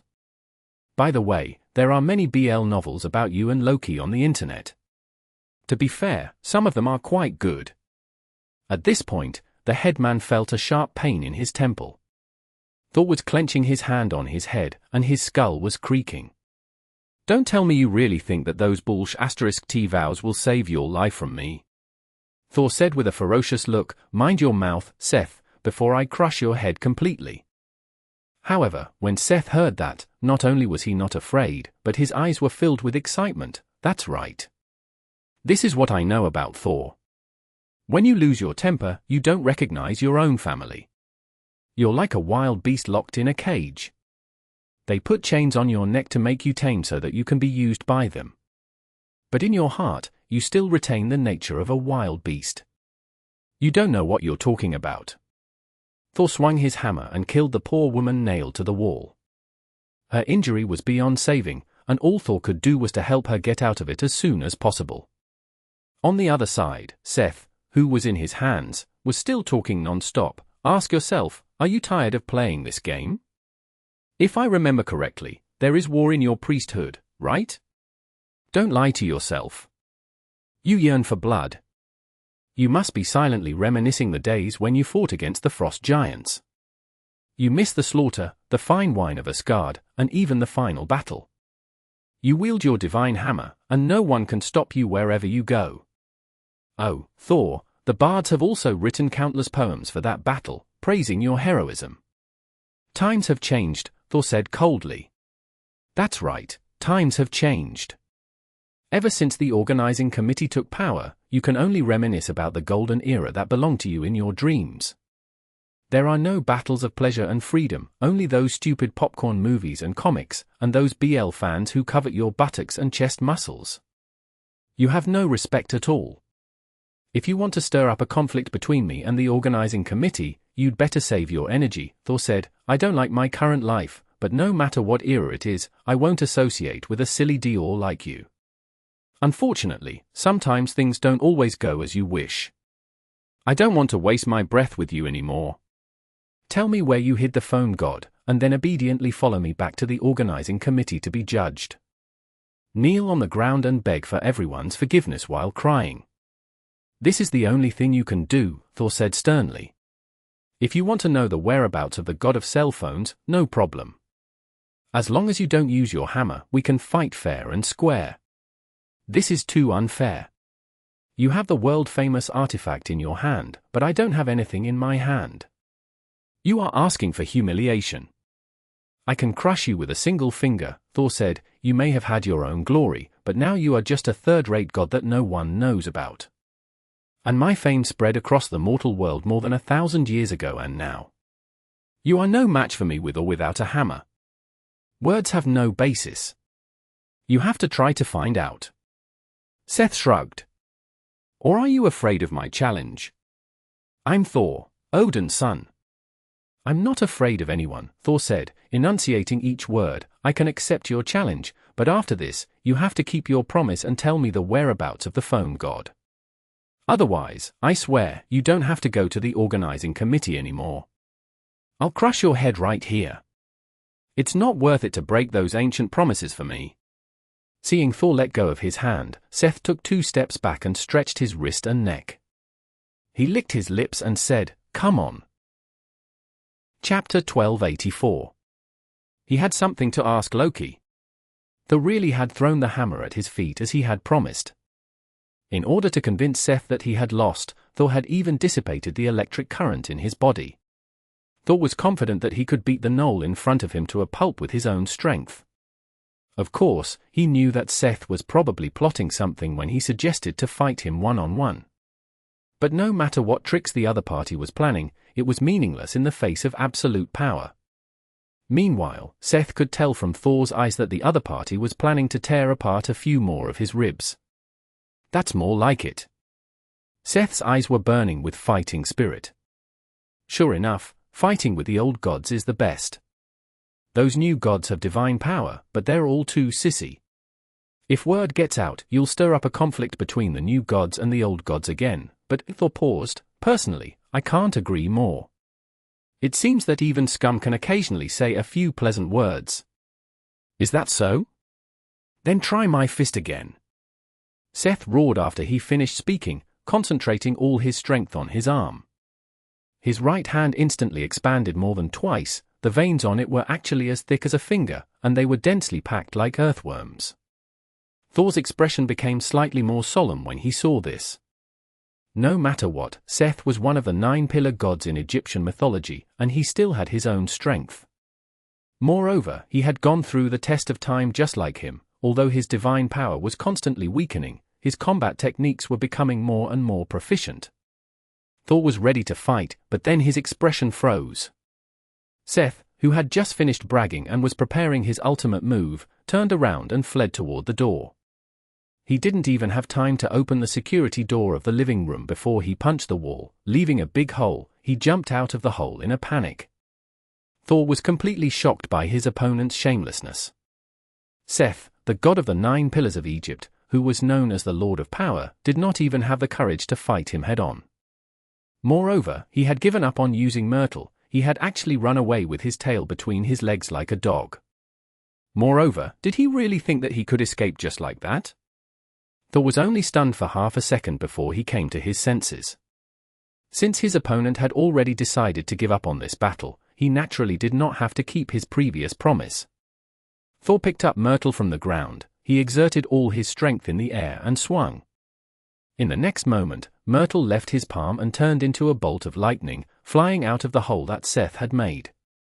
Due to his speed, Myrtle even caused a series of sonic booms while flying. Then, he hit the target as expected. Thor was furious that Seth had gone back on his word. This time, he did not hold back. He believed that even with Seth's physique, he would lose most of his life if he took this blow. There was a high chance that he would only be left with his last breath. In fact, he wanted to kill this stupid bleep who had no sense of honor as a warrior with a single hammer. However, due to those ancient and sacred oaths, he could not really kill Seth. Thor had to admit that Seth's words had indeed hit the nail on the head. The messy rules of the organizing committee had always made his hands and feet tied. He felt a stifling feeling in his chest that he could not release. In the past, when faced with such a situation, he would never waste his breath on the enemy. He would just smash the enemy to death. Back then, when he killed the Frost Giant, he didn't show any mercy at all. The awe-inspiring reputation of Asgard's #1 warrior was also built on the heads and blood of the enemy. Of course, Thor was only thinking about it in his mind now. He reached out and recalled his hammer. He saw the blood on it, but the amount of blood was a little too much. It was mixed with hair and white brain matter. Seth was killed by his hammer? It didn't make sense. Although the other party's actions were disgraceful, he was still very strong. He was still alive and kicking after taking his hammer with his chest. Logically speaking, he shouldn't be so weak. Thor opened the door of the living room and walked out. He saw a scene in the corridor that stunned him. The cat man who had been searching for Seth with him was standing in the corridor. He was still holding his left hand, ready to knock on the door, but the head on his neck was gone. At the same time, the wall behind him was covered in blood. It was like a watermelon falling from 1,000 meters high into pieces. Thor's eyes widened. He finally knew where the hair and brain matter on his hammer came from. The thing he had hit was not Seth, but his companion's head. But how could it be so coincidental? The cat man had come early and late, but he had to stand outside the door at this time. It was simply bad luck. No, it was not bad luck. Thor's temples began to throb wildly. He vaguely smelled a hint of conspiracy. However, analyzing and thinking had never had anything to do with him. He was a warrior, and warriors only needed to believe in muscles. In fact, it wasn't just him. The Asgardian gods had gotten used to asking Loki about the way to deal with things, or they would look for Quishil, because Quishil knew everything. However, the good times didn't last long. After Quishil was murdered by the dwarfs and turned into poetry mead, everyone could only rely on Loki's evil ideas. Thor wanted to ask Loki, but the latter hadn't appeared for a long time, and no one knew where he was fooling around. Moreover, Loki's position had always been a mystery, and no one knew what was going on in his mind. But Thor knew that he was in trouble. Not only had he violated those ancient and sacred oaths and killed a god, but a new god had also died at his hands. Although he was the cat slave god, Loki had been wondering what the hell was going on when he first saw him. What the hell were modern people thinking about? It wasn't easy for him to evolve to the top of the biological chain, but now he found himself a master. He never hid his disdain and contempt for his companion. If it weren't for the fact that he had to rely on the other party's stray cat creature as a biological detector, he would have kicked the cat man away long ago. However, contempt and contempt were one thing, but killing the other party with his own hands was another. Especially since the new and old gods hadn't been on good terms over the past few years. Although there hadn't been any large-scale conflicts, there had been quite a few minor conflicts and frictions. As for Thor, as the signature existence of the old gods, he had used his hammer to blow up a new god just like that. One could imagine how much of a commotion this would cause. Chapter 1285. The Mechanical Gods Counterattack. With his warrior's intuition, Thor had already sensed that the situation was heading in an unpredictable direction and was rapidly falling. However, what he didn't know was that this was only the beginning. Copenhagen International Airport. The Valkyrie successfully captured the mechanical god who had just gotten off the plane. After that, they didn't delay any time and didn't even leave the airport.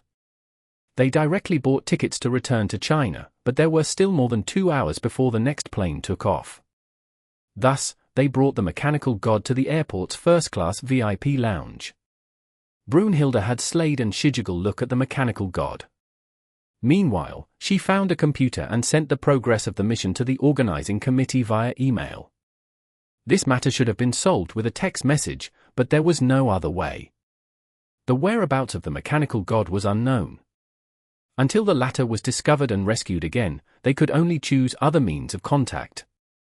Brunhilde typed the last character and clicked send. Then, she turned around and smiled at the mechanical god on the sofa. Since you know who I am and why we are here, and we know who you are, then the problem becomes much simpler. The mechanical god did not speak. His gaze was sneaking around, taking in all the mechanical creations in the VIP lounge. As long as he was given a minute, no, half a minute, he would be able to assemble the computer beside Brunhilde, the clock behind her, and the coffee machine on the snack table into a mechanical sword. It seemed that he was still unable to defeat the three women in front of him. The mechanical god sadly realized that in terms of physical strength, he was really not a match for the three Valkyries in front of him. However, Brunhilde did not look down on him because of this. On the contrary, the Valkyrie appeared very polite because she knew how terrifying the ability of the man in front of her was. In a while, we're going to take a plane back. I don't want the same thing that happened on the previous Assault 8 to 300 to happen again. What thing? The mechanical god braced himself and pretended to be stupid. Just say it directly. You won't attack the plane you're on, right? Shager asked. If you really fall down, won't you be finished too? Or are you planning to threaten us with mutual destruction after you get on the plane? Seeing the change in the god of machinery's expression, Sheergull knew that he had guessed correctly. You fellow, do you really think so? Then it seems that we have to make some preparations. It's a pity that we didn't want to do this. What do you want to do? Kill me? The god of machinery finally became nervous. As a new god, he was actually quite a shut-in, even though he didn't usually interact with other gods, but he also knew the conflict between the new god and the old god. In the eyes of the new god, the old god was just a bunch of barbarians who ate raw meat and drank blood. They carried the savagery and ignorance of the ancestors. Many people wouldn't speak properly when they could make a move. Moreover, there was a rumor that they had been snatched away by the new gods because they were dissatisfied with their status. They wanted to unite and kill all the new gods. I don't like the way you look at us. I keep feeling that you're thinking about something very disrespectful, said Slade. Perhaps we really should kill you once and for all. You know, we're very good at this kind of thing. As he spoke, Slade made a gesture of cutting his neck. Don't scare him anymore, Brunhilde said with a frown. Then, she turned to speak to the mechanical god. We are only carrying out the orders of the organizing committee.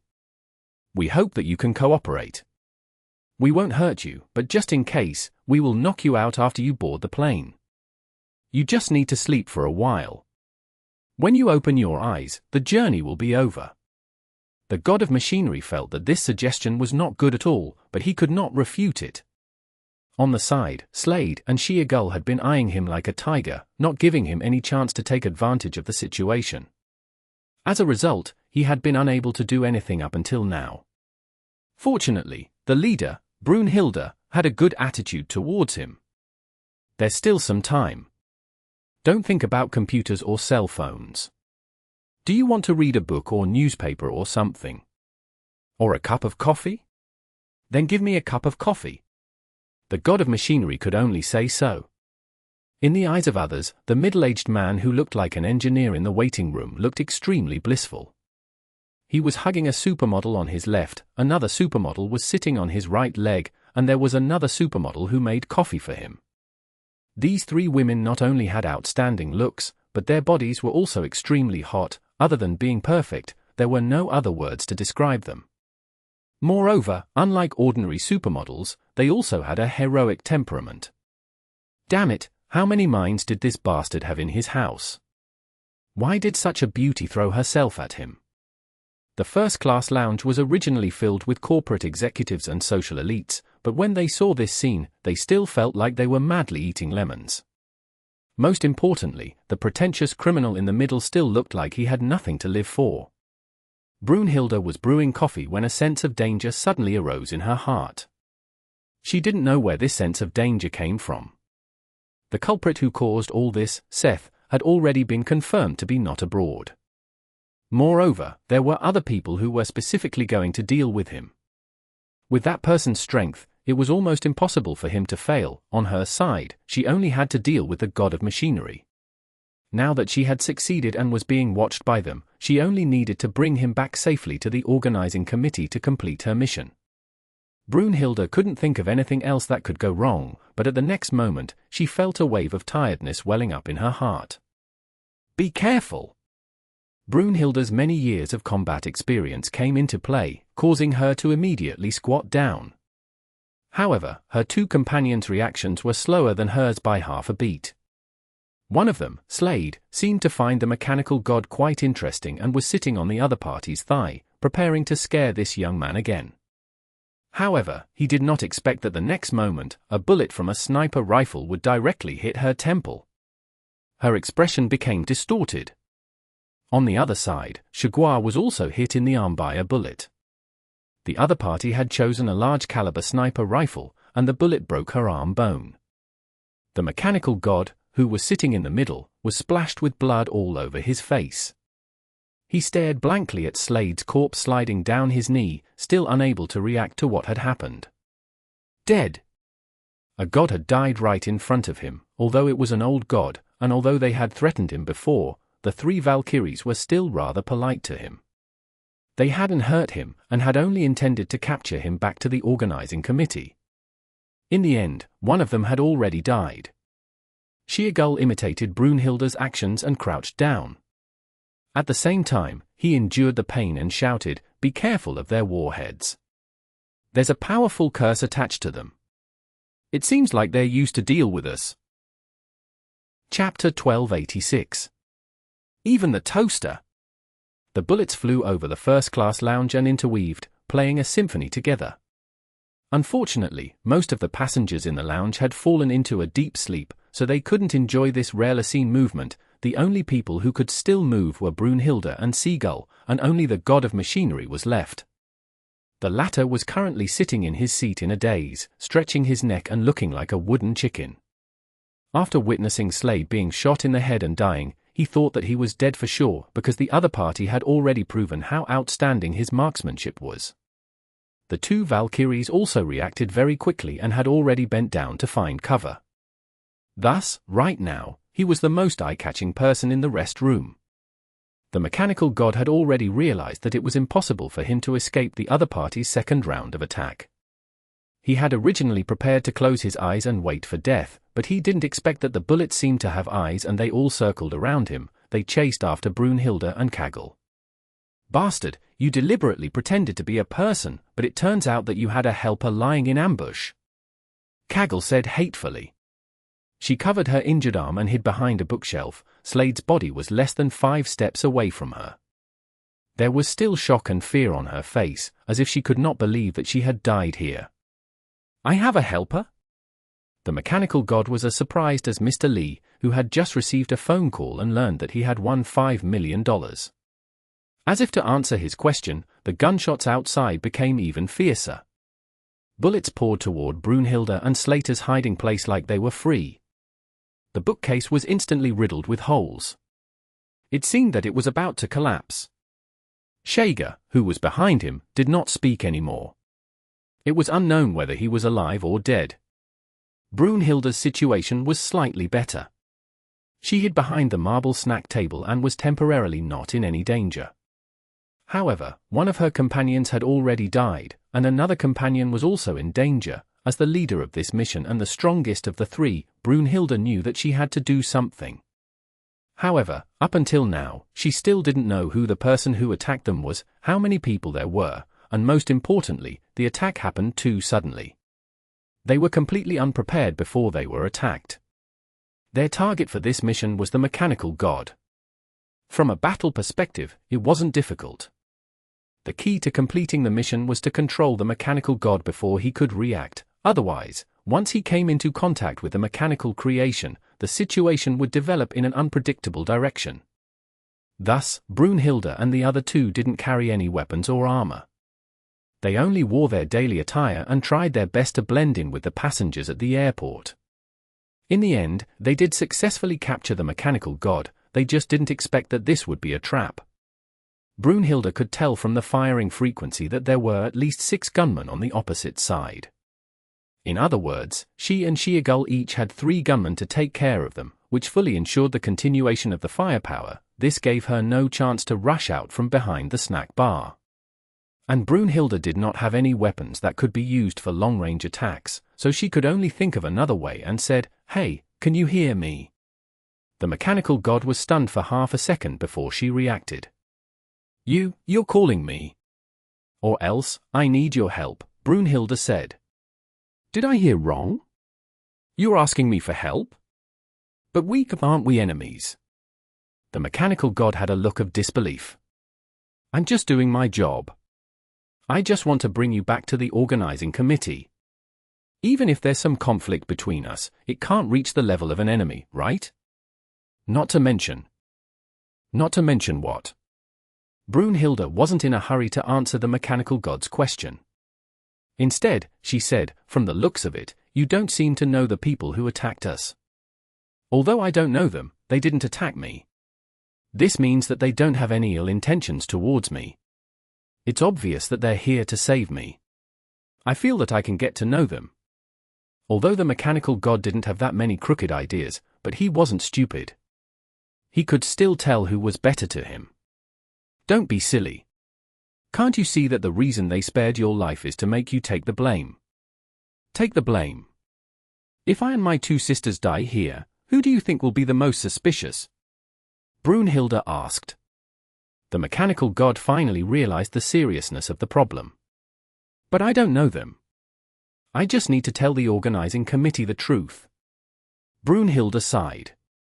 Are you going to go to the organizing committee and explain yourself? The mechanical god was speechless. He was still a fugitive. And do you really think that after we die, the people outside will let you walk out and talk nonsense? Seeing that the mechanical god was still hesitating, Brunhilde quickly pressed another bargaining chip. Breaking the rules and attacking the agent is one thing, but murdering the god and breaking those ancient oaths is another. Moreover, don't forget that you are the new god, and we are the old god.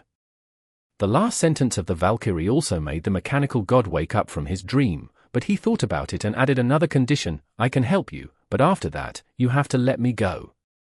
You will explain everything that happened here to the organizing committee, especially your dead companions. Deal, Brunhilde said without hesitation. The god of machinery suddenly stood up from his seat and pounced on the refrigerator on the right.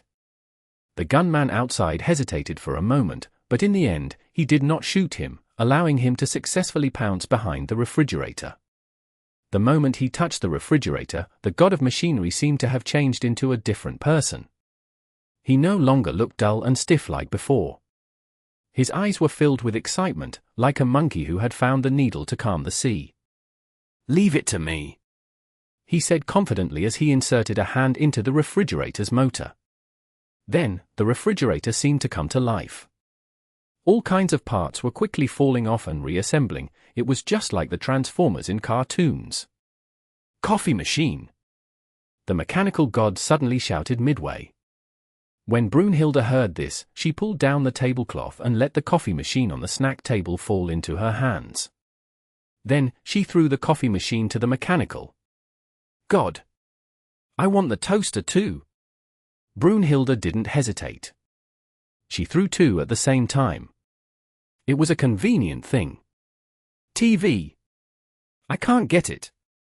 Brunhilde didn't move this time and said in a bad mood, don't push your luck. The TV is more than 30 meters away from me.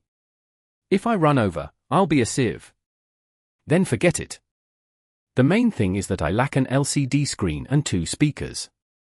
The god of machinery scratched the back of his head and said, but it's basically done anyway. Chapter 1287. Fortress Cannon and Flashlights.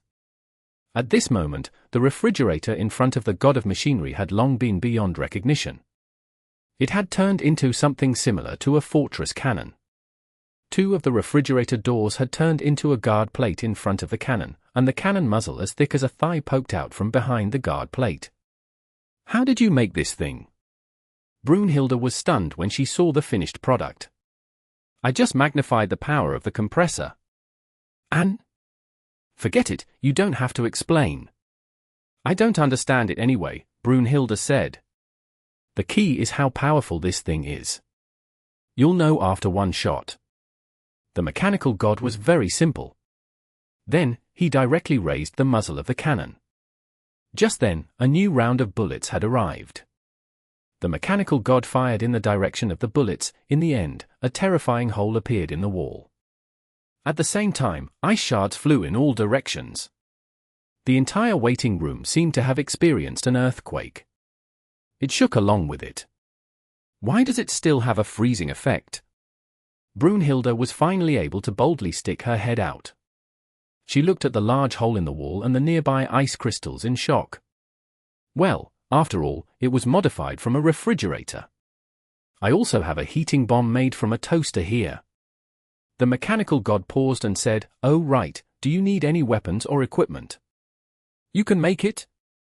Brunhilde raised her eyebrows. "Of course, but it's only a mechanical version. It definitely won't be as useful as your original weapon. If possible, please forge a spear and a shield for me," the Valkyrie said. This was also the weapon she was most comfortable with, but unfortunately, she didn't bring it with her this time. "No problem," the mechanical god agreed immediately. Then, she began to look at the other mechanical equipment in the room. Meanwhile, Brunhilde took this opportunity to roll out from behind the snack table. She came to the place where Sheergull was hiding. The latter had already fallen into a coma. Sheergull had at least 6 gunshot wounds on his body. Fortunately, they were not vital points. With the Valkyrie's strong physique, she was able to withstand the terrifying kinetic energy that came with the bullets. However, there was nothing she could do about the special curse on her body. Right now, her cheeks were frighteningly hot and her eyes were tightly shut. The blood in the wound seemed to be unable to stop flowing. "Hold on. I'll bring you back to Asclepius. He'll definitely be able to heal your wounds," Brunhilde said as she tore off her clothes and bandaged Sheergull. At the same time, the god of mechanics began to assemble Brunhilde's weapons according to their agreement. As for the shield, it was much simpler. As long as the 2 refrigerator doors in front of the cannon were taken down and used directly by the Valkyrie, it would be fine. Anyway, after firing another round, there wouldn't be any shells left on his side. He would just have to lie low and see what other gadgets he could assemble while he was at it. Brunhilde quickly took care of Sheger's injuries. Of course, she only helped her to stop the bleeding slightly, but whether or not she could endure it, and how long she could endure it, would depend on Sheger himself. Outside the door, after a short period of silence, gunshots rang out again. This time, not only were they attacking Brunhilde and Sheger, but they also did not let go of the mechanical god. However, the gunshots were a little less frequent than before. It seemed that there were only 3 gunmen left, and their positions were also very open to avoid being wiped out by others. The mechanical god fired the remaining cannonball and dealt with another gunman.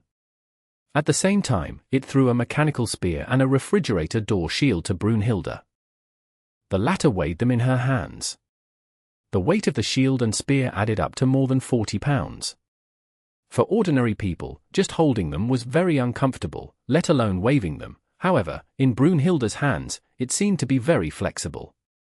Then, the Valkyrie jumped out from behind the bookcase and rushed towards the gate of the departure lounge.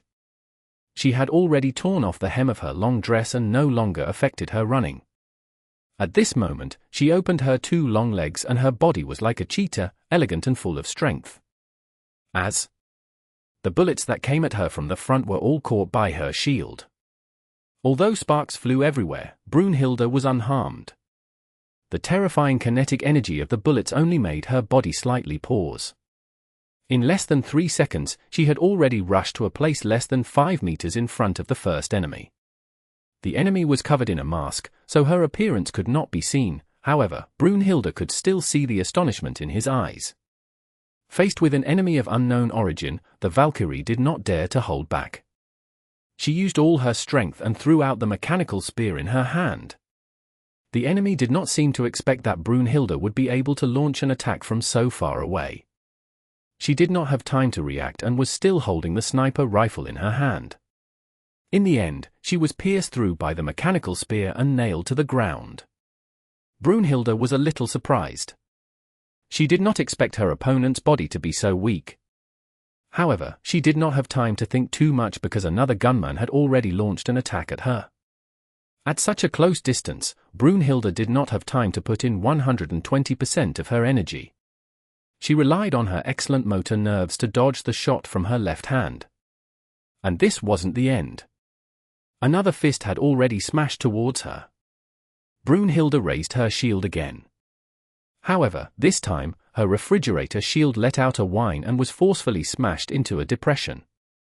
The Valkyrie's body also took a rare step back. This power, was it Seth? Or was it a god from another clergy who had the power attribute? Brunhilde wanted to pick up the mechanical spear that was stuck in the ground, but there was another gunman eyeing her from the side, making her feel a bit awkward. At this moment, a dazzling light came from behind Brunhilde, causing both her opponents to close their eyes. The Valkyrie took this opportunity to pull out the mechanical spear, and with a flick of the tip of the spear, it pierced into the chest of the last gunman. Hey! This is a human body? When Brunhilde killed the first gunman, she was only a little suspicious. Now that the spear was in her hand, the feedback was even clearer. She could finally confirm there were humans among the group that ambushed her. This made Brunhilde very surprised. She originally thought that this was just an internal conflict between the gods. Some of them couldn't sit still anymore. But now, it seemed that the implications were even greater than she had imagined. There were also those cursed bullets that could harm or even kill gods. Brunhilde realized that perhaps something big was about to happen. No, more accurately, it was already happening. She needed to immediately send this information back to the organizing committee. Thank you. Even if Brunhilde didn't turn around, she knew who had helped him just now. The mechanical god finally touched the television that she had been thinking about for a long time and successfully transformed it into a large flash. Brunhilde had relied on this flash to kill the last gunman. Her gaze quickly shifted to the person who had punched her shield, because the latter was likely the mastermind of this attack. Chapter 1288. News. Jonghang threw away his phone and went to a clothing store on the street. He used pet wire to open the door, took a set of clothes from the shelf, changed out of his wet clothes, and put some change on the cashier. Then, he found a hotel and opened a guest room. After eating, he had a good night's rest. Perhaps it was because he was far away from Greenland, or perhaps the old mark on his body was working, but that night, he did not have any nightmares. After recovering his strength and energy, Jonghang climbed out of bed and sat at his desk in the hotel room. He started to think about his next move. The sudden crash of the Charge 8-300 was not an accident. However, Jonghang did not know who the culprit was for the time being. As his personal information was leaked on a large scale, the relationship between the players had become increasingly tense, although the three major guilds immediately issued a stern joint announcement to warn everyone who was about to make a move. With Silver Wings Guild leader Pegasus openly betraying them, the joint announcement had become a joke. After that, Silver Wing issued a new announcement, claiming that Pegasus had been hacked. All the previous overheated comments were not his intention, but that was half a day later. The speed of public relations was too slow, and hacking was the standard answer of the PR world. It could be found anywhere, so it was easy to imagine how many people would believe it.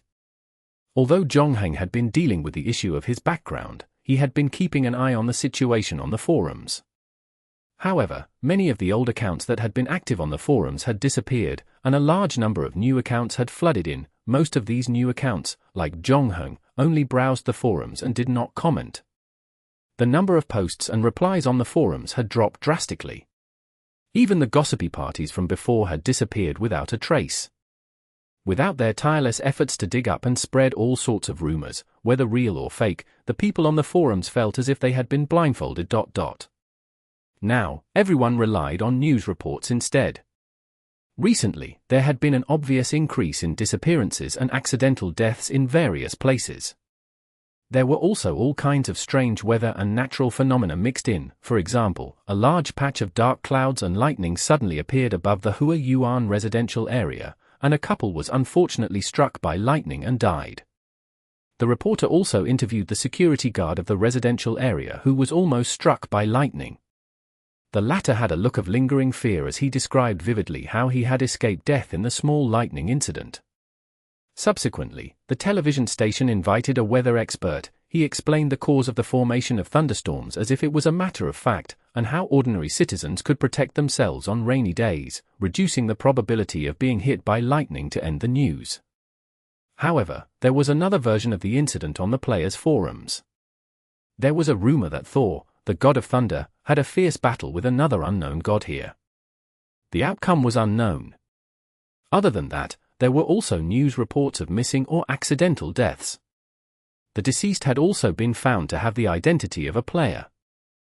There were also some experienced criminal police officers in the public security department who sniffed out something, but they did not know why. The follow-up investigations were all to no avail. These mysterious deaths and disappearances were originally the favorite of all kinds of junk marketing accounts. However, there seemed to be a mysterious force that had been suppressing the heat of the related incidents. When the relevant videos and public accounts saw that they could not gain any traffic, they turned to gossip about celebrities. Only the players' forums were still quietly paying attention to these news. Now, a difficult decision was placed in front of all the players. That was whether they should give up their current identity and life and turn from light to dark. This was because no one knew if their name would appear in the next news article. Doing so would undoubtedly increase their own safety. However, to many people, it was no different from death. Furthermore, this kind of thing was not a joke. After losing his job, how was he going to survive? How was he going to hide in the city? And how was he going to explain this to his family? Updates by freewebnovel.com. Perhaps the only good news for Jong-hung was the recent collapse in the exchange rate. Many players were planning to convert their points into money for the future. On the one hand, they were preparing to hide in the future. On the other hand, they wanted to leave enough capital for their families before they left. According to the latest exchange rate table that Daisy had sent him, the exchange rate between points and RMB had already dropped from 40,000 to 24,000. Hanlu's first funds had also been in place, and she was starting to buy in large amounts. She had even slightly raised the exchange rate. Jong-hung had considered whether he had been targeted by hunting-type players this time, but this kind of player killing people was secondary. Their primary goal was to seek money. If they were targeting him, then they would really be targeting the items on his body. This was especially true for B-grade items. There was no reason for them to let him die in the vast ocean. As for personal grudges, Jong-hung had always been single file. He rarely met other players, and most of the enemies had been dealt with by him in the dungeon. The only exception was the conflict between him and Light Arc. If it was Light Arc, they might have the ability to do so. However, from the previous joint announcement, it could be seen that Light Arc was leaning toward maintaining the original order. This was also the best choice for them. There was no reason for them to slap themselves in the face so quickly. Jong-hung then recalled the words that Norototip had once said. Most gods did not wish for the master of the city under the ice to escape successfully, and the simplest method seemed to be to kill him as a vessel. So, could this be an attack from a god? Indeed, from the information about his location being received out of nowhere, and the method that the other party had chosen to kill him, there were too many parts that could not be inferred from common sense. However, if it was a god, then it could be explained, and it was very likely that it wasn't just one god involved. How did it feel to be targeted by a god? There was probably only endless despair left. In most of the legends and poems, the gods were described as incredibly powerful, filled with power, possessing endless lifespan, eternal youth, and undefeatable. However, Jong-hung had already fought with gods countless times, and he had personally killed more than one god. He had already proved that these creatures could be killed, and they also had weaknesses. They didn't even need humans to kill them. A large portion of them had aged beyond recognition in the long river of time, and they were struggling to survive in modern society. Other than a few unpredictable existences, most of them had a fixed path of behavior and personality traits.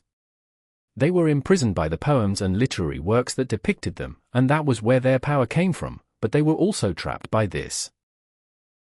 Chapter 1289. Self. From the moment he learned of his identity, Jong-hung had already considered the worst-case scenario. Even if he was targeted by the gods, it didn't mean that death was inevitable. Furthermore, Jong-hung wasn't completely isolated. According to Norototip, at least the minions and fanatics of the Master of Under Ice City would protect him. Of course, they weren't on his side. They were just making sure that the container was intact. However, this was something that Jong-hung could at least use. The bartender usually looked lazy and indulged in fishing, but Jong-hung knew that she wasn't weak.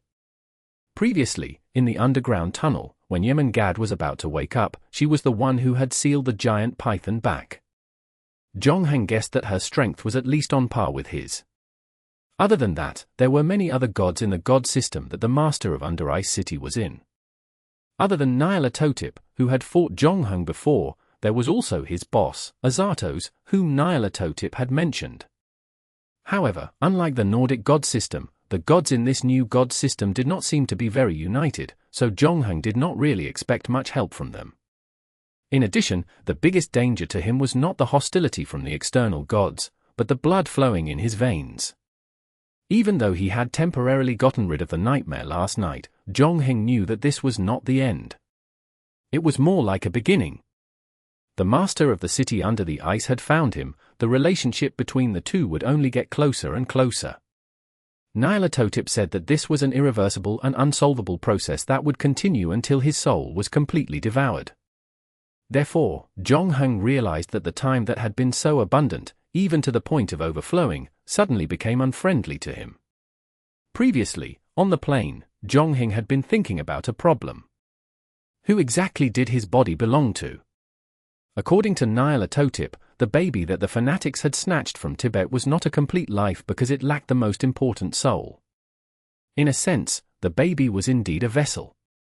Then, the fanatics found a way to send the baby into the city under the ice. They began to change his blood to prepare for the escape of the Master of the City Under the Ice. This was a whimsical plan, but it was surprisingly effective. If everything went according to plan, then the soul of the Master of the City Under the Ice would eventually take over the body of the baby. However, Jong-hung's parents barged into this lost world just as he was about to succeed. After a series of manipulations, they created a new soul, which was him, and he took over the body. From this perspective, perhaps he was the one who had taken over the nest of the magpie, but what was he like? Updates by freewebnovel.com. The previous rounds of dungeons had been a process for him to explore the world and gradually learn about himself. However, it was only today that Jong-hung began to seriously consider the question of what the self was, especially when he realized that his body might be occupied by another existence, and that the blood of that thing was indeed flowing in his body. Jong-hung would also be confused as to what the part of his body that belonged to him was. Following this question, he naturally had the thought of whether or not he should stop resisting and be killed by those gods, or whether or not he should just kill himself, because right now, this was probably the best choice for the world, and for himself, his feelings were almost gone. Even in the face of death, he had no fear. This allowed him to calmly think about this matter, like how much soy sauce to put in a stir-fry or what kind of weapon to use in the previous battle. He used absolute rationality to analyze the pros and cons behind this decision. Finally, he made the decision that would bring him the greatest benefit. Then, Jong-hung was shocked to find that he had lost the reason why he had to live. He had already forgotten what had kept him fighting all the way here. What about the world? What did the world mean to him? Kunayu had once said that deep down, he still had good intentions toward the world, just like how he had saved the pregnant woman on the plane. However, Jong-hung knew very well that his choice to save the woman was more like a kind of inertia. Out of his previous education and moral training, what did this move mean to him? Jong-hung carefully recalled and found that he did not gain much joy after saving the people. Just like when he realized that the plane was about to crash, the more than 30 passengers and crew on the plane were probably going to die, but he did not get angry, even though he knew that this kind of behavior was too much. Jong-hung knew that he would not get any answers if he continued to struggle, so he pulled open the curtains and let the sunlight shine into the room. Then, he turned on the computer and plugged in the USB drive that could not be traced. He thought for a while. After typing out an email, he clicked send and went to the balcony to retrieve his dried passport and clothes. After packing his suitcase, Jong-hung appeared at the dock an hour later. To be on the safe side, he didn't choose to take a plane this time. Instead, he chose to take a ship. After all, the sea was his home. If he was attacked at sea, he could fully utilize his advanced water control ability. If he couldn't beat him, he could dive into the deep sea. However, his journey this time was very smooth. Half a month later, he arrived at Donegal Port, a port in Northern Ireland that belonged to Donegal County. Jong-hang got off the ship and didn't walk far before he saw Father Jong, who was looking around with a Chinese sign in his hand. He walked toward him and was greeted with a firm hug. "You're finally willing to come to Europe. I thought you were joking when I received your email," Father Jong said. "And you said you lost your phone." "Yes," Jong-hang said. "Then let's go to the mall later to buy you a new one. Your mother didn't come to pick you up because she had to prepare dinner." "Huh? When did she learn how to cook?" Jong-hang raised his eyebrows. "About half a month ago, she suddenly fell in love with cooking after watching a variety show. But you know her, she's always hot-headed. She probably won't last long, but it doesn't matter. Half a month's worth of food is worth half a month's worth of food." Father Jong was as open-minded as ever. As he spoke, he took the luggage from Jong-hang and put it in the trunk. Chapter 1290. A Story of Heroism.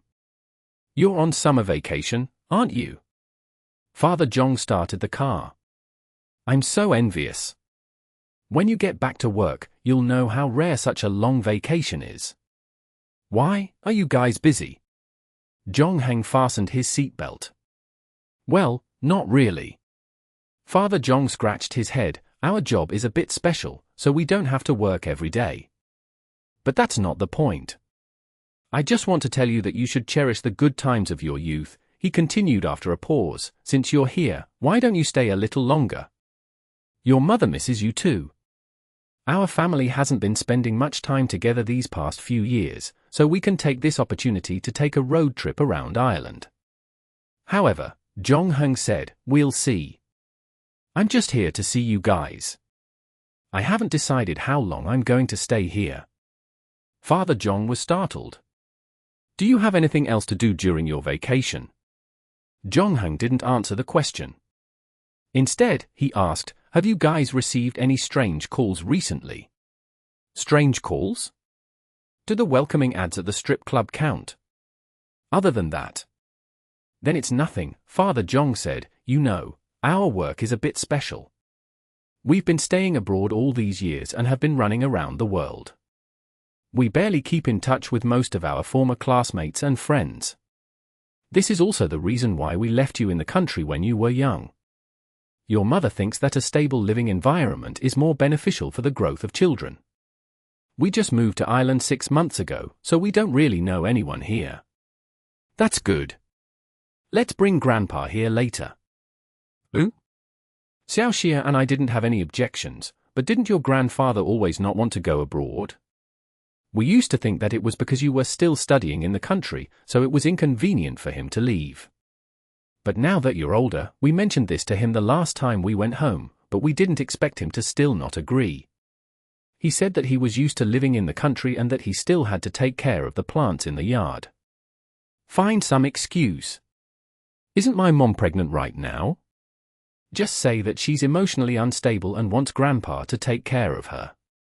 How could Xiao Xia be emotionally unstable with her personality? Father Jong suddenly stopped when he said this, as if he had realized something. "You asked me if I had any strange calls recently, and then you asked us to bring Grandpa here.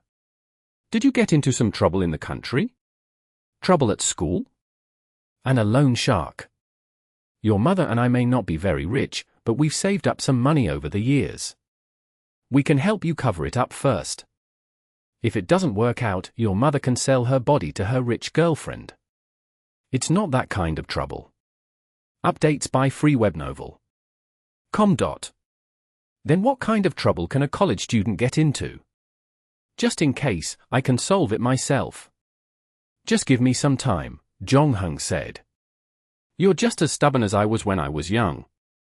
Father Jong didn't pursue the matter further. Have I ever told you the story of how I was a good Samaritan when I was young?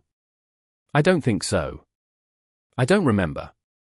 Yes, it's just that most people think that no matter how bad a minor is, it can't be that bad. After all, children are still young, and it's inevitable for them to make mistakes. It's not a big deal, so they're used to avoiding school violence. Moreover, the current law mainly focuses on educating and guiding minors to commit crimes. On the other hand, this also makes it very cheap for minors to commit crimes. In any case, at that time, basically every school would have a school bully or something. Basically, we gave up on studying and gathered a bunch of friends. Most of them would even interact with some people from outside the school and acknowledge one or two big brothers to back them up. After that, they would run amok in the school, flaunting their power and bullying the students they targeted. Sometimes, it was to extort money, and sometimes, it was just to get pleasure. Unfortunately, we also have a guy like that in our school. They are actually very good at choosing people. They specifically pick introverted, weak and shy students. These targets usually don't resist and can only silently endure the bullying. I've seen them find people to buy cigarettes for them before, or block people at the school gate, but that was the first time I saw them beating other students with my own eyes. I didn't want to get involved in this kind of thing, but they were beating the students of our class. I don't know him very well, but I know he's from a single-parent family. His family situation isn't very good. Other than him, there are two other elderly people. They all rely on his mother to work in the factory workshop. Moreover, the profits of the cannery where his mother was at that time weren't very good. He usually didn't talk much at school and was a little quiet. That day, it happened to be when he was about to pay his book fees. I guess that's why those people targeted him. So I hesitated for a moment, but I still stood up and shouted at those people. "What are you doing? If you don't stop, I'm going to call the police." And then my classmates and I were beaten up by them. My book payment was also stolen. Father Jong sighed. I thought about it later. That place is actually very close to the gate of our school. If I had gone to the security office to look for someone, or had really called the police instead of acting tough, the result might have been different. Maybe we wouldn't have been beaten up and our money stolen. You've always told me to be calm and rational when encountering danger. I didn't expect you to be so impulsive. Don't look at me now as an ordinary middle-aged man, but who hasn't been a teenager before?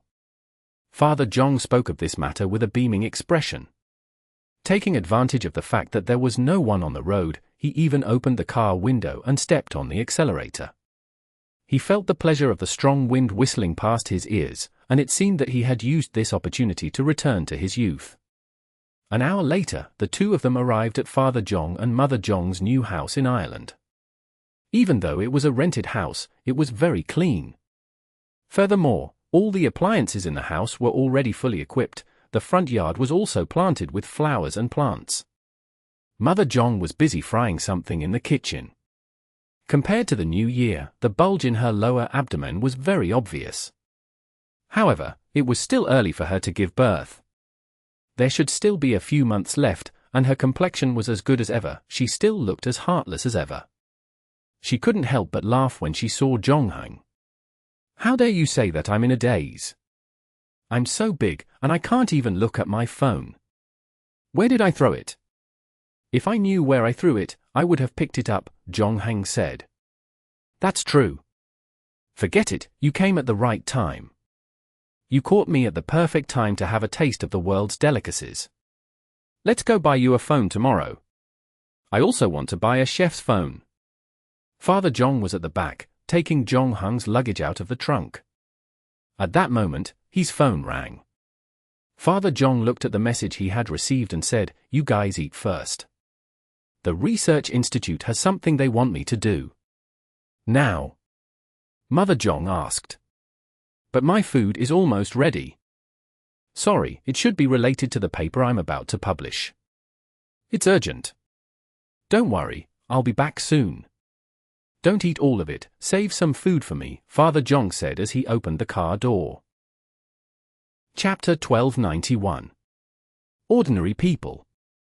Sigh, it's been so many years.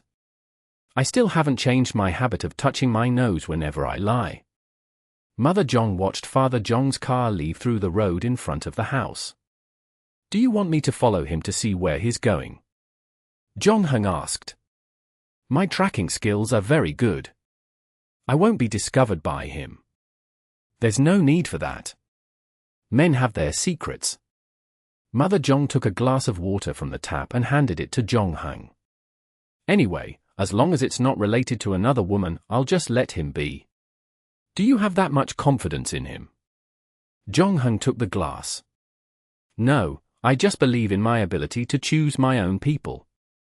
Mother Zhong blinked. If he's not here, then so be it. Let's eat first and help me with the dishes. You look a lot darker.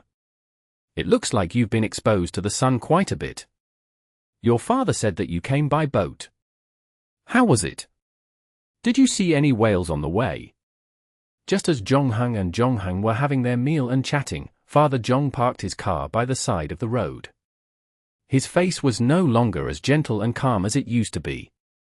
His eyes turned cold as he stared at the billiard hall across from him. No one knew what he was thinking. About half a minute later, he turned off the engine, got out of the car, and turned to the trunk.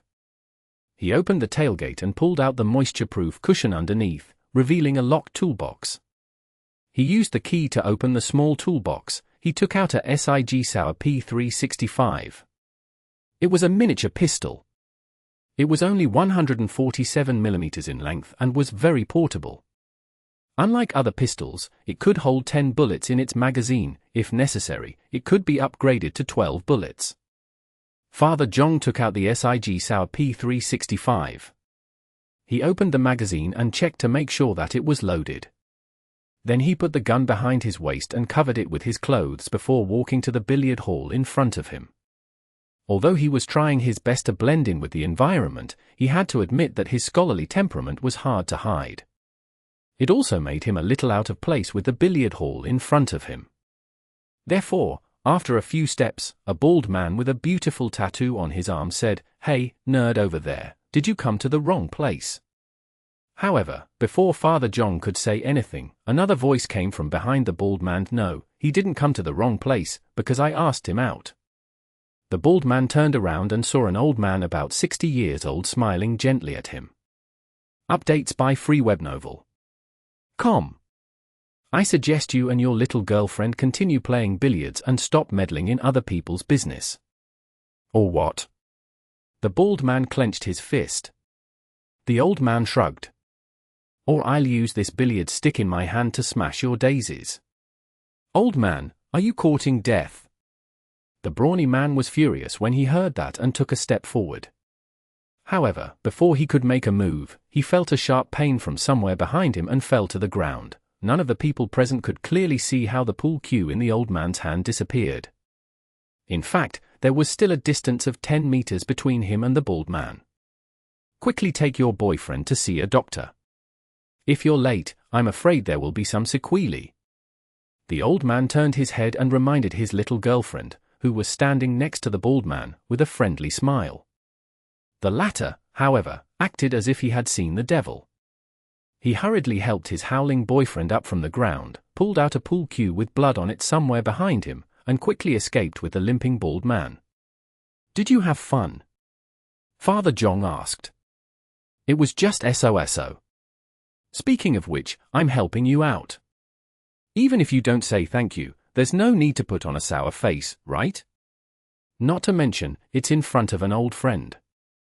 Father Zhong walked to the billiard table where the old man was, and looked into his eyes. You self-proclaimed gods always use your supernatural powers to do whatever you want, ignoring the laws and rules.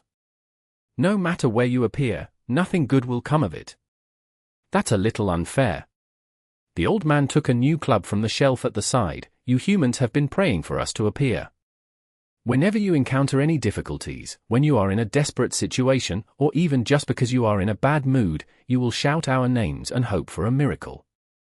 You see, you have the desire to break the rules. That's because they don't understand the good things you have done. You might have overestimated your own kind, but it doesn't matter. The old man set up the billiard ball. I didn't ask you out today to argue with you about such things. Then what did you do it for? The old man smiled. Play a game with me first. It's a little itchy. We played it in Nyuk too. Do you still remember? If you have something to say it quickly. My wife has prepared dinner. She's still waiting for me to go back and eat. Father Jong frowned. A married man. He really doesn't have any freedom. The old man appeared to be very sympathetic. However, seeing that Father Jong did not have any intention of playing with him, he did not force him. He took out a bullet casing from his pocket, he placed it on the edge of the table, then leaned over and aimed at the white ball in front of him. Father Jong's pupils shrank when he saw the shell, but he quickly regained his calm. I don't buy abandoned bullets here. Beautiful handicraft, made of pure silver. The bullet's head is painted with the juice of the crystal orchid, and the bottom of the shell is engraved with Hebrew, everything dies, but the most creative thing is the inside of the shell. The core is actually filled with the blood of the goddess of curses. Eris is the goddess of curses in Greek mythology, and her curses are very powerful. In addition, there are 16 runes from different mythological systems, ensuring that this curse can work on almost all creatures of the mythological system. In the end, this beautiful handicraft has become a terrifying weapon that can kill gods. The old man waved the club in his hand, and the white ball flew out and hit the colorful ball in front of him. Just 2 weeks ago, this bullet hit a goddess named Sleigh. If it was someone else, I might have to explain who Sleigh is. After all, not many people know her name now. But if you study these things, you should know who she is, right? Valkyrie, the Valkyrie of Norse mythology, Odin's maidservant. It is said that they will ride horses and hunt together, heading to the battlefield to search for the souls of the fallen heroes. They will give the selected ones a kiss and bring them back to Valhalla, Father Jong said calmly. Bingo! As expected of a professional. It has to be said that many people have underestimated you. When I first met you and your wife, most of my attention was focused on your wife because I have never seen such a pure soul. In comparison, you are much inferior. Although your character and temper are very good, you are just a good ordinary person. Chapter 1292. What a father should do. I am indeed just an ordinary person, Father Jong said expressionlessly. If you are looking for the murderer of Sleigh, then you are obviously looking for the wrong person. Relax, I am not here to interrogate you. The old man watched the 2 colored balls enter the hole, change directions, and crouch down again, and I know that you didn't do what happened at Copenhagen International Airport because you haven't left Ireland during this period of time, right? Are you spying on me? Father Jong's face darkened. We had an agreement when we were separated. You promised not to disturb us anymore. I remember that my original words were, if that child wasn't in danger, I wouldn't have appeared again. The old man swung his club again and shot a black ball into the bag. I have kept my promise. I haven't disturbed you and your wife in the past 18 years. But as I said before, maybe I underestimated you from the beginning. If I had known you better, I probably wouldn't have made such a promise. You shouldn't have come back, Father Jong said in a deep voice. No, on the contrary. It's fortunate that I came back. Otherwise, you would have been in big trouble. The old man put away the club, looked at Father Jong, and sighed. To be honest, I didn't expect you to walk on such a path. I thought you were one of the few people who really understood us. You wouldn't idolize us, nor would you look down on us. You and your wife are like 2 bystanders. You know our history and where we come from. So why don't you continue to observe and get yourself involved? No one should know better than you how dangerous it is. I have no idea what you're talking about. This bullet, you invented it, didn't you? The old man finally gave up on the charade and pointed at the bullet casing on the table. I'm sorry, but my men have been keeping an eye on you and your wife for the past 4 months. Initially, I wanted to know if your attitude toward Jongheng had changed. After all, we haven't seen each other for a long time, and humans are a species that can easily change their minds. In the end, I accidentally discovered that you were secretly communicating with a group of people behind your wife's back. You're very careful. You never call and only send emails, so you don't leave your voice messages, and you don't use your computer, tablet, or cell phone. You go to the internet cafe every time, and you often change places. You even drive an hour to the next city, and you only use a temporary email address with a 24-hour limit to send emails. So my people can't find out who you're contacting, and this matter has also aroused my curiosity. I'm bisexual and have a same-sex lover, but as a husband, I have to hide this forbidden relationship, Father Jong said seriously. The old man was amused by him. It's useless even if you're self-deprecating. Don't forget who I am. I can't change the past, but after you leave the internet cafe, you can go back half an hour and sneak a peek. Also, do you want to make a bet? What bet? I bet the clip of the gun behind you contains the same kind of bullets, the old man said leisurely as he placed the billiard cue on the ground. It's a pity. We had such a good conversation before. I thought we would become friends. Friends? I won't forget that you forced us to enter the city under the ice. Updates by freewebnovel.com. And you also saved the world, didn't you? You know very well how terrible things would have been if the master of the city under the ice had come out. If I hadn't organized that scientific expedition, the entire world might have been shrouded in fear by now. After that, you proposed to adopt the child, and I agreed. I even gave him a talisman to help him block the connection with the master of the city under the ice. I did almost everything I could. The old man spread his hands. That's the problem.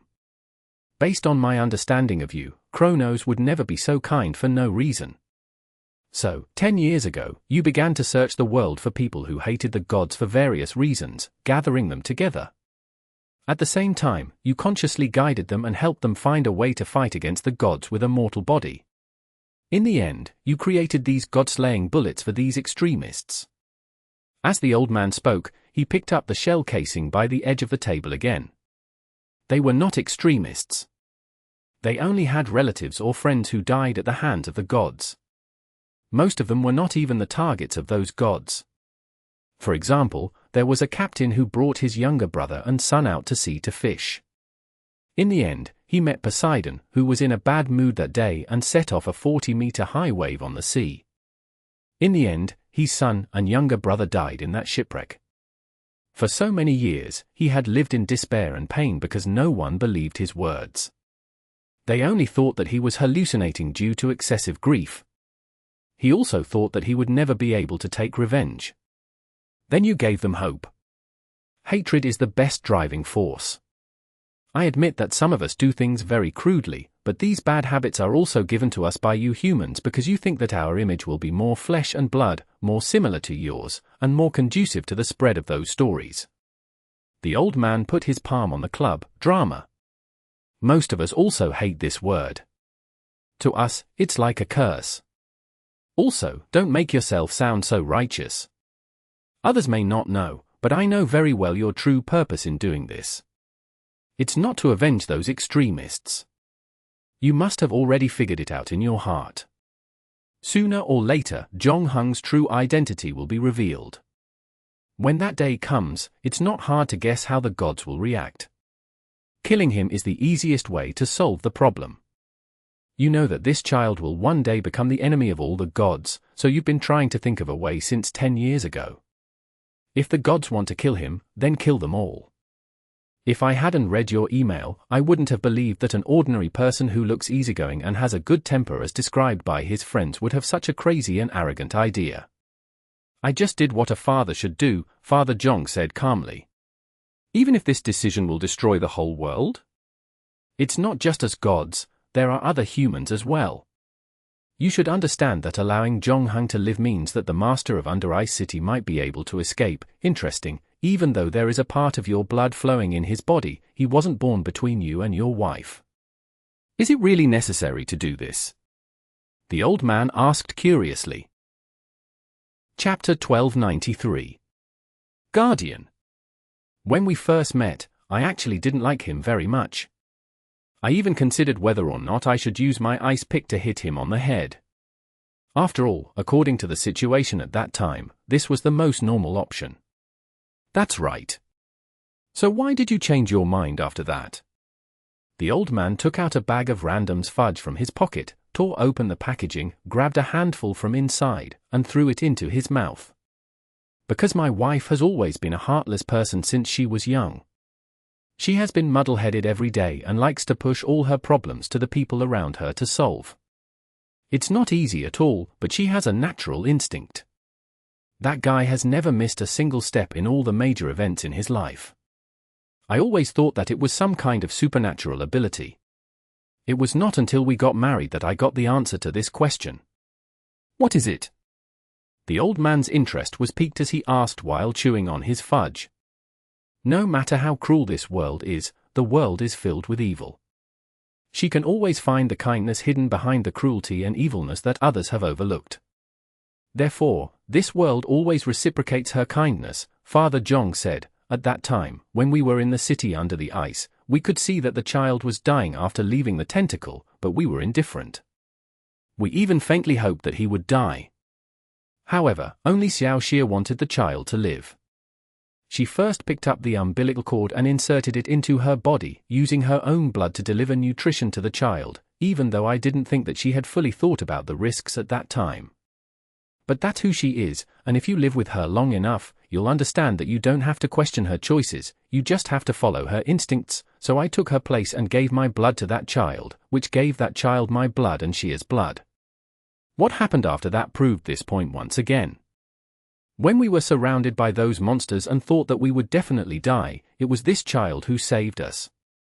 Because they were afraid that killing us would also cause this child to die, they stopped and watched us leave the city under the ice.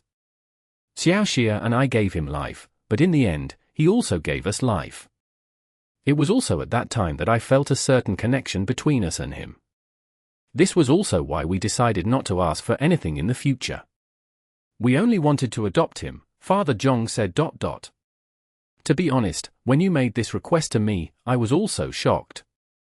I almost thought that you had been influenced by the master of the city under the ice and became its fanatical believers, the old man said. But after I found out that he unexpectedly possessed a soul, it was indeed not suitable for me to bring him along or hand him over to my group of secret believers. It might be a good choice for you and your wife to adopt him. After a pause, he continued, so, you are willing to challenge the gods for him because he once saved you in that city under the ice. Father Jong did not answer this question. Instead, he asked, you have never raised a child, right? Even though you have children, and there are quite a number of them, there are 3 of them. Kronos raised his eyebrows. We are gods. Indeed, we do not have much experience in this aspect. You didn't personally change the diapers of your children, nor did you go online to check which brand of milk powder was good. You searched all the way until late at night, comparing them one by one. You didn't teach him to speak word by word. When you heard him call out Daddy for the first time in a muffled voice, you didn't feel that kind of joy. You didn't rush to take him to the pediatric hospital late at night when he had a bad stomach. You didn't rush to take him to the emergency room for him, filled with anxiety and self-blame, and I've experienced all of these. Even though we didn't manage to accompany him through his entire childhood, this is something that I've always regretted and felt guilty about. Father Jong and the God of Time looked at each other, not taking a single step back. Now you tell me, what do you mean he wasn't born by us, so he's not my son? Other than swearing at you, what else can I say? I'm only going to say these words once, and I don't want to repeat them again. You *T gods, you can count each and every one of you as one. Whoever comes for my son, step over my body first. After Father Jong finished his last sentence, he pulled out the P365 from behind him and pointed it at Kronos. However, he noticed that there were no screams from anyone around him. In fact, the entire billiard hall was abnormally quiet, even the sound of the spheres colliding with each other was gone. Updates by freewebnovel.com. Father Jong used the corner of his eye to glance at the 2 young girls at the table beside him. He realized that their movements were frozen there.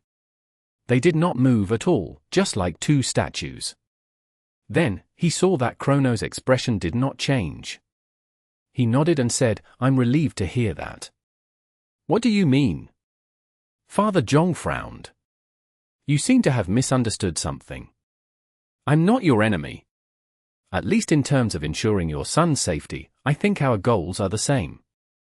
The reason I asked you that before was to confirm your position on this matter. Kronos replied, "Don't worry, I'll help you hide the issue of the bullets. I can even pretend that I didn't notice that you wanted to kill all the gods, including me. However, you have to know that the group you created called the Guardians only have hatred in their eyes. They want to kill all the supernatural creatures and believe that this is the only way to protect humanity. If they know about the relationship between Zhonghang and the Master of Under Ice City, I'm curious, will they treat him the same way they treat us?" Father Zhong fell into silence when he heard this. After a moment, he said, "I command the immovable Guardian. Although this organization was indeed founded by me in the beginning and the first batch of members were also recruited by me, I was only communicating with them through an anonymous email. However, as it grew stronger over the years, things began to change. There's a very powerful guy among the Guardians. It's basically the same as reorganizing the Guardians and turning the Guardians into their own organization.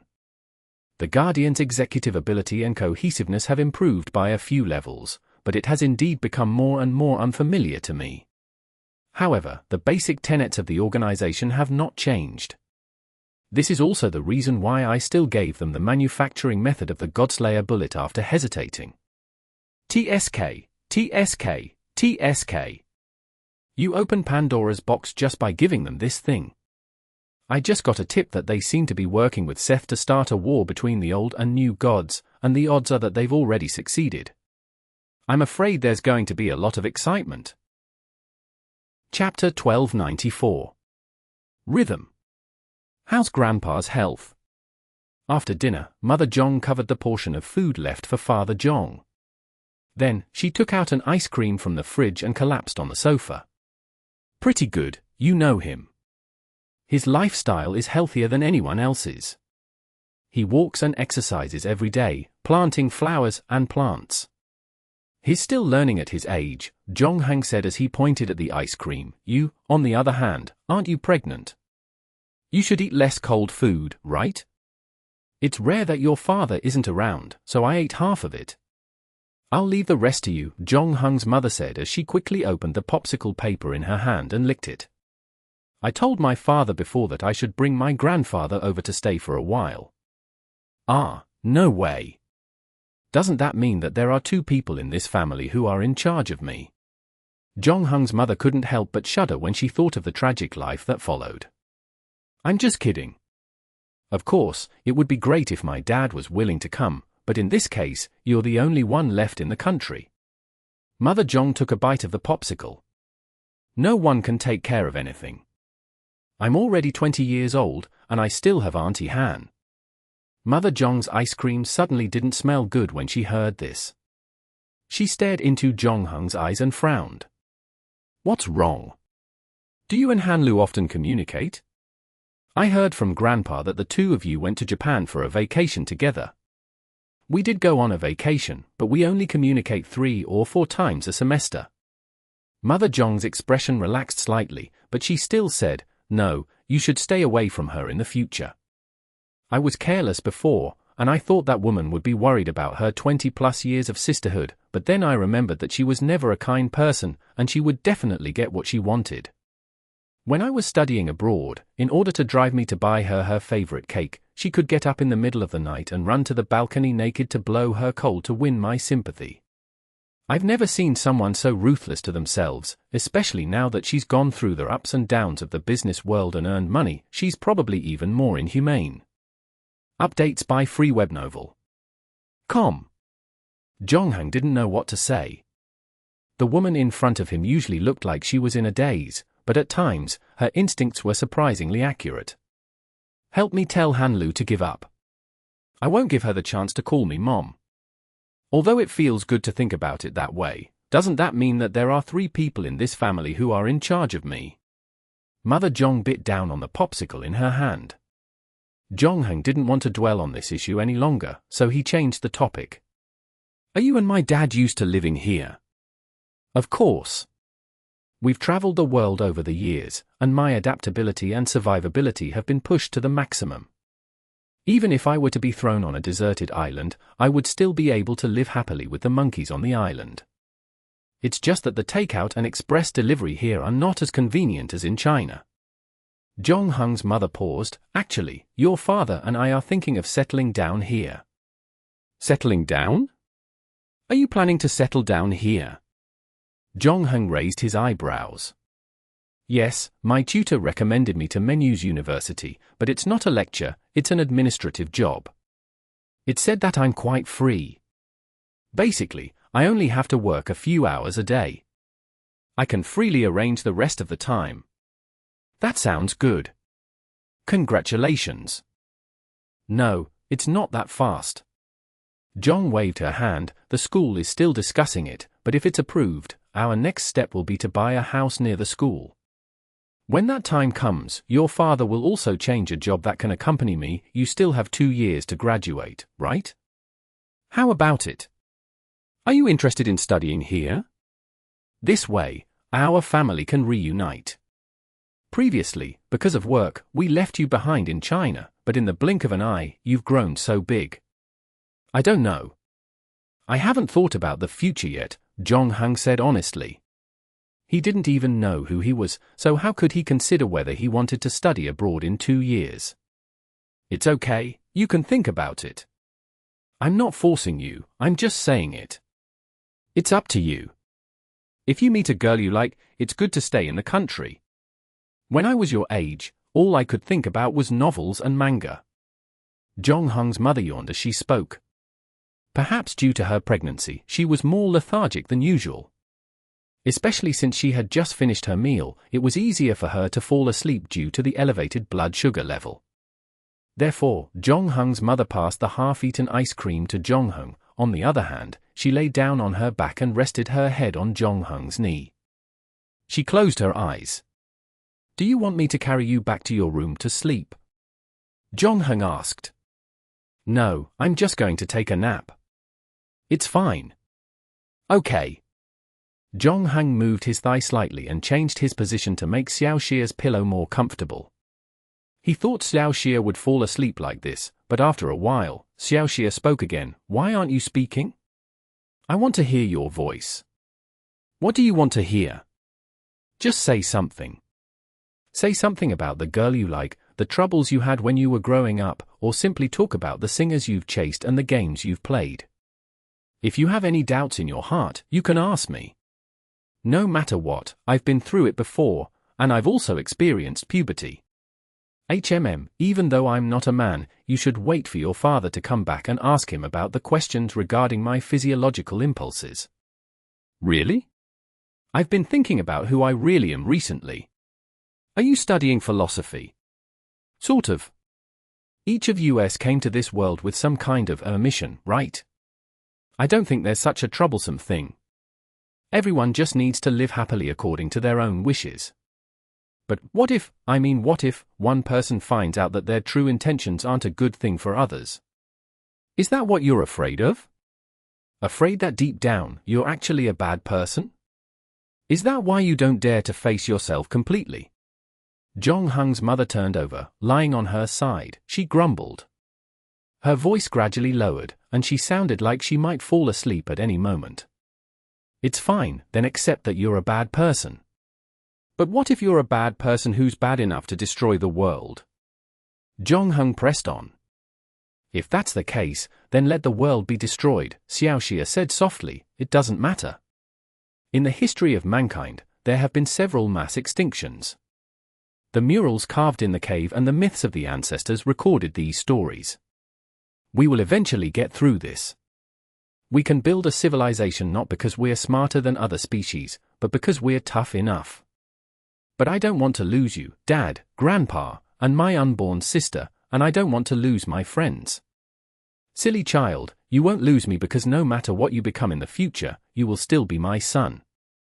No one can change that. That's enough, that's enough. Xiaoxia said the last sentence, her voice finally became undetectable, and she fell asleep peacefully. Zhongheng placed his palm on her lower abdomen, feeling the strange rhythm there. He could feel a brand new life being nurtured there. Chapter 1295. Novel Fire. Jong-hung stayed at his parents' new house for about half a month, but he rejected his father's proposal to travel around Ireland. When his grandfather's plane arrived safely, he booked a flight back home the next day. Leaving so soon? Mother Jong was confused. The summer vacation should only be half over. Yes, but there are still some things to resolve in China, Jong-hung said. Eh? Mysterious, is it related to relationships? Do you have a girlfriend? Ask her to come to Ireland to play. Maybe next time. Jong-hung carried his laptop up to the second floor. He locked his room door and plugged in the untraceable USB drive. Only then did he log on to the players' forum. These 2 weeks, Jong-hung had been relatively relaxed abroad. Other than lecturing a group of racist youths outside the supermarket in the middle, he had not done anything else. However, things had not been peaceful in China during this period of time. The players were doing fine. Although there had been some vicious incidents and the forums had started to panic, the scale was not too big. The 3 major guilds were still trying to maintain the situation. On the other hand, the organizing committee seemed to be experiencing some problems. Recently, the frequency of supernatural occurrences had started to increase. The organizing committee was also working at full capacity to cover up the incident to avoid attracting the attention of ordinary people. However, as time passed, the situation did not improve. Instead, it seemed to be worsening. At first, there were still some vague rumors, but as a part of the agents were involved, the players realized that the relationship between the new god and the old god was becoming more tense than ever. In the chat room, an ID named Don't Want to Practice the Piano was introducing the current situation to Jong-hung. The person who leaked the identity of the player had been found. It was one of the Egyptian pillar gods, Seth. He was also the mastermind who had scammed Death Dream from the 3 major guilds. He had also kidnapped the phone god. The god of chaos? That's right. The organizing committee had sent Thor, the most powerful god in Nordic mythology, to deal with him, but for some reason, Thor had managed to escape in the end. Furthermore, a new god that had accompanied Thor had died there. Seth had killed him? Jong-hung typed. No, if he had really died at Seth's hands, there wouldn't have been so much trouble. The person who had killed him was Thor. Although Thor had claimed that this was a trap set by Seth, from the looks of the fight at the scene, Thor had actually already controlled the situation, but for some reason, he had shown mercy to Seth again. With Thor's personality, he should be easily provoked. Yes, most people thought so too. But the problem was that when the organizing committee was still investigating this matter, Thor, in addition to making a mistake, had once again lost his temper. He escaped from the room where he was temporarily imprisoned, and he even injured the guard, who was also a new god. This action also completely intensified the situation. The new gods were almost furious, and they found Odin. They wanted Odin to hand over Thor. They didn't want to practice the piano. And then? Although the Nordic gods admitted Thor was in the wrong, they refused to make any promises. This action further aroused the protests of the new gods, and caused the Nordic gods to shut down the internet for the next 10 days. They had the people from the telecommunications company check it several times, but they were helpless. Well, this is what I didn't expect. And then someone killed Odin's mount. Sleipnir came to take revenge on the Norse gods, which made Odin furious. It sounds like someone is trying to drive a wedge between the new gods and the old gods. Is it Seth? Logically speaking, Seth should be the biggest suspect. However, after Thor went missing, Seth came alone to the organizing committee and announced his surrender. He was very cooperative throughout the whole process. In addition, I'm not sure if you've heard about what happened at Copenhagen International Airport. What happened? Jong-hung's expression changed. A battle took place there 3 weeks ago. 2 Valkyries died while the organizing committee was carrying out a secret mission there. Another Valkyrie went missing. It was said that the suspect was the mechanical god of the new god, and a large caliber weapon made by the mechanical god had also been found at the scene. The mechanical god? Jong-hung's fingers stopped on the keyboard. He was keenly aware of something. The battle should have happened on the same day that the Assault 8-300 that he was riding on had crashed. Considering the mysterious malfunction that the plane had encountered at that time, all the mechanical parts had stopped working. And the so-called god of machinery had appeared at the end of his journey, Denmark's Copenhagen International Airport. If this was a coincidence, then it would be too much of a coincidence if there was no connection between the two. Zhongheng had been wondering for the past few days whether his identity had been completely exposed and made known to all the gods, making him the #1 target of the gods. However, from the looks of it, the situation wasn't as bad as Norototip had said. Without a doubt, this mechanical god was probably another god who knew his identity besides Kronos, the bartender, and Norototip. If possible, Zhongheng wanted to find the mechanical god. From the mechanical god's mouth, he wanted to know how many other people knew his identity and how the other party had located him. However, 2 Valkyries had died, another Valkyrie had gone missing. The organizing committee must have sent a large team to search for the mechanical god. 3 weeks had passed, but the organizing committee still had no results. In order to not attract the attention of ordinary people, the traces of the previous battle had probably been erased. It would not be easy for him to find the mechanical god, therefore, Zhongheng only had a thought before giving up. You're currently abroad, right? Then I suggest you continue to stay abroad. After all, there's still some time before school starts. I don't want to practice my piano and continue typing. Even though Seth had already surrendered, the conflict between the new god and the old god was showing signs of becoming more and more intense. The tension between the two sides was not formed overnight. After all, there were only so many believers, a little more would mean less faith for the others. It was almost irreconcilable. The two events were more like a fuse, igniting the long-suppressed conflict between the old and new gods. I heard that some of the agents had been forced to take sides and participate in some covert confrontations. These private actions would sooner or later turn into surface confrontations. I don't think we can remain on our own. After so many rounds of the game, the players who survived have become a force to be reckoned with. I don't think either the new god or the old god will ignore us. Chapter 1296. Novel Fire.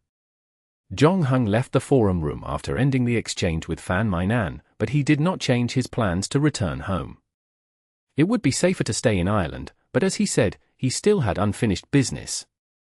Fan Mainan's illness had not been treated, and there was a ticking time bomb in his body. Most importantly, his family was here, and he did not want to bring trouble to them. Every day he stayed here, the risk of being found increased. At the same time, the other party would also notice his parents, grandfather, and unborn sister. That was why Zhongheng decided to pass on the most important reason.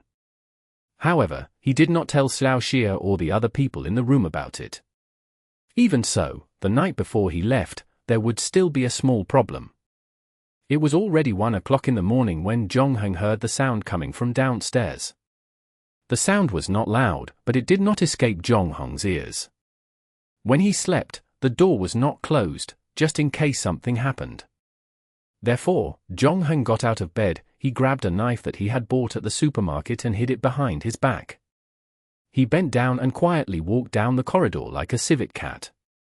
He walked down the stairs to the living room and saw a figure carrying him on his back. He was standing in front of the fridge, rummaging through something.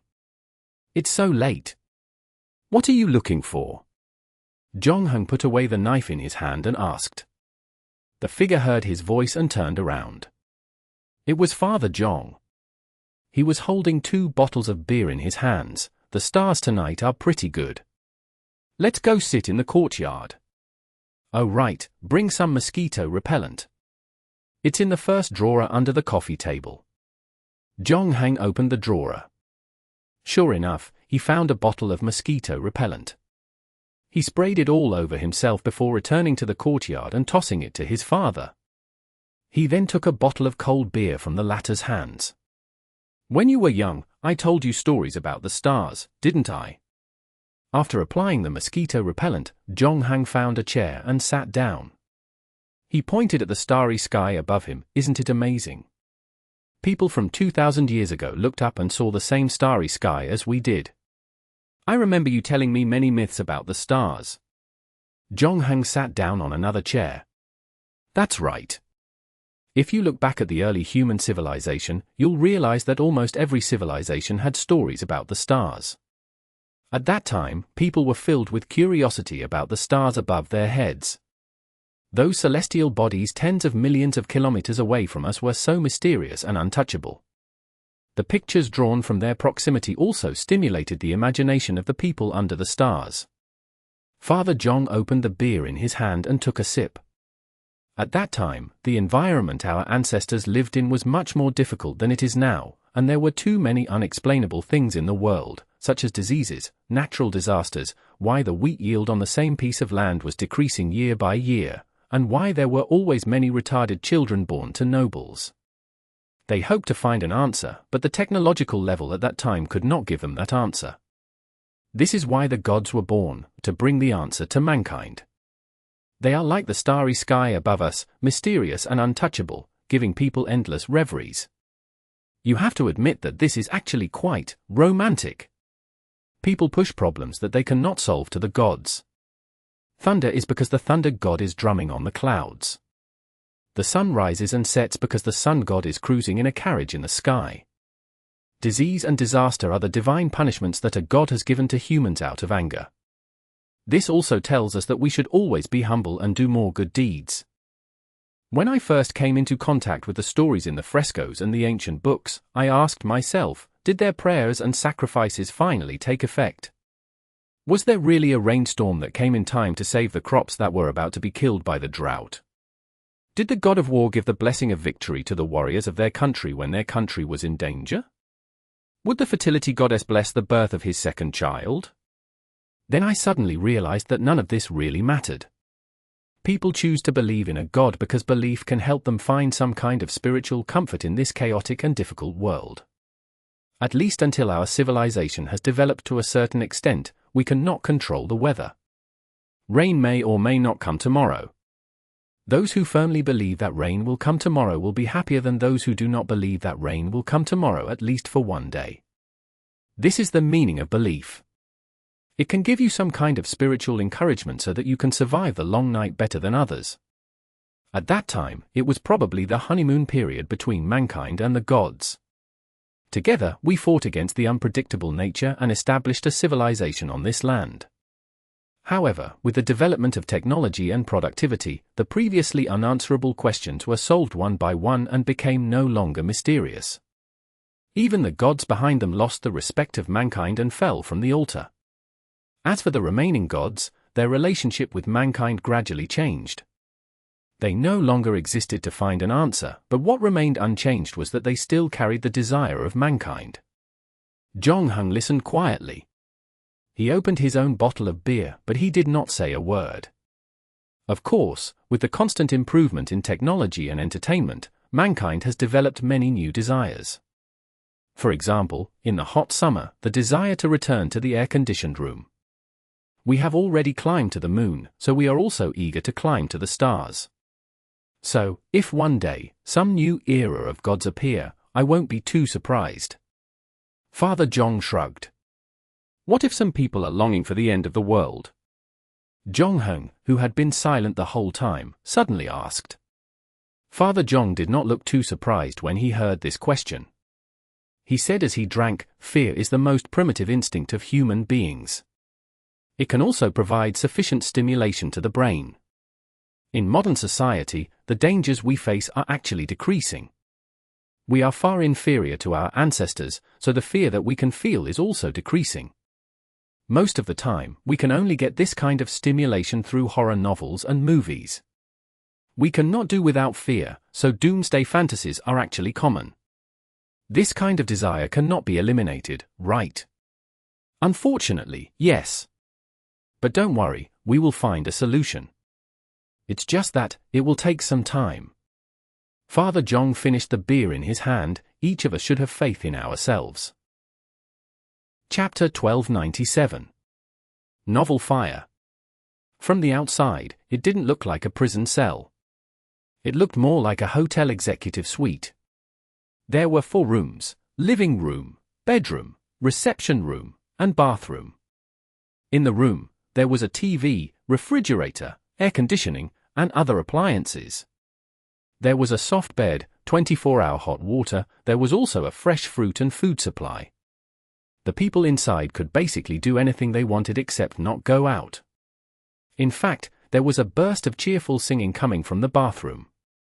Seth soaked his body in the bathtub and hummed a tune while squeezing milk and orange-flavored body wash on his arms to make bubbles. He seemed to be very satisfied with the treatment he received. He even grinned at the surveillance camera above his head as if he was greeting the person on the other end of the surveillance camera. How arrogant! In the room next door, a woman wearing a suspenders and a ponytail suddenly threw the switch on the table and said angrily, "What's wrong?" Beside her, a handsome boy who looked like a trainee and was dressed very fashionably was watching the new issue of Creation 102 on his computer. When he heard her, he took off his headphones. What does that bastard think he's doing? Is he participating in a reality show? He has to make an expression for the camera every half an hour. I'm so angry. After all, he's the god of chaos. He must want to make trouble all the time. I feel sorry for him, the trainee said. What's there to feel sorry for? It's said that more than 1,000 years ago, he was considered a big shot. He had many believers and even built many shrines for him. But now, other than a few tourist attractions, the rest have long disappeared. He himself has also gone from a first-tier god to a washed-up clown. Usually, at times like this, he will try his best to hype himself up and attract attention. After all, in this day and age, black and red are also red. The most terrifying thing is that there is no traffic. The student spun the basketball at her fingertips. Don't mess up your star-making formula, okay? The girl with a ponytail rolled her eyes and opened the bowl of instant noodles in front of her. The trainee, however, smiled. Nowadays, there's no difference between being a god and being a star. Everyone lives for the sake of traffic. Why is that old god Thor so powerful? Isn't it because of the huge box office sales of the Avengers? Otherwise, what's the difference between him and Seth? Now is no longer the era of those barbarians. If you have time to train your muscles, you might as well run a few more announcements. That's true. The girl with a ponytail agreed. She took out another box of instant noodles and asked her partner, "Do you want one?" The trainee frowned and showed a look of disdain. I have to ensure that the nutrition is balanced. I can't eat this kind of junk food. TCH, I'm happy to see celebrities eating instant noodles on a show. It's just the effect of the show. The trainee acted as if he knew everything. It doesn't matter if he smiles in front of the camera or vomits in the back. As long as the image on the screen is okay, it won't be a problem. The two people chatting in the monitoring room were the guards guarding Seth. Logically speaking, Seth was an old god after all. Although he wasn't very famous now, in terms of combat strength, even the ponytailed girl and the trainee wouldn't be a match for him. However, the organizing committee obviously wouldn't arrange for them to send him to his death. In fact, Seth had already gone through more than one round of interrogation before he was sent here. Moreover, the organizing committee had also dealt with his body and sealed his divine power. Right now, Seth's body was only that of an ordinary person. He couldn't use any supernatural powers. Basically, once the door was locked, he couldn't go anywhere. However, what the ponytailed girl and the trainee did not expect was that while the two of them were chatting, the door to Seth's room was suddenly kicked open from the outside. When they saw the appearance of the person on the screen, the two of them were shocked. They looked at each other. After a moment, the ponytailed girl asked in a trembling voice, "What should we do?" "Send an email to inform the organizing committee first," the trainee said. His expression was uncertain. I didn't expect that there really was something fishy between the two of them. I already said that none of the old gods are good. This time, I want to see how those Scandinavian gods will quibble. At this moment, the person who had barged into the room was none other than Thor. He looked like he was about to fly into a rage, and his eyes seemed like they were about to spew fire. After entering the room, he did not stop and directly plunged into the bathroom. Seth wasn't surprised to see Thor. He just sighed, "Is the son of Odin so rude?" He ran into someone else's bathroom without even knocking on the door. What, do you think it's Rocky who's taking a bath here? Before he could finish his words, Thor grabbed him by the neck and dragged him out of the bathroom. Where is my wife? Seth's throat was making noises because Thor had used too much strength. His eyes were almost squeezed out of his eyes.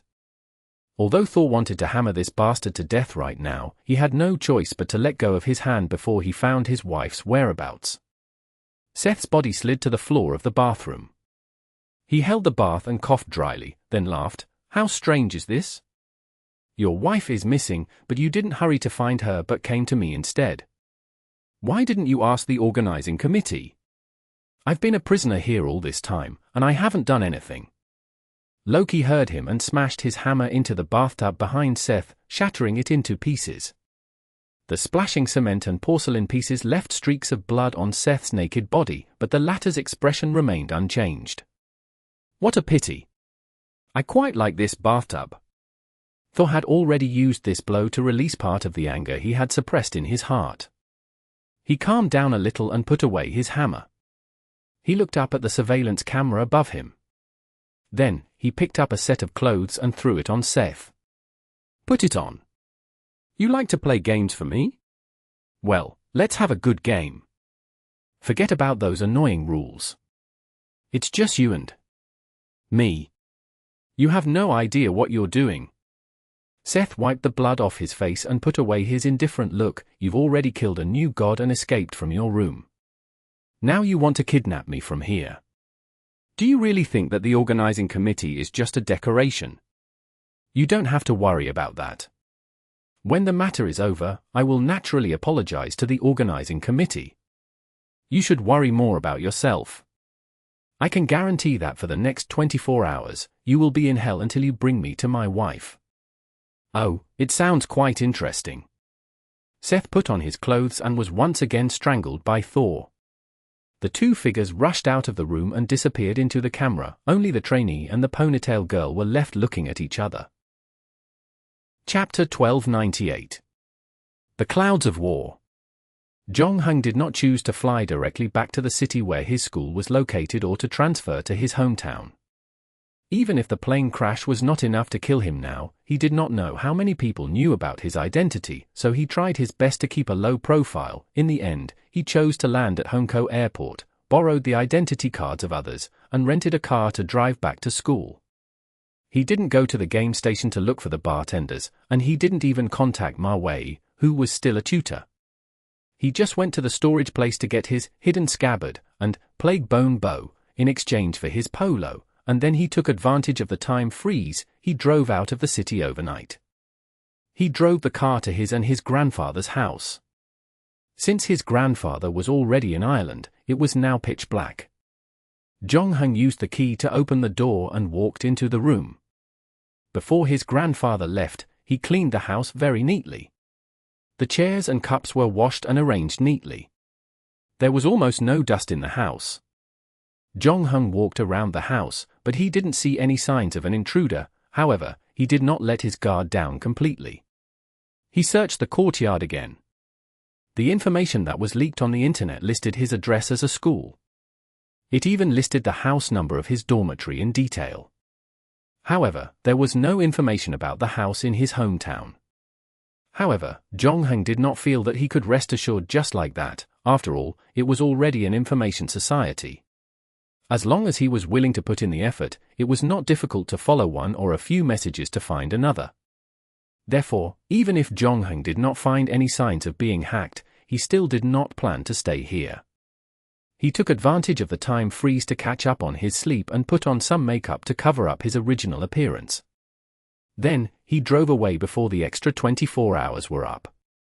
At 0:17, Jong-hung parked the polo at the entrance of the KTV he was looking for. Then, he walked straight in under the eyes of four burly security guards. He passed the counter in the lobby and ignored the inquiries from the front desk.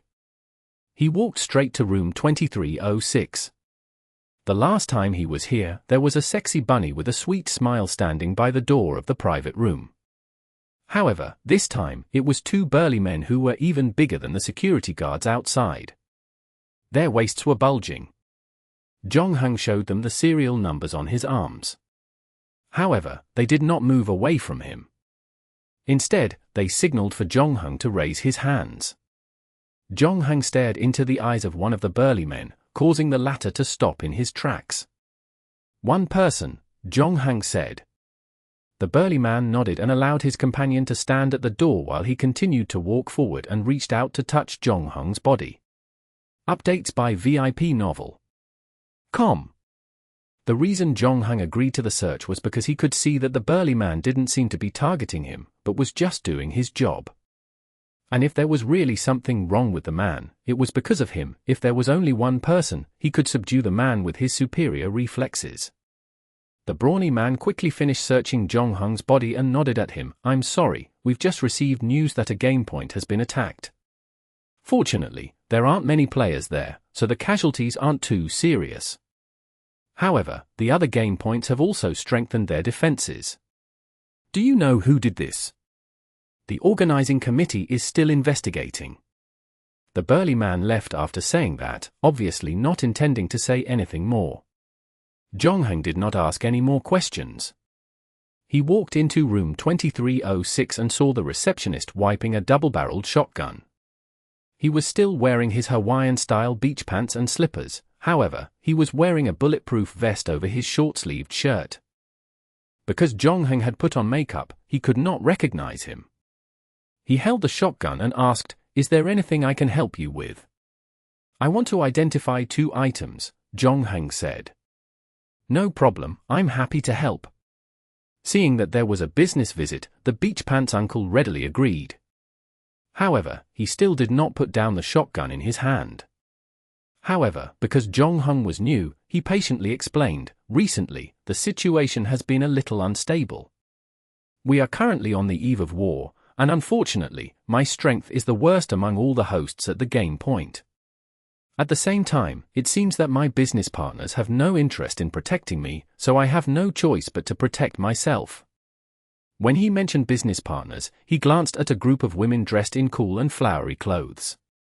Jong-hung had already learned from the beach pants uncle that this group of KTV princesses was actually a group of succubi. However, their relationship with the beach pants uncle was indeed rather strange. They were not his subordinates. The 2 sides were just partners. These succubi provided some relaxation services to the players at the beach pants uncle's game point to earn points. They also gave the beach pants uncle a cut as a venue fee, but they would not listen to the beach pants uncle's orders. As expected, one of them said, "We're not your bodyguards, why should we guarantee your safety?" "Because you still want to make money on my turf." The beach pants man said carefully, "If you die, we'll find another game spot to stay." "Originally, if it weren't for you, we wouldn't have come," the succubus said. Her words were so merciless that it broke the man's heart. However, as the 2 of them were talking, another girl dressed like a stray cat asked, "Have we met somewhere before?" Her question was directed at Jong-hung. At the same time, a pair of gem-like eyes stared at Jong-hung. Jong-hung actually recognized this succubus named Giorgio when he first entered the room. That was because she had given him her phone number last time, but he had never called her before. Giorgio's words reminded Jong-hung of something else. The last time he was here, Giorgio seemed to have noticed the difference in him.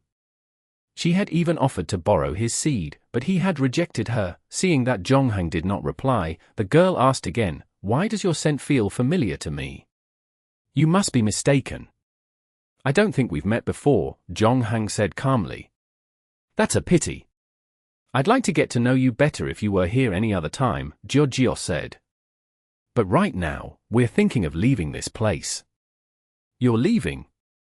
Before Jong-hung could say anything, the man in the beach pants was shocked. "Don't be like that.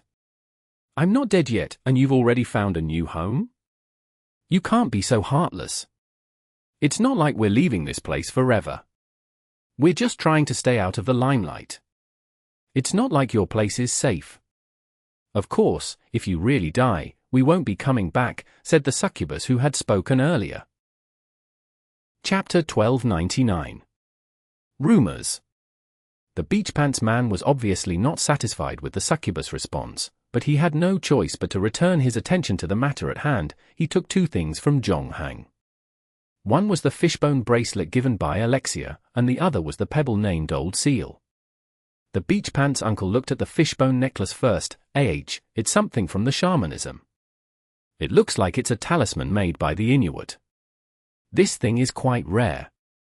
The main reason is that the shamanism is on the decline and is relatively closed off. It doesn't spread out much, but the things they make have a unique effect on the soul. This thing should be appraised in a day. If you're in a hurry and are willing to double your points, you can do it in half a day.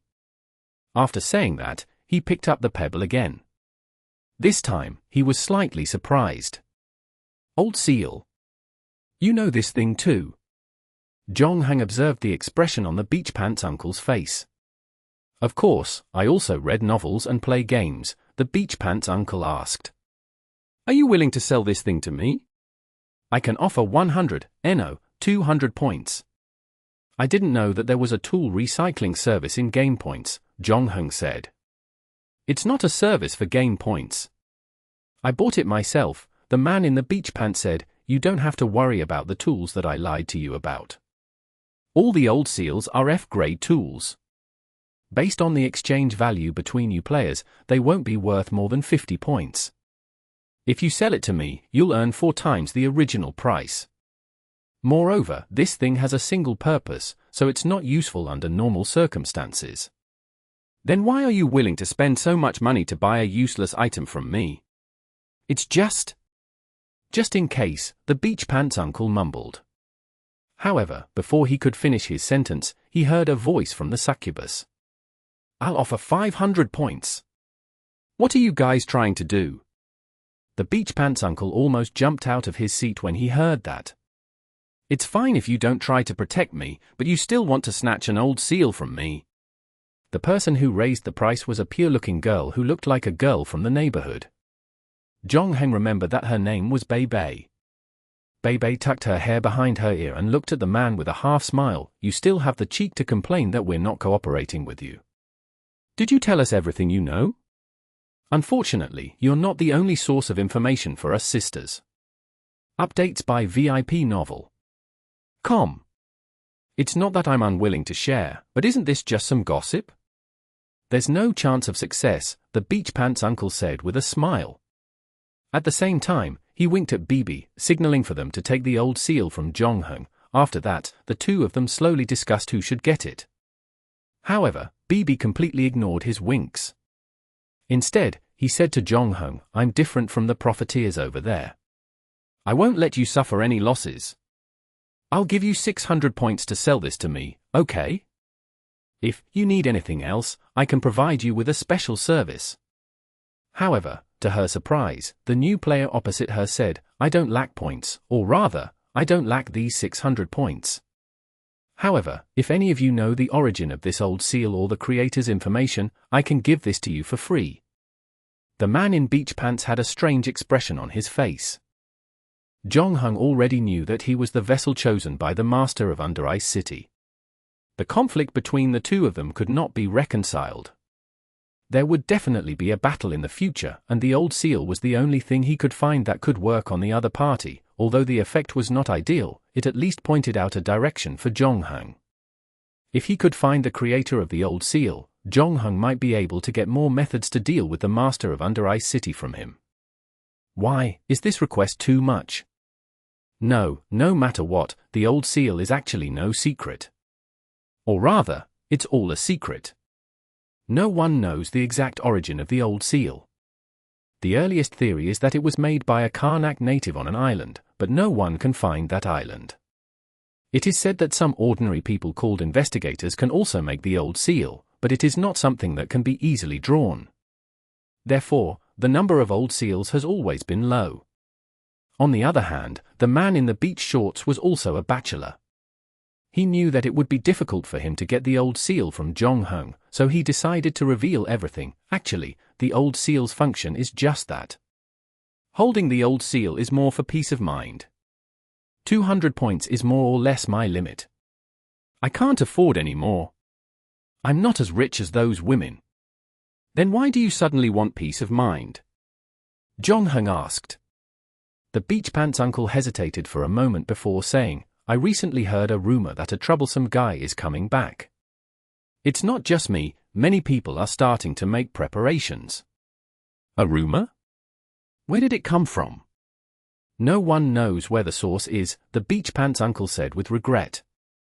He wanted to shut his mouth, but then he saw Jong-hung reach out a palm, 50 points. I want to know the content of that rumor. Deal. The man in the beach pants gulped. The rumor is simple. It says that there is a representative among the players who has become a vessel for Master Lalaya. When the time is right, that existence that feeds on terror and is unable to communicate will break free from the cage of the stars and return to the human world, bringing destruction and disaster. This rumor is spreading rapidly among the gods. As for the source of the rumor, some say it's Apollo. After all, there is a prophecy in his priesthood. Some say it came from Hermes, but others say that the god of sleep, Soponos, was the first to sense danger from his sleep. It feels like everyone is just guessing. Did the rumors mention the agent's name? Not really, the man in beach pants replied. However, we can't rule out the possibility that someone might know about it.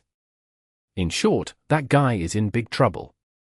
Although the organizing committee has a rule that the gods are not allowed to attack the agent unless they are in a dangerous situation, some people might not be able to resist taking the risk. After all, as long as we kill him, the master of Lalaya won't be able to return to the human world. If it were me, if that guy were standing in front of me, I wouldn't be able to resist taking the risk either. Thank you for your information. Jong-hung keyed in his player number and 70 points on his tablet. I'll have to trouble you to rush both items. No problem.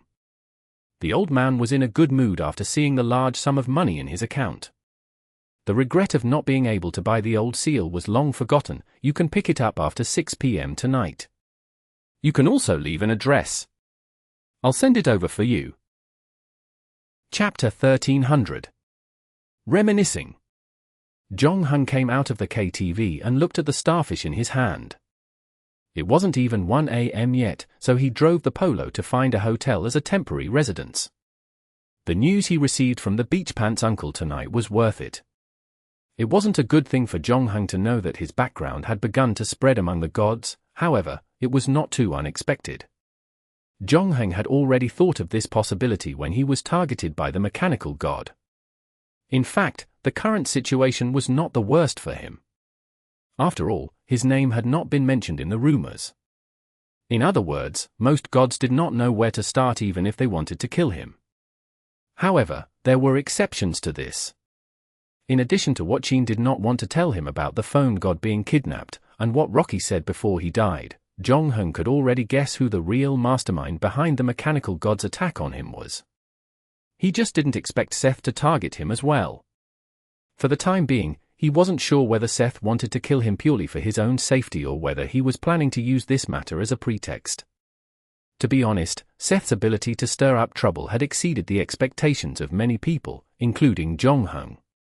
After all, the name of the Egyptian pillar god sounded great, but this wasn't 2,000 years ago. In terms of divine power, Seth was not even considered a second-rate god. In addition, his style of doing things had always been very casual. Even though he would often leave a trail of chicken feathers wherever he went, his destructive power was not that great. Provoking the enmity between the new god and the old god and causing the relationship between the two sides to deteriorate to such a degree in just a few weeks was not something that could be done by just one person. However, this was not Jong-hung's main focus. His priority was to find a way to deal with the master of the city under the ice. Jong-hung originally wanted to use the old seal as a breakthrough to find the creator of this small stone. He wanted to see if the other party had any ideas, but according to the beach pants uncle, the person who made the old seal was most likely his parents. In that case, there was no need for Jong-hung to ask. He believed that if the couple really had a way to solve his problem, they would have done it long ago. Jong-hung knew that this path would not work, so he could only think of another way. After returning to his room, he first sent an email to Ding Sai, asking about the status of the points purchase and whether he had found a prop that could cure Fan Mainan. Then, he opened the webpage and was about to log into the players' forum when the phone beside his bed suddenly rang. Jong-hung picked up the phone and heard the sound of breathing coming from the other end. After about 5 seconds, the other party broke the silence first. It was a female voice with hints. "Hello, sir, do you need a massage service?" "No, thank you," Jong-hung said before hanging up. Updates by VIP Novel. Com. Normally, the woman wouldn't say anything at a time like this because Jong-hung had rejected her outright. It was obvious that she wasn't a potential customer. However, this time, the woman on the other end of the line was different. She continued, "Don't be so quick to reject. Our massage is free, sir. It's a rare opportunity. Since you won't be able to sleep tonight, why don't you give it a try? I promise I'll bring you a joy you've never enjoyed before." After she finished her last sentence, there was still no reply from the other end of the phone. However, in less than half a second, the door in front of her was opened. Jong-hung looked at Jia, who was standing outside the door, and frowned. "How did you find this place?" "Don't worry, I'm not some stalker. It's just that you happen to live in my territory," Jia said with a smile. She put away the phone in her hand and changed into a new set of clothes. She was no longer wearing the cool suspenders in the KTV. The cat ears on her head had also been removed. Now, she was wearing a small jacket and jean shorts. Together with her short hair, she looked very refreshing. "Your territory? Don't tell me you think we only do business at the game point. People only go there at night. Moreover, the number of players is limited after all. It's not enough for US sisters to share. We have no choice but to encircle our own territory outside." Jia paused at this point. "Are you going to let me stand outside the door? The current anti-vice crackdown is so strict. If someone reports it, we'll have to go to the police station to have tea." Jong-hung paused for a moment and eventually moved away. "Thank you." Jia walked into his room. "Why are you looking for me?" Jong-hung closed the door and asked. "It's because some people are too heartless. They gave you their phone number, but you haven't contacted them for so long." Jia's eyes wandered around the room, but she didn't sit on the 2 empty chairs. Instead, she sat on the bed. "I don't understand what you're talking about," Jong-hung said calmly. "There's no use denying it. Even though your makeup skills are very good, the smell on your body can't be hidden." "Smell?" Jong-hung sniffed at his clothes. Jio laughed out loud. "It's not that kind of smell anymore. It's the smell of your soul. However, compared to the last time we met, your smell has changed quite a bit. This is also the reason why I wasn't able to recognize you immediately at the game point. It seems like you've been through a lot recently." Since Jia had already said that, Jong-hung couldn't deny it. He could only say, "I've been busy with some very important things recently, so I can't focus on catching up on old times." Miss Succubus blinked. "Why? Is it because I'm too clingy that you're tired of me?" "No, it's not because of that." Jong-hung shook his head and walked to the window. He picked up the thermos on the table and prepared to pour Jia a glass of water. However, the next moment, he stopped in mid-air, then, his other hand reached for the knife at his waist. I want to tell you that our previous agreement is still valid. Even if you don't use any forceful methods, you can still sleep with me," Jia said as she looked at Jong-hung's knife-wielding hand. "Are you still going to lie at this point?" Jong-hung pressed the knife in his hand against Miss Succubus' neck, showing no sign of showing mercy. "How many people did you bring?" "I didn't bring anyone. In fact, I snuck out of the game. I'm not a fool. Even though we have a good relationship, you're my personal possession. I have no intention of sharing you with anyone." Jia was a little nervous when she was suddenly stopped by the knife. However, her eyes were still wide open. There seemed to be no impurities in her brown pupils.